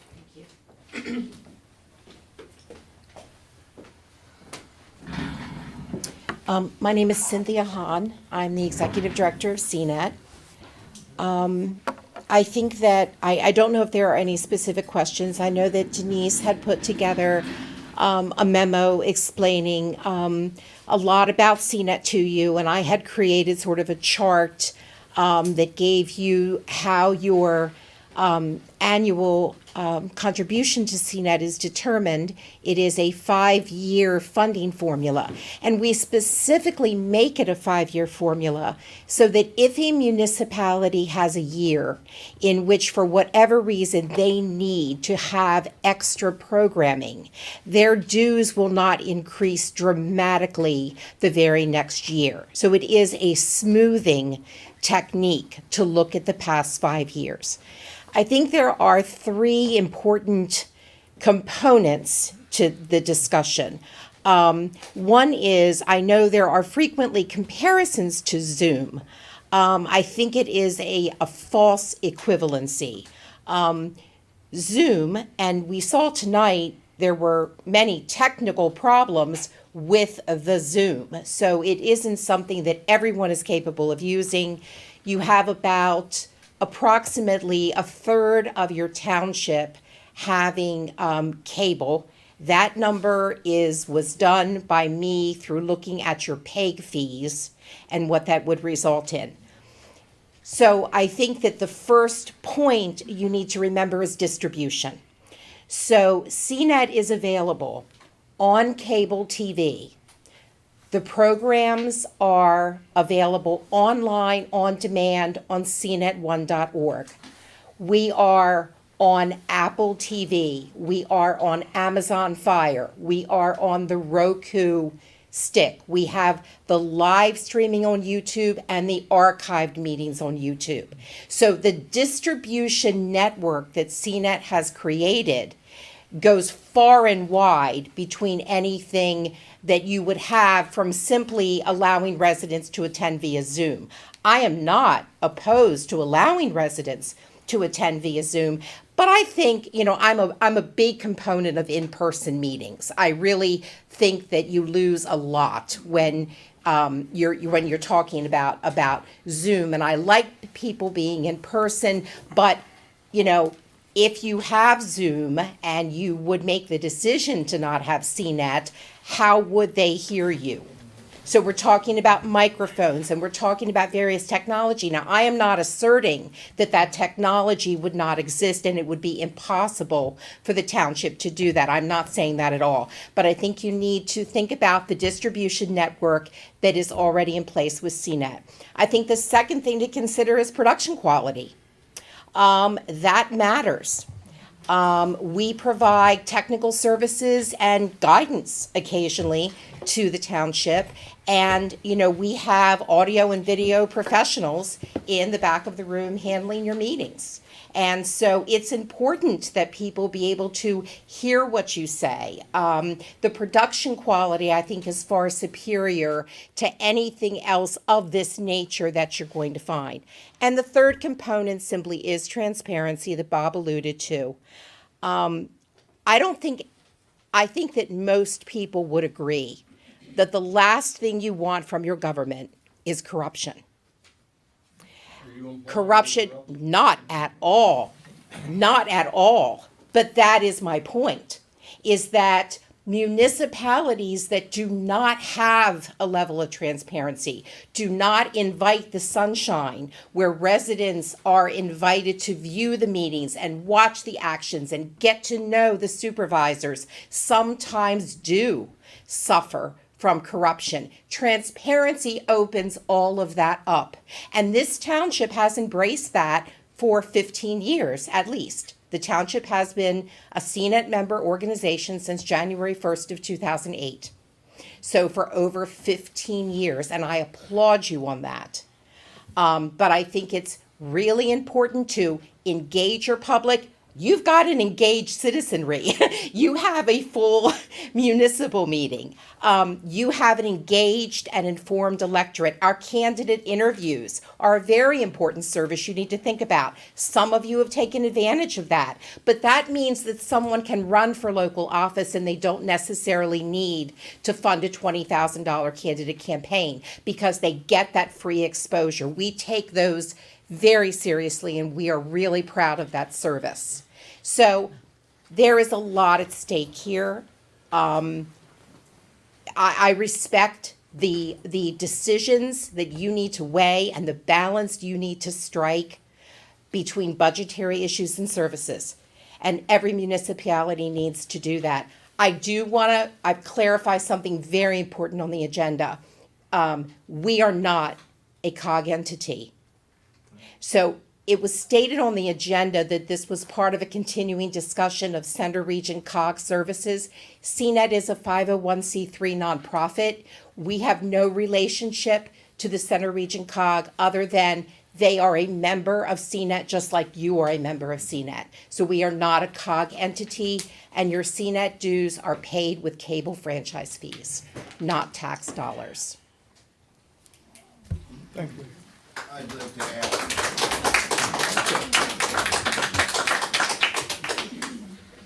In the event that the municipality. The chair ends recognizes its- Mr. Strauss. In the event that the municipality ends its relationship with CNET, does the municipality still collect the PEG fees from Comcast?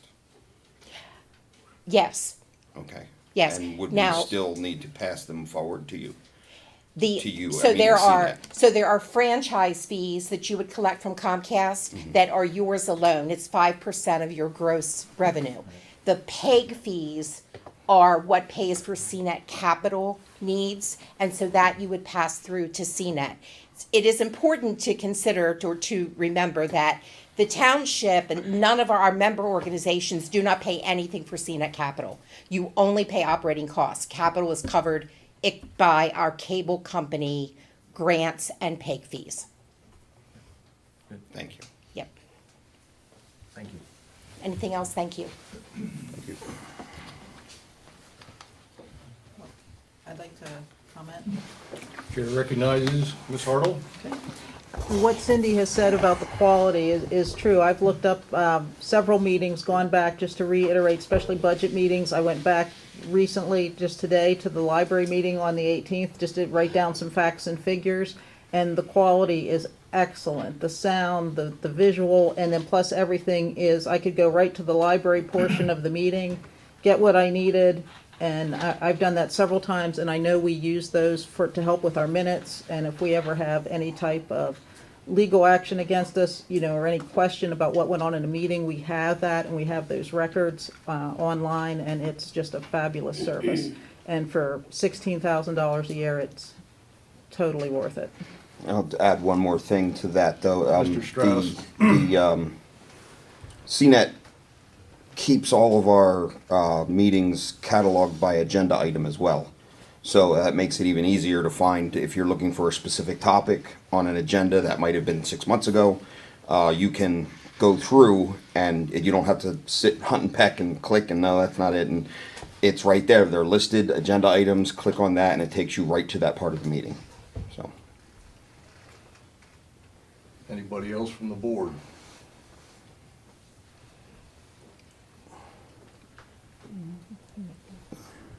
Denise? If I may, Chair recognizes Denise Gambusia. I would just like to apologize to Cindy. That item is listed as that because it was all discussed under that item on the 13th. So yes, that clarification is important. I apologize for that. There's a motion and a second on the floor. All those?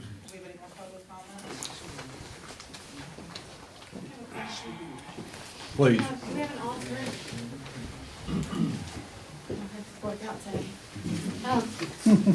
Do you have a suggestion as an alternative public platform versus CNET?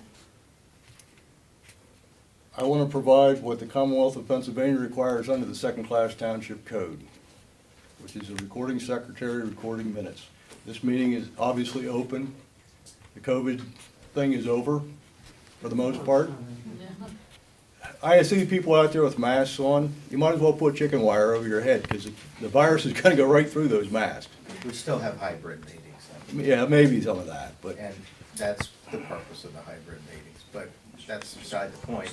The question is, do we have other means to provide the information as it's provided by CNET, I think is the question. So what you're proposing is to eliminate CNET and go to more of an old school secretary record notes and provide that to the public, What I think email or what something. Dave's saying is that under the code, Pennsylvania law, you need to have public meetings, you need to have them advertised, you need to have a recording of the minutes of the meetings. You do not have to televise them, at least as far as I know. The question becomes one of how much do we value an enhanced service like CNET? Now, the other comment I heard was that in terms of funding of CNET, it's funded apparently through franchise fees and other money that that Comcast pays or the cable company pays for the capital part of your budget, right? Correct. So it's, to some extent, it's not a taxpayer issue. Now, one question I have about that is, as cable TV services, because I think they're diminishing, they have been diminishing over the years. The number of subscribers is what I'm saying. How does that affect the funding source? Is that something that, is going down, or where is that? Is it level? Okay, I can. No. This area is a bit of an anomaly. Around the country, nationwide, people are cutting the cord quite a bit, and franchise fees in areas that are not growing and not developing are reducing. However, 5% of gross revenue is 5% of gross revenue. So when you have a relatively affluent area, the way the center region of Center County is, you have fairly high cable bills, so that 5% of a higher cable bill is more money. Now, about 5 years ago, I did a study of all of our member municipalities, and I looked at their franchise fees. And I was not seeing decreases. I was seeing slight increases. I don't know that that is still true. I think a lot of it has to do with the growth in the municipality. We are not experiencing huge deficits in cable franchise fees. Your cable franchise fees right now to Halfmoon Township are approximately $35,000 a year, and your CNET dues this year are $16,375. Okay. So it is less than half of your annual cable franchise revenue. Okay, thank you. You're welcome. Got a motion and a second on the floor. And the motion again is? The motion is that we begin the process to leave the contract with CNET. And Chuck seconded. We got one other question from the back there I'll take.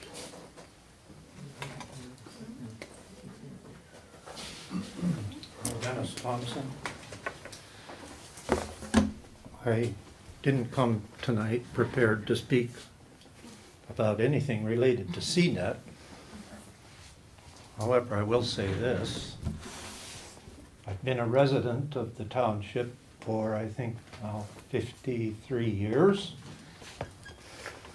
I've participated at various times in a variety of ways since 1971.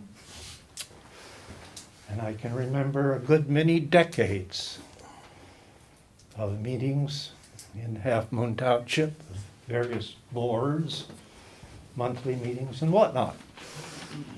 And during most of that time, there was no transparency.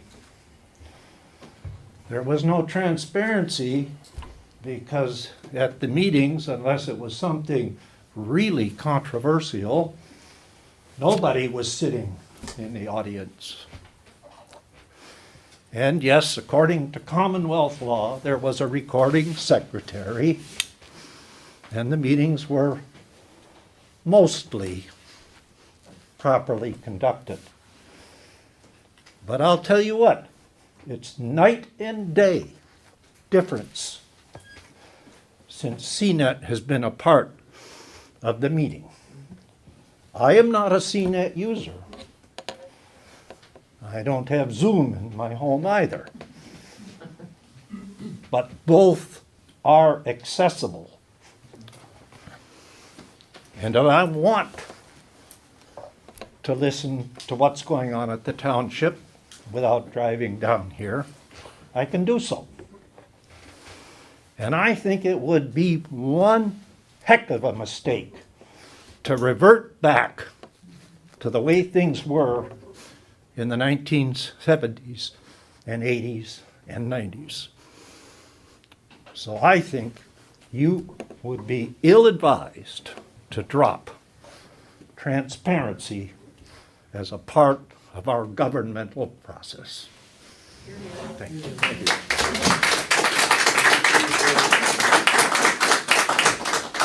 All righty, call for the question.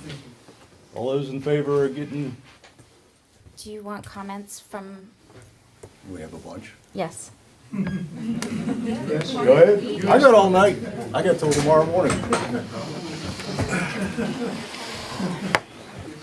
Okay.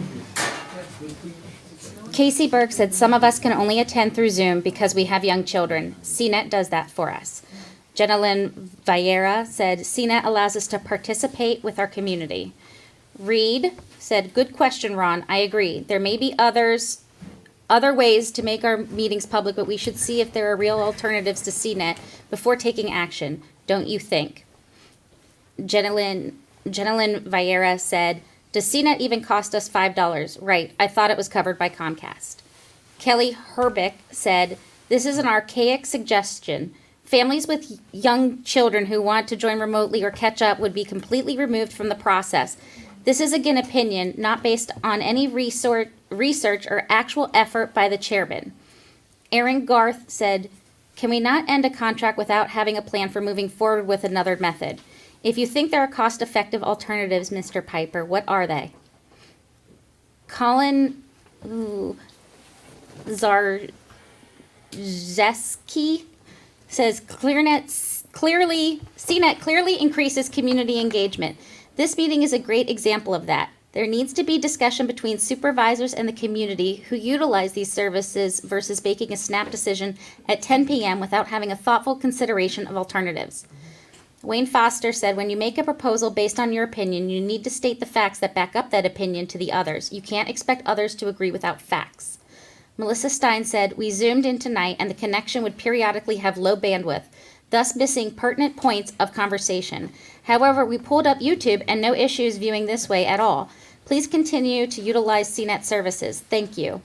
Jenna Lynn Vieira said, I don't know how many people there are in person, but there have been 50 or so community members involved with this meeting because of CNET. I am thankful for this service. Halfmoon Township citizens said fewer than a third of households in the township have Comcast cable TV. And Jenna Lynn Vieira said, it comes out to $5. That's not an issue to me. Good. Call for the question. All those in favor of preparing to get rid of the CNET contract signify by saying aye. Aye. Aye.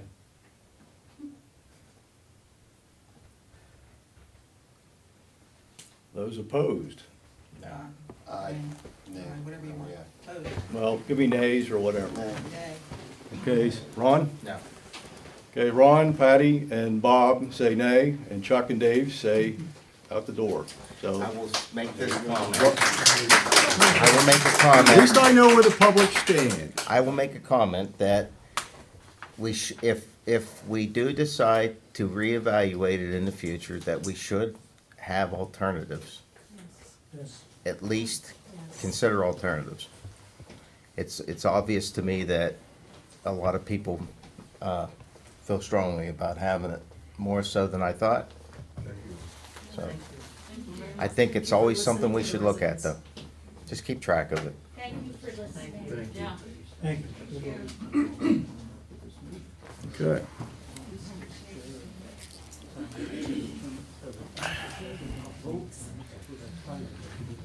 You see, there's discussion regarding public meeting protocol and policy on the agenda again. Draft resolution on public meetings. I move that we table that.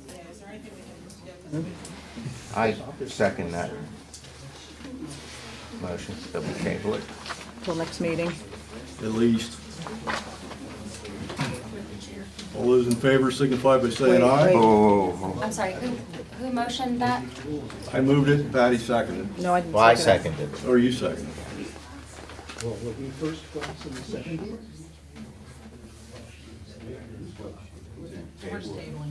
Gonna table it. We have to vote to table it. Yeah, we should. All those in favor of tabling it signify by saying aye. Aye. Aye. Bob? Nay. Bob's a nay, everybody else is an aye. New business. Resolution 2022-13, adopting an Act 537 sewage facilities plan update, special study for the Calder Alley, or Calder Way and Atherton Street sewer main replacement project. I move that we adopt resolution 2022-13. Hang on a second, Bob.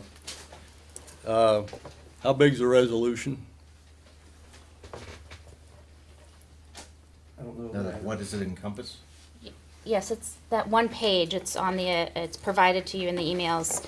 It's just Yeah, I one know, but I page. don't have my email in front of me. Whereas, I'll get to the good part. State College Borough Water Authority and their associated engineer has prepared an Act 537 sewage facilities plan update to amend the Center Region sewage facilities plan to replace and upsize the Calder Way sewer basin, Calder Way and Atherton Street main lines, and et cetera, et cetera. This just deals with State College Borough and their update that we talked about earlier. I will let the public know that the board is very aware that there are attempts to move public sewer out into our community. And as somebody once said, once you let the camel's head under the tent, you're not gonna get it back out. So this one deals specifically with the Calder Way project that we held a hearing on earlier today. Now, please, Bob. I move that we adopt resolution 2022-13. Do I hear a second? Second. Patty seconds, Bob makes a motion. All those in favor signify by saying aye. Aye. Aye. Aye. Aye. It's unanimous, 5-0. All right. Discussion and board direction. I think. Oh, Do you want to take public comment on items? Yeah, we should. okay. Yeah, makes the meetings go faster. Halfmoon Township citizens said, amazing that we canceled the meeting 2 weeks ago because there was nothing to discuss. Old business has taken 3.5 hours. Guess there was actually plenty to talk about. Meeting should never have been canceled. Agreed.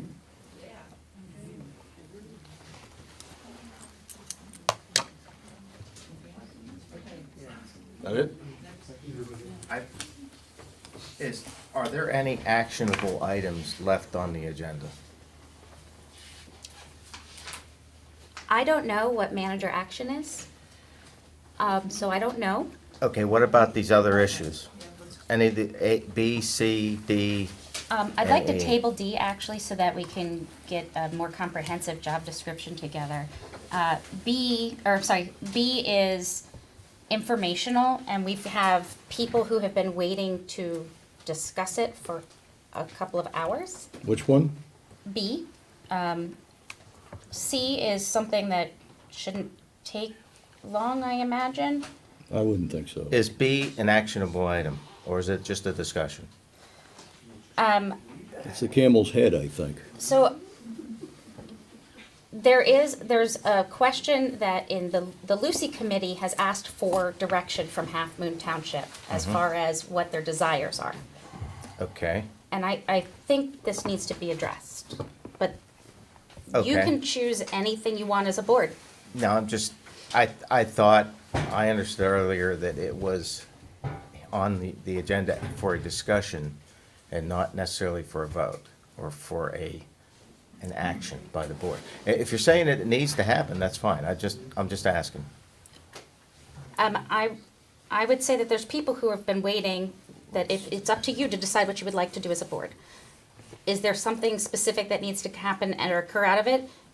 The committees are asking for direction from Halfmoon Township. Well, I read the letter from the planning agency. They recommend that we vote against a change in the Act 537 plan. And that because we are not planning to bring sewage into the township. I mean, that's how I read the letter. There's more to it, and I think that's why it needs to be discussed. And there are, like, again, people, but you are welcome to do what you'd like as a board. They've asked for direction. I think since we've already kind of moved on to it, maybe we should go into it. But Well, we're into it. So is there somebody that's gonna speak to it? yes, Okay. Okay. but I think there are Hi, everyone. many This items. is Jim May from the Regional Planning Agency. Thank you for agreeing to listen to this item tonight. It will help the COG Land Use and Community Infrastructure Committee clarify a proposal that UHA has to expand public sewer through part of Half Moon Township, and it actually connects into, through Patton Township and connects into potentially Half Moon Township and the Grace Woods development. This project was started several years ago in order to eliminate 3 pump stations in Grace Woods, 3 existing pump stations and 3 future pump stations, and it made a lot of sense from an operational point of view to do that. UAGA plans on installing a pump station around the Spring Hollow Farm on Meeks Lane and run a gravity line that will serve the rest of the Grace Woods development that is in Patton Township. They've also proposed to oversize the sewer main and the pump station to serve 645 what's called equivalent dwelling units in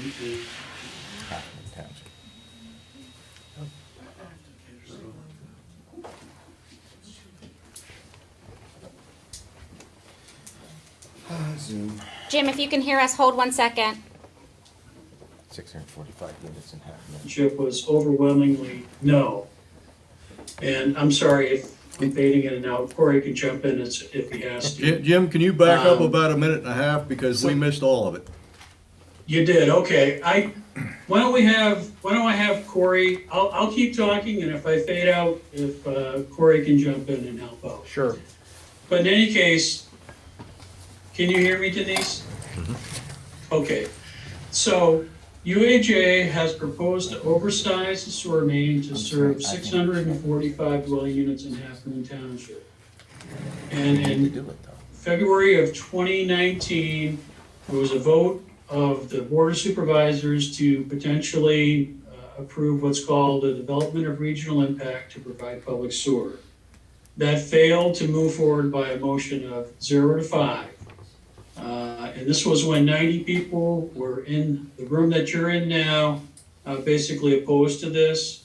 And the concern that we have as staff was the last formal decision we had from the township was not to expand public sewer. And we think by oversizing the line, it basically indicates that the township supports expansion of public sewer. So our recommendation is to not do that, allow UHA to build a pump station in the sewer main to serve Grace Woods development.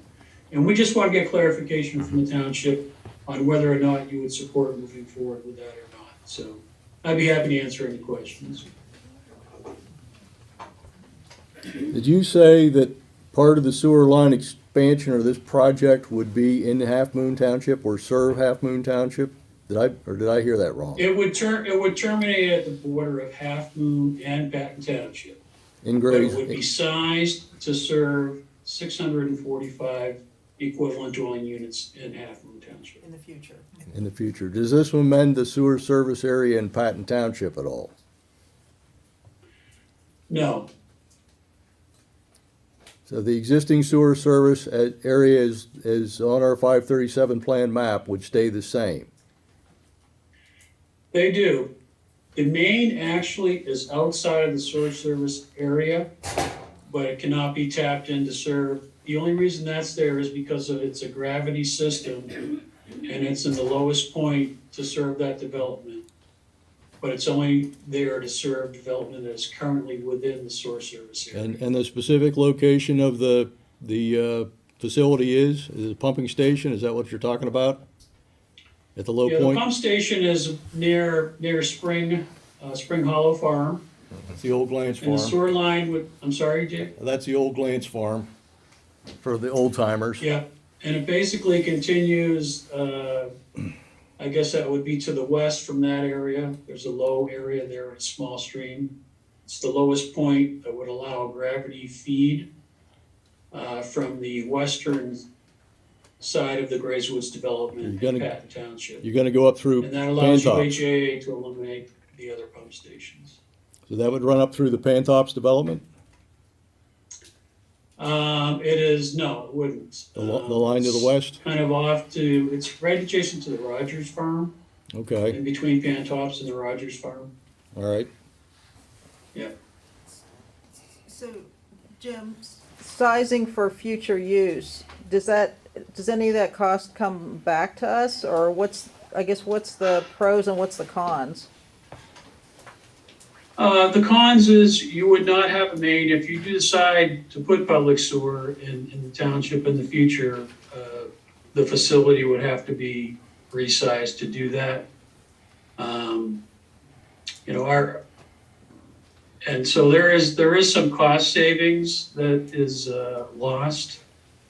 But if, we wanted to make sure that the township, our position was that by oversizing it, it's kind of a tacit of approval of, or de facto approval of allowing public sewer in the future, and it would put the township in a poor position. I know there's a lot of pressure to develop the east side of the township, and by doing that, it kind of indicates that there could be support for that, and I don't think, as I said, the last decision we had was overwhelmingly, we don't want public sewer on that side of town. Jim, I know you're familiar with the spray system, Maloney Development, that's both in Patton and Half Moon Township. Yes. Do you believe it's the intent of this project to allow that system, should it fail, to force connection into the spray system? Do you think it's set up that it's supposed to do that? I don't know, Dave. I can't answer that question. Okay. Well, you've seen it. I haven't seen the up-close details. So the question is, what are we to provide a motion for? So there needs to be a direction as far as, basically, Did he cut out? Jim, you I still did. I'm there? back on now. I can hear you now, but I missed your question, Ron. No, my question was, in general, what are we to provide? Are we to provide a motion and vote on approving something, or just vote on either increasing the size of the pumping station, or keeping it, or not increasing the size of the pumping station? I don't think you need to make a formal motion. I was really interested in Okay. this, if the township supports oversizing the facility or not. These kind of special studies require our unanimous approval by the 6 municipalities that are in the 537 plan. So if Half Moon does not support it, it doesn't make sense to move forward with oversizing the facility at this time. Jim, And we could convey that message to the UHAA. Jim, I see that HRG engineers are working on Meeks Lane down towards that pumping station. I mean, they've been out there locating things in the last week or so. Is that project gonna happen no matter what, or what's the situation on that survey? Do you know?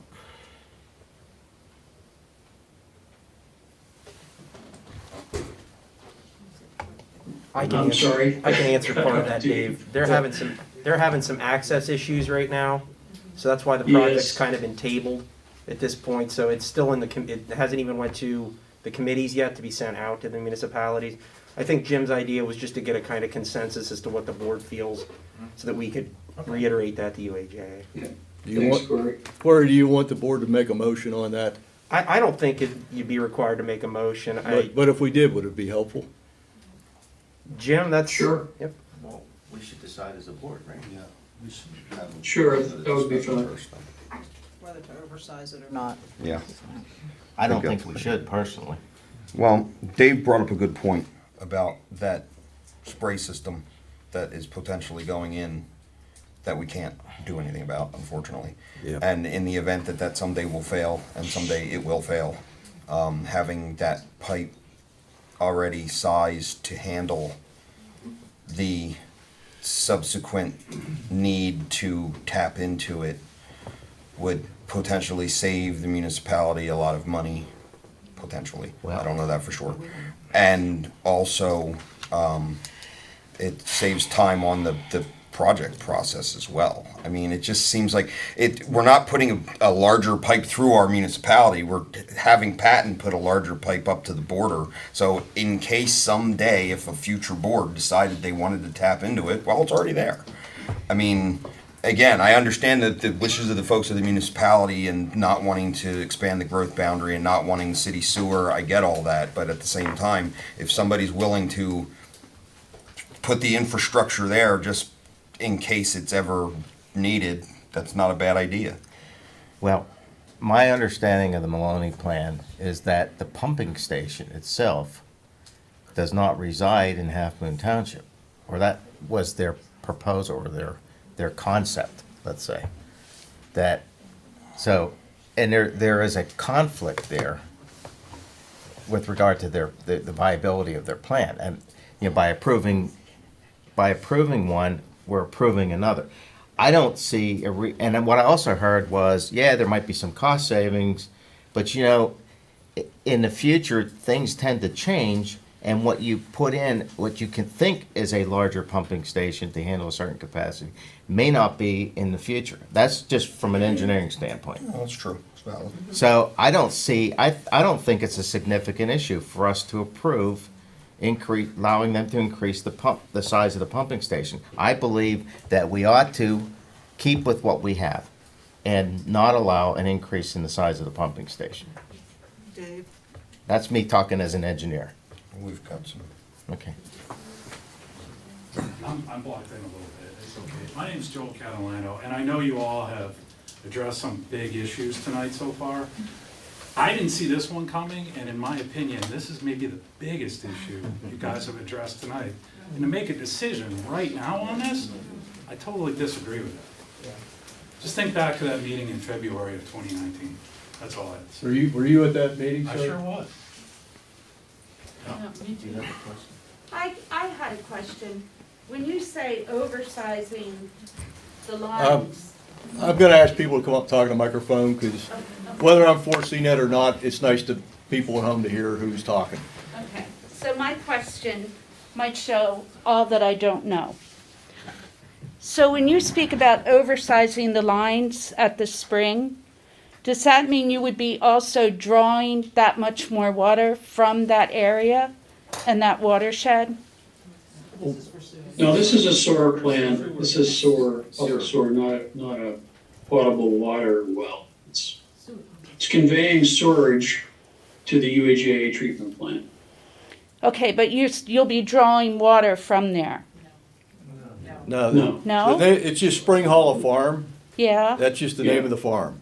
That's where the thing's going, but there's. Pumping station. Yeah, the pumping station, but it's pumping sewage, it's not pumping water. Okay, I just needed to clarify that. And the purpose of increasing the size of the pumping station is to allow for a potential increase of how many properties, how many homes? Well, it's just- 645 equivalent dwelling In Half Moon units. Township. So that could include some commercial, some residential. Right, and in Half Moon An Township. EDU, yeah, Okay, in Half Moon. all right. I was just looking at it in regards to pumping water. Yeah, it's sewage. Okay, Yeah. gotcha. I think our direction to the planning agency should be to not approve an increase in the size of the pumping station. See, I don't believe we should tacitly approve any, potential sewage. Do we have time on this, Denise, or not? We need to discuss again. This is a pretty big deal. I can say it's been tabled now. The next meeting that it would come to would be the March 3rd, I'm sorry, it would be the April meeting now at this point of the CRPC and the Lucy committee. So it won't even go to committee till that point, so you do have a little bit of time. Again, I think we're just looking for try to get a general consensus for what you were thinking, what the board's feeling was. I was just going by what I understood the recommendation to be. Yeah, and that is the CRPA's recommendation, Right. is that we would request that you not approve the 645 proposed EDUs in Halfmoon Township. That's- My fear And I would is agree with that. that this new development that is proposing spray septic up on the mountain out here above the cemetery. I've been in the sewage business a long time, designed them, worked on them, fixed them, and did some work as a consultant for new systems. And these small package plants never work long-term. And what's gonna happen is, and I can point around the other places in the center region over the years, like even Pine Grove Mills couldn't run their own sewage plant without having it be a mess. So what's gonna happen is, that development's gonna go in, the central collection system's gonna be there, it's gonna fail.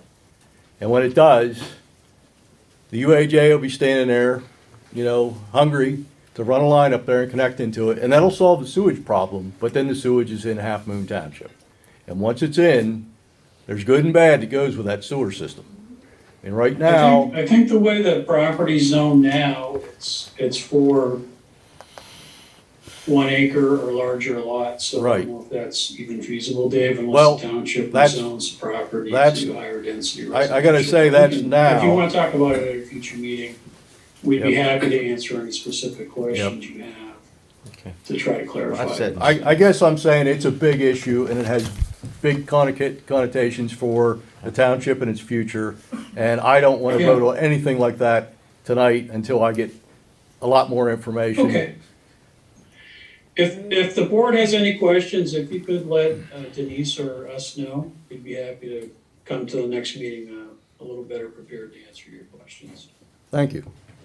Mr. Chair, I'd like to recognize Mark Yes, Stevenson, please. Mr. Stevenson, please. Hopefully Jim May is still on the line. Hey, Jim, you still there?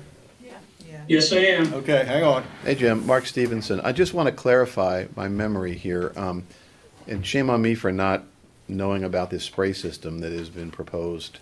But I thought that by virtue of our participation in the Center Region's 537 plan, that Half Moon Township had advocated for and received approval, I don't know, 6, 7 years ago, that any type of new sewage facility would be placed in the township would have to be approved by and run by the UAJA. And that would protect us from putting in systems, as Dave described, that is almost doomed to fail.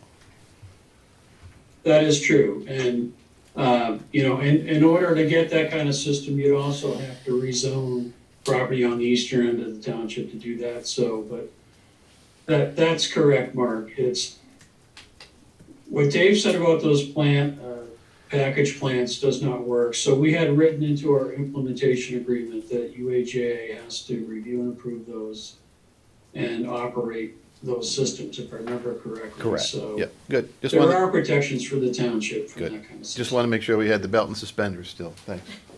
Yeah, okay. I have a question.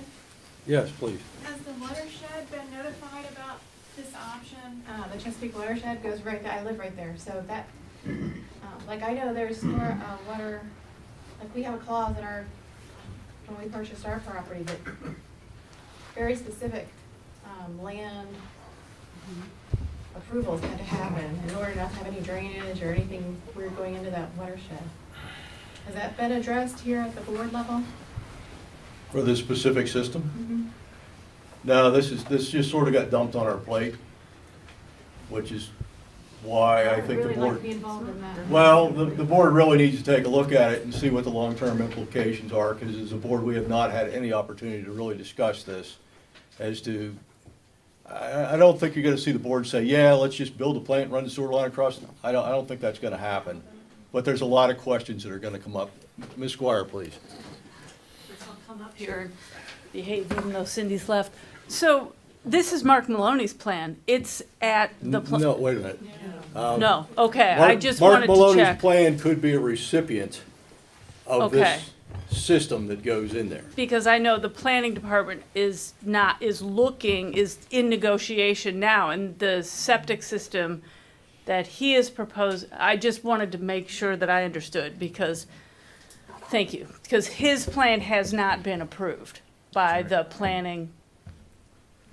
And his Thank septic you, system the had to plan. go through other Maloney's channels. Yeah. is the spray system that they're talking about at the eastern end of the township, but the pumping station is different. Right, but Maloney's plan has not been approved by even the planning department, as far as I understand. So it's, That's right, he does not have an approved plan. So, if the board's okay with it, I think we need to do more in-depth discussion. Absolutely. And gather more information. And we will definitely get back to the public on that one. Good job. Thank you. Thanks, Jim. Sorry about the wait. No worries. Corey, do you have anything else to add to that? Nope. Okay, Covered everything for me. I think we're down to, Do you want public comment on that from the chat? is it brief? Oh, might as well. We're here. We might die here, but we're here. We'll all die together. That's right. We're all gonna die, one way or the other.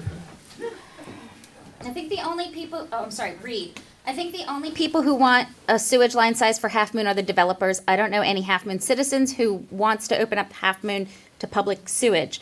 Audra Simpson says, agree with Reed 100%. Half Moon Township citizen says, no one wants public sewer. If the Maloney development opts for a spray system, they need to have a contingency in place so the rest of the township citizens don't suffer. Casey Burke said, agreed, Reed. Maybe Maloney's plan needs changed. His whole plan is based around his farm community. He doesn't even farm. He's all about the money. I think zoning needs checked. That shouldn't be zoned ag and allowed to have the high development. Should have to be rezoned, but apparently high development is allowed in agricultural zoning in the township if you need the other requirements, meet the other requirements. I know it's just one step, but it's another step that could deter development. And Kelly Herbeck says, agree, zoning should be checked. If I may? Go ahead. A couple of things I think need to be clarified. Specifically that this is still in COG committee. This hasn't gone anywhere. They're just looking for direction. So this is a decision that can be made at the committee level before it even comes. This hasn't been advertised, similar to the hearing we had earlier. This hasn't been advertised for public comment. This is just base level what the citizens want and board direction. But we're gonna table that discussion for another time? Yes, I Okay. just want to clarify that. And Just- Maloney's plan has some issues as far as there's a legal case that brought it to the planning commission that we have to review it based off of the zoning that was in place at the time of the original submission. So, And if I could jump into, our current zoning does not allow for that type of density in any part of the township. Our minimum lot size is 1 acre. So, because we're using an older zoning because of a legal case. One thing I want to let the public know about zoning, when you have zoning, you have to provide for every use type within the municipality unless you have a multi-municipal zoning. So if somebody runs a sewer line into the township and they say you don't have R4 for high-density apartments, they can petition to have that zoning created. So once the sewer line is in, then you've taken away, the limitation on development in Half Moon Township is mostly due to on-site septic requirements. You know, part of the reason why it's very rural out here is because we do not have public sewer. And then once public sewer comes in, the people that have the land that want to develop, and we all know who they are gonna come in, they're gonna petition the township and say, your zoning is not up to speed. You don't have an R3, you don't have an R4, you don't have high-density, commercial, industrial, whatever it is, because the sewer would make that possible in the community. Right now, it's not really technically possible. If you go to put in a high-density apartment, you need 30 acres for a septic system. Nobody's gonna do that. It's just not a good marketable thing. It's a waste of 30 acres. So, anything else, Corey? That's all I've got. Okay, thanks. Mm-hmm. Anybody else?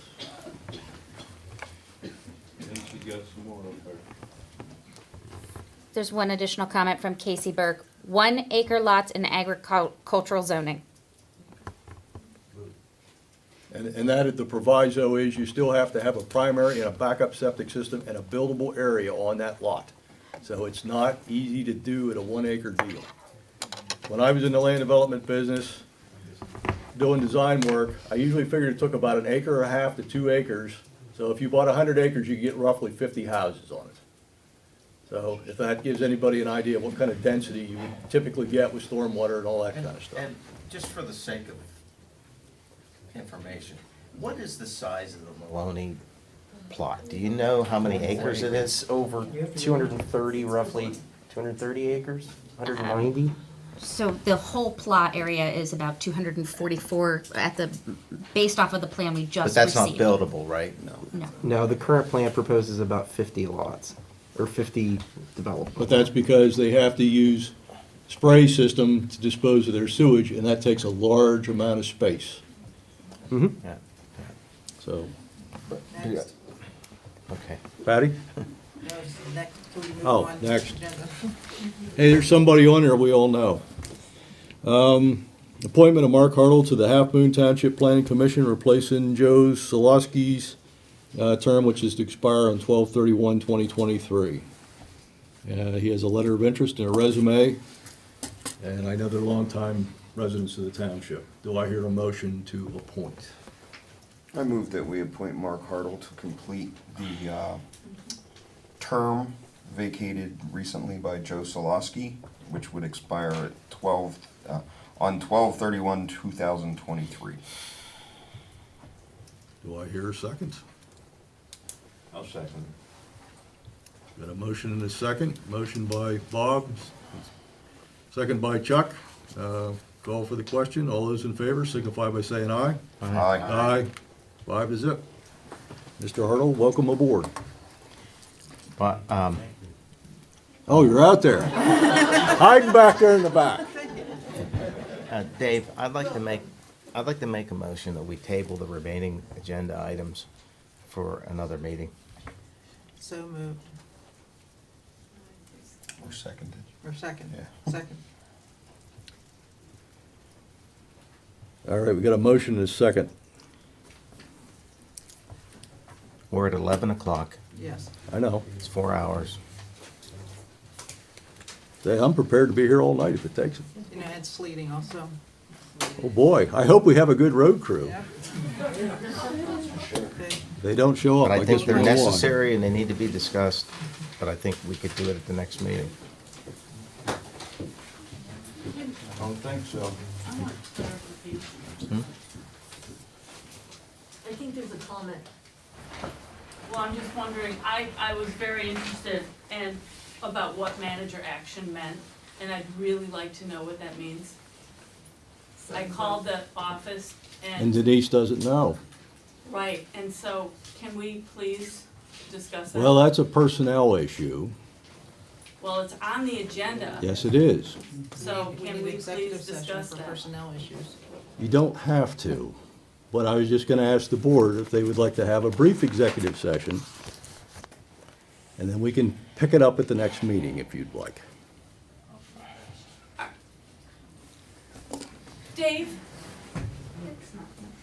I have a question. I'm not very familiar with all these procedures. Well, wait a minute, let Ms. Squire finish, she had a comment there.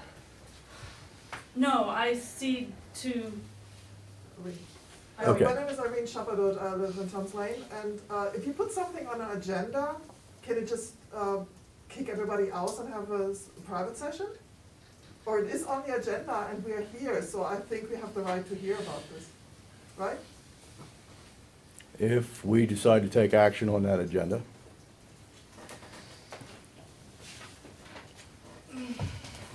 So it's none of our business? I'm sorry, I can't hear you back there with the mask. I leave that mask on because. She's saying it's other none people- of, it's so, what, sorry, may I? She's asking, so are you saying that it's none of our business? No, I'm not saying it's none of your business. What I'm saying is, it results in a personnel issue, which we do not discuss in public.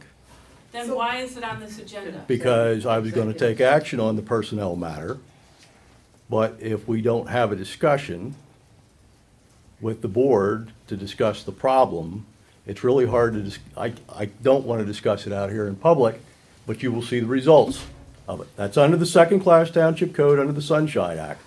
When we're buying property, negotiating union contracts, disciplining employees, you know, et cetera, those items are not for the public to be in. You will see the result of it, one way or the other.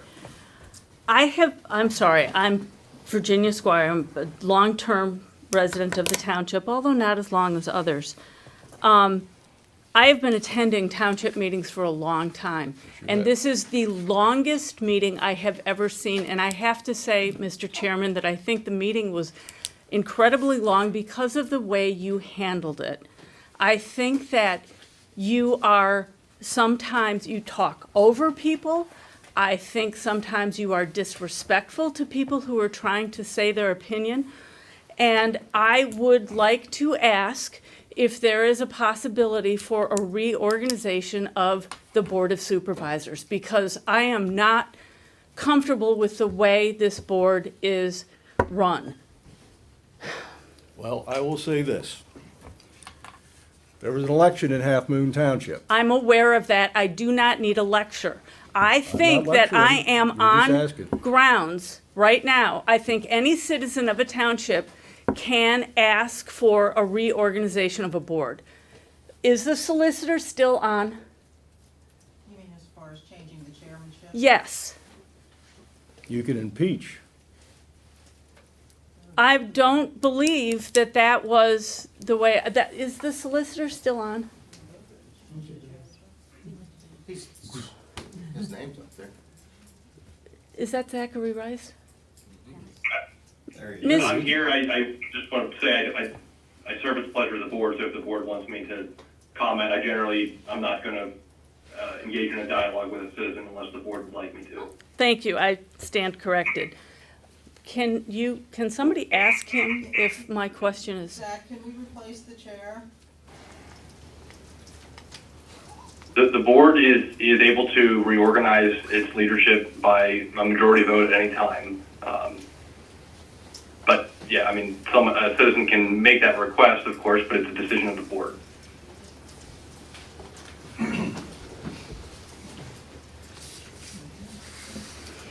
Does that answer your question? Yeah, and I guess that means that I can't do anything, but this action item. I have a question. If an item is on an agenda, but you're gonna do it in an executive session, do you need to put every executive session on the public agenda? I mean, I sat here for an hour waiting for this I figured item. you were all fired up about it, so What? look, I got everybody out here. David, that's like a really condescending comment. Exactly. And I will second that. That Good is for you. entirely inappropriate from the chair. May I read a statement that I wrote earlier? Please do. I would like to address this board as someone who participated in the early interviews to find a replacement for Susan Steele, our previous township manager. I believe we interviewed 5 or 6 people. There were not many people who were willing to take on the challenges presented by Halfmoon Township, a rural township with not a great deal of tax base in a county that has just 16 miles away a very high cost and standard of living. When Denise came in for her interview, we found an individual who had experience about what the job entailed. She had been an elected supervisor in a previous community, and she walked in knowing the intricacies of a Class II municipality. She was hired, the pandemic hit. She was not able to be properly welcomed into our community because we all went into lockdown. But during the time that she has been here, the positive impact she has had on our community has been significant. Our township agendas are now being posted on the website in a timely manner. She took on the effort to get all of the township residents on the email list, as well as fire signs. She's updated our website, our logo, and has more non-related volunteers participating in our local affairs than the previous 2 managers did. Per the request of the Board of Supervisors, job descriptions were written for everybody who worked in the township, and I think, from listening to this meeting tonight, that perhaps might be part of where the bone of contention lies. I looked at our township records, and I had seen that the township job descriptions had not been updated in many years. Denise updated them, clearly outlining the expectations for all the workers in the township, And then those job descriptions were approved by you, the board. No one can be hired or fired by the township manager. This can only happen with your approval. I have read on Facebook so many negative comments blaming her for the recent departure of the road crew. They did a great service for the township for many, many years. And my husband plowed. I know the job. And I wish them well in their new endeavors. But if they quit because of a change in their job description, it was changed with your approval, not hers. If they were fired, it was your approval, not hers. I don't know what happened. I'm not privy to that. But it is unfair to blame the manager for these actions. Our township now has a professional, competent, well-respected manager, and I wish we could welcome her and show her really what a friendly, caring community we are. And so to have looked at the agenda and went manager action, and then look at Facebook, I thought, I have to be here because I'm frustrated, I'm frightened, yeah, that's it. Well, I will say, I don't look at Facebook ever. I don't care whether you do or not. I had nothing to do with whatever goes on Facebook. No, I don't have any but you had fingerprints on it. something to do with putting this on the agenda, and It's I like would a whole bunch of other stuff, and it never goes on the way we ask it to be. May I add that when we went through the interview process for the manager position 2 years ago, we all agreed that we needed a manager who was going to hold the employees of the township accountable to their job descriptions, to their productivity, no matter what the case may be, because I don't want to rehash things, but our previous managers had areas of deficiencies, and I'll leave it at that. And you yourself wanted a better manager, and I really believe that Denise has been that better manager. She has brought a level of professionalism to the organization of the township and gotten more accomplished in the 2 years that she's been here than, and I was not on this board for the entire time, but then in the 4 years, no, excuse me, my math is wrong, 2 years, yeah, then the previous 10 years of the previous manager, let's say. I think she's been doing a wonderful job, and that I'm still confused as to why we have a manager action without any type of information as to what that action would be. If this was something that is a personnel issue and needs to be discussed in executive session, then it should have been on the agenda as an executive session for personnel issues. It should not have specified one individual person as in the manager. And Anyway. the reason for it to be on the agenda is to bring to light that we need to have an executive session to discuss our concerns. But I think that's what it means, personally. I didn't put it on the agenda. Well, it wasn't put on properly then. I would also remind everybody that the people in this room do not represent the majority viewpoint of the citizens of the township either. I respect everything you say. How do you know that? Have you polled the township? Because they're not all sitting here. Well, have them vote, put it out there somewhere. I mean, so you can hear from the citizens that you're representing. That's right. And Yeah. I do get, Make no assumptions. I'm not making any assumptions, but unless they're all sitting in the room, all I'm saying is everybody isn't sitting in the room here with us. In any election, Then why aren't they? Because apparently there was a large chatter on social media about this, and suddenly no one showed up to support their words. Or the emails that have been bombarding the township office lately with question after question after question. Where are those folks? We've invited all of those folks to come and let's have this discussion in the public realm. Okay. And they're not here. Have they made comments in writing? Have they? In emails, yes. Okay. In Well, that's their. social media threads that go on There's ad different ways to nauseam. participate, and But that's those one two way things to aren't the way you participate. participate in the public discord. You have to come to a meeting, you have to have public discussion. An email going back and forth between two parties or a handful of parties is not how you run a municipality. That's how you maybe discuss some issues. Well, but when someone asks you a can't- question, do they deserve an answer? Sure. And I feel that Denise has answered all the questions because I've seen every one of those emails. And I feel that Denise That's went your over opinion, and above. Bob. That's your opinion. Sure. But then the person who says she didn't get her questions answered, is she here? Yes. Okay, well, please come. Please discuss. I am on those threads, and I have read those emails where there's so many words to a yes or no question.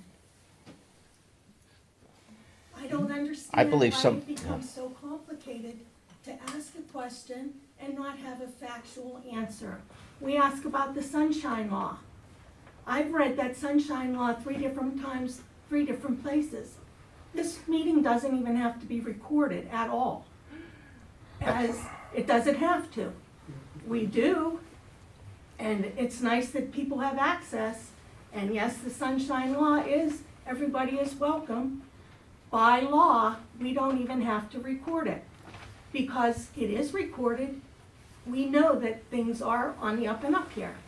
And nobody's afraid of what's going on. But by law, it does not have to be recorded. That is optional. Okay, so clarify for me what your point is right now, because you're That was arguing one from of the both sides. You're saying that we don't have, we don't have. Now, you're interrupting me. Can I be heard, please? This is Tanya Pick, Bob. I'm not at the meeting this evening for lots of different reasons, but I've been on the entire time.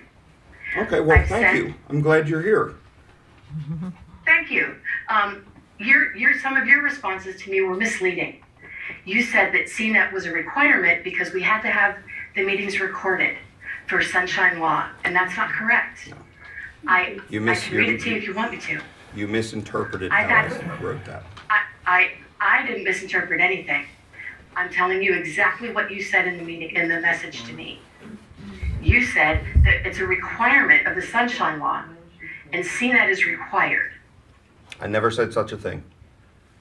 And I will happily produce that email to everyone in this room, anyone who wants it. I think never that said would that be great. CNET was, I You never said you that said- CNET This is was a what you said, and I requirement. quote, "While I said Zoom the is a convenient-" sunshine laws are a requirement. All right, we're gonna take control of this meeting. You people about want time, what you Dave. want? You people? It's about time. Audience? I'm gonna make a motion that we dismiss Ms. Gambusia, effective Reference immediately. Says this, and you also reference, it says CNET also manages the Tanya. cataloging of the recordings Tanya. for future reference by the public, which is required by the Pennsylvania sunshine laws. Tanya, That is not correct. Tanya, There is no, yes, Dave. I'm making a motion here. I move to dismiss the manager effective immediately with 2 weeks severance pay. Is there a second? I'll second. So you're gonna scapegoat her for our personnel issues that we voted unanimously for. Bob, we're not scapegoats. Wait a What the hell do you minute, think? wait a minute, wait a minute, wait a minute. 1 second. Go ahead, Bob. I'll repeat it. You're gonna scapegoat our manager for our personnel issues. Why are we dismissing her? She is defiant when I go into the office. Patty? I am a chair of the board, Oh, sorry, Dave. like people weren't. Sorry. Sorry. I'm sorry about you too. There's no but- reason to be sorry about me. You're happy because you're not a supervisor anymore. Very happy because I'm not dealing with you. Can I Good. just say that a majority of people in this room were acting like 5-year-old children Seriously. Let's have a decent meeting here. I had made a motion earlier that we table the rest of the agenda items to another meeting. That would be a good idea at this point. It doesn't take it off the agenda. It's 20 after 11. We can have the same discussion on the same issue at the next meeting I'm not sure. and not have this kind of exchange. I don't believe it's proper to have this kind of exchange. We should have been in an executive session before this. There's a motion on the floor and there's a second. There are also comments in the chat. This is not Oh, right. and there's comments here too. What do you folks want to have an executive session? Mr. Chair, we have a hand up. Yes, please. So I would like to know, you were all voted in by the residents of Halfmoon Township. Is that correct? That is correct. Okay. So I'd like to know what constituency you are representing by firing a very capable person that you hired. Who are you representing? Or are you two just like chums here? And who are you representing, Dave? People that voted for That it. are wanting me to do this. And I'll tell you something, if we don't go through this meeting tonight and finish the meeting, you guys are gonna be in trouble tomorrow morning when your roads are slippery. Oh, well, you know what? I'm not afraid. Okay, I'm are we okay. done here? Cause But I I'm not just wanna fucking know. beating this You- meeting you apart. have If we're to- either gonna do something or I'm going out the door. All right. Because That would be good. Let's Let's make, call for the question. All those in favor of discharging the manager with 2 weeks severance pay signify by saying aye. That wasn't the motion on the floor, point of order. what was the motion? Certainly I was. believe the motion on the floor was one that, I can't remember now, damn it. But it was not the dismiss, that was the second one. I believe the first motion was Ron's to table the rest of the agenda items To the next meeting. to the next meeting. And there was no second. Motion died for lack of a second. Well, did we call for a second? Well, Now they can- Yes. volunteered. Now they can entertain your motion, David. Who's this? So what's the plan if you let Denise go? Who's gonna open the office tomorrow? Who's conducting I business? keep hearing that. Who's gonna do all this work? You Yeah, know who's how much doing all work this? she's done for this? You know how much she does? Who's gonna be the manager? Get a new manager. And she works And, with how long does that take to find a professional manager? Apparently, it doesn't It take any takes time at all to find a months. roadmaster. It took 6 months. Well, then I guess it'll take 6 This months is again. ridiculous. Well, just remember who you're representing. It shouldn't be your personal feelings. It It is shouldn't not my be personal little feelings. vindictive things. Under the second-class that you township have. code, section 1301, the manager serves at the pleasure of the board of supervisors. That's why we've got the question. No, the Board of Supervisors serves at our pleasure. That's correct. And in Okay, the next municipal so get election, you that can do straight. something about it. I don't have a problem with somebody can't fix the problem.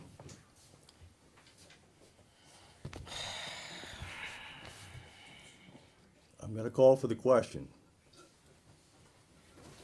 All those in favor signify by saying aye. Aye. Aye. Those who signify saying nay. Nay. Nay. Ron? Nay. Got 3 nays and 2 ayes. The manager stays. Welcome. Like public comment. Certainly. Yes. And then we're gonna close the meeting and all go home.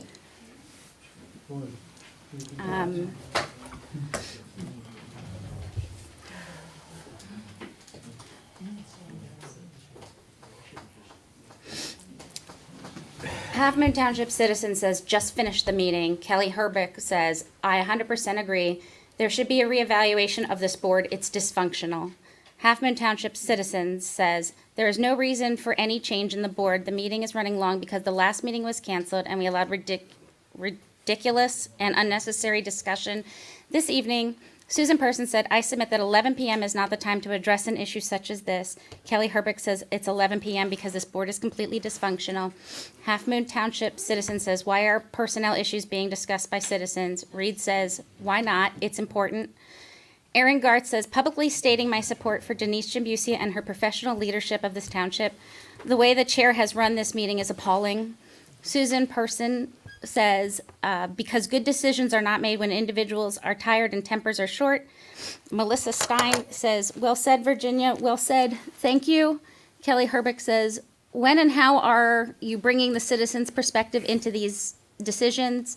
Halfmoon Township citizen says, is Bob saying that attending via CNET isn't as good as being there in person? Do you want COVID positive people at the meetings?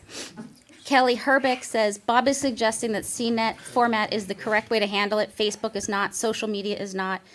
Halfmoon Township citizen says, Bob is attacking me for not being at the meeting. Rita saying, in my interactions with her, the Open Space Preservation Board, on the Open Space Preservation Board, I've always found Denise to be a very professional, competent, and focused on the good of the community. Kelly Herbeck says, this man does not deserve to be an elected official. He is on a power trip. There should be no class. That is out of order. May I express ourselves in a public place? These are serious matters and they're weighty matters. And I agree. And they weigh heavily on all of us. May I ask us, Right or wrong, whether you agree or not, we need to conduct ourselves with some kind of decorum. so I think when people are on this Zoom, they should be identified by their name. I think that having, I don't know who Halfmoon Township is. Nobody does, unfortunately. No, but they have the right, I know for the school board and for school Zooms, you have to have your name. You can't be, yeah, Anonymous? yeah. Because if you're gonna Agreed. participate in a democracy, so I think anybody who forward from this point in time, if they do not identify themselves, then their comment isn't read.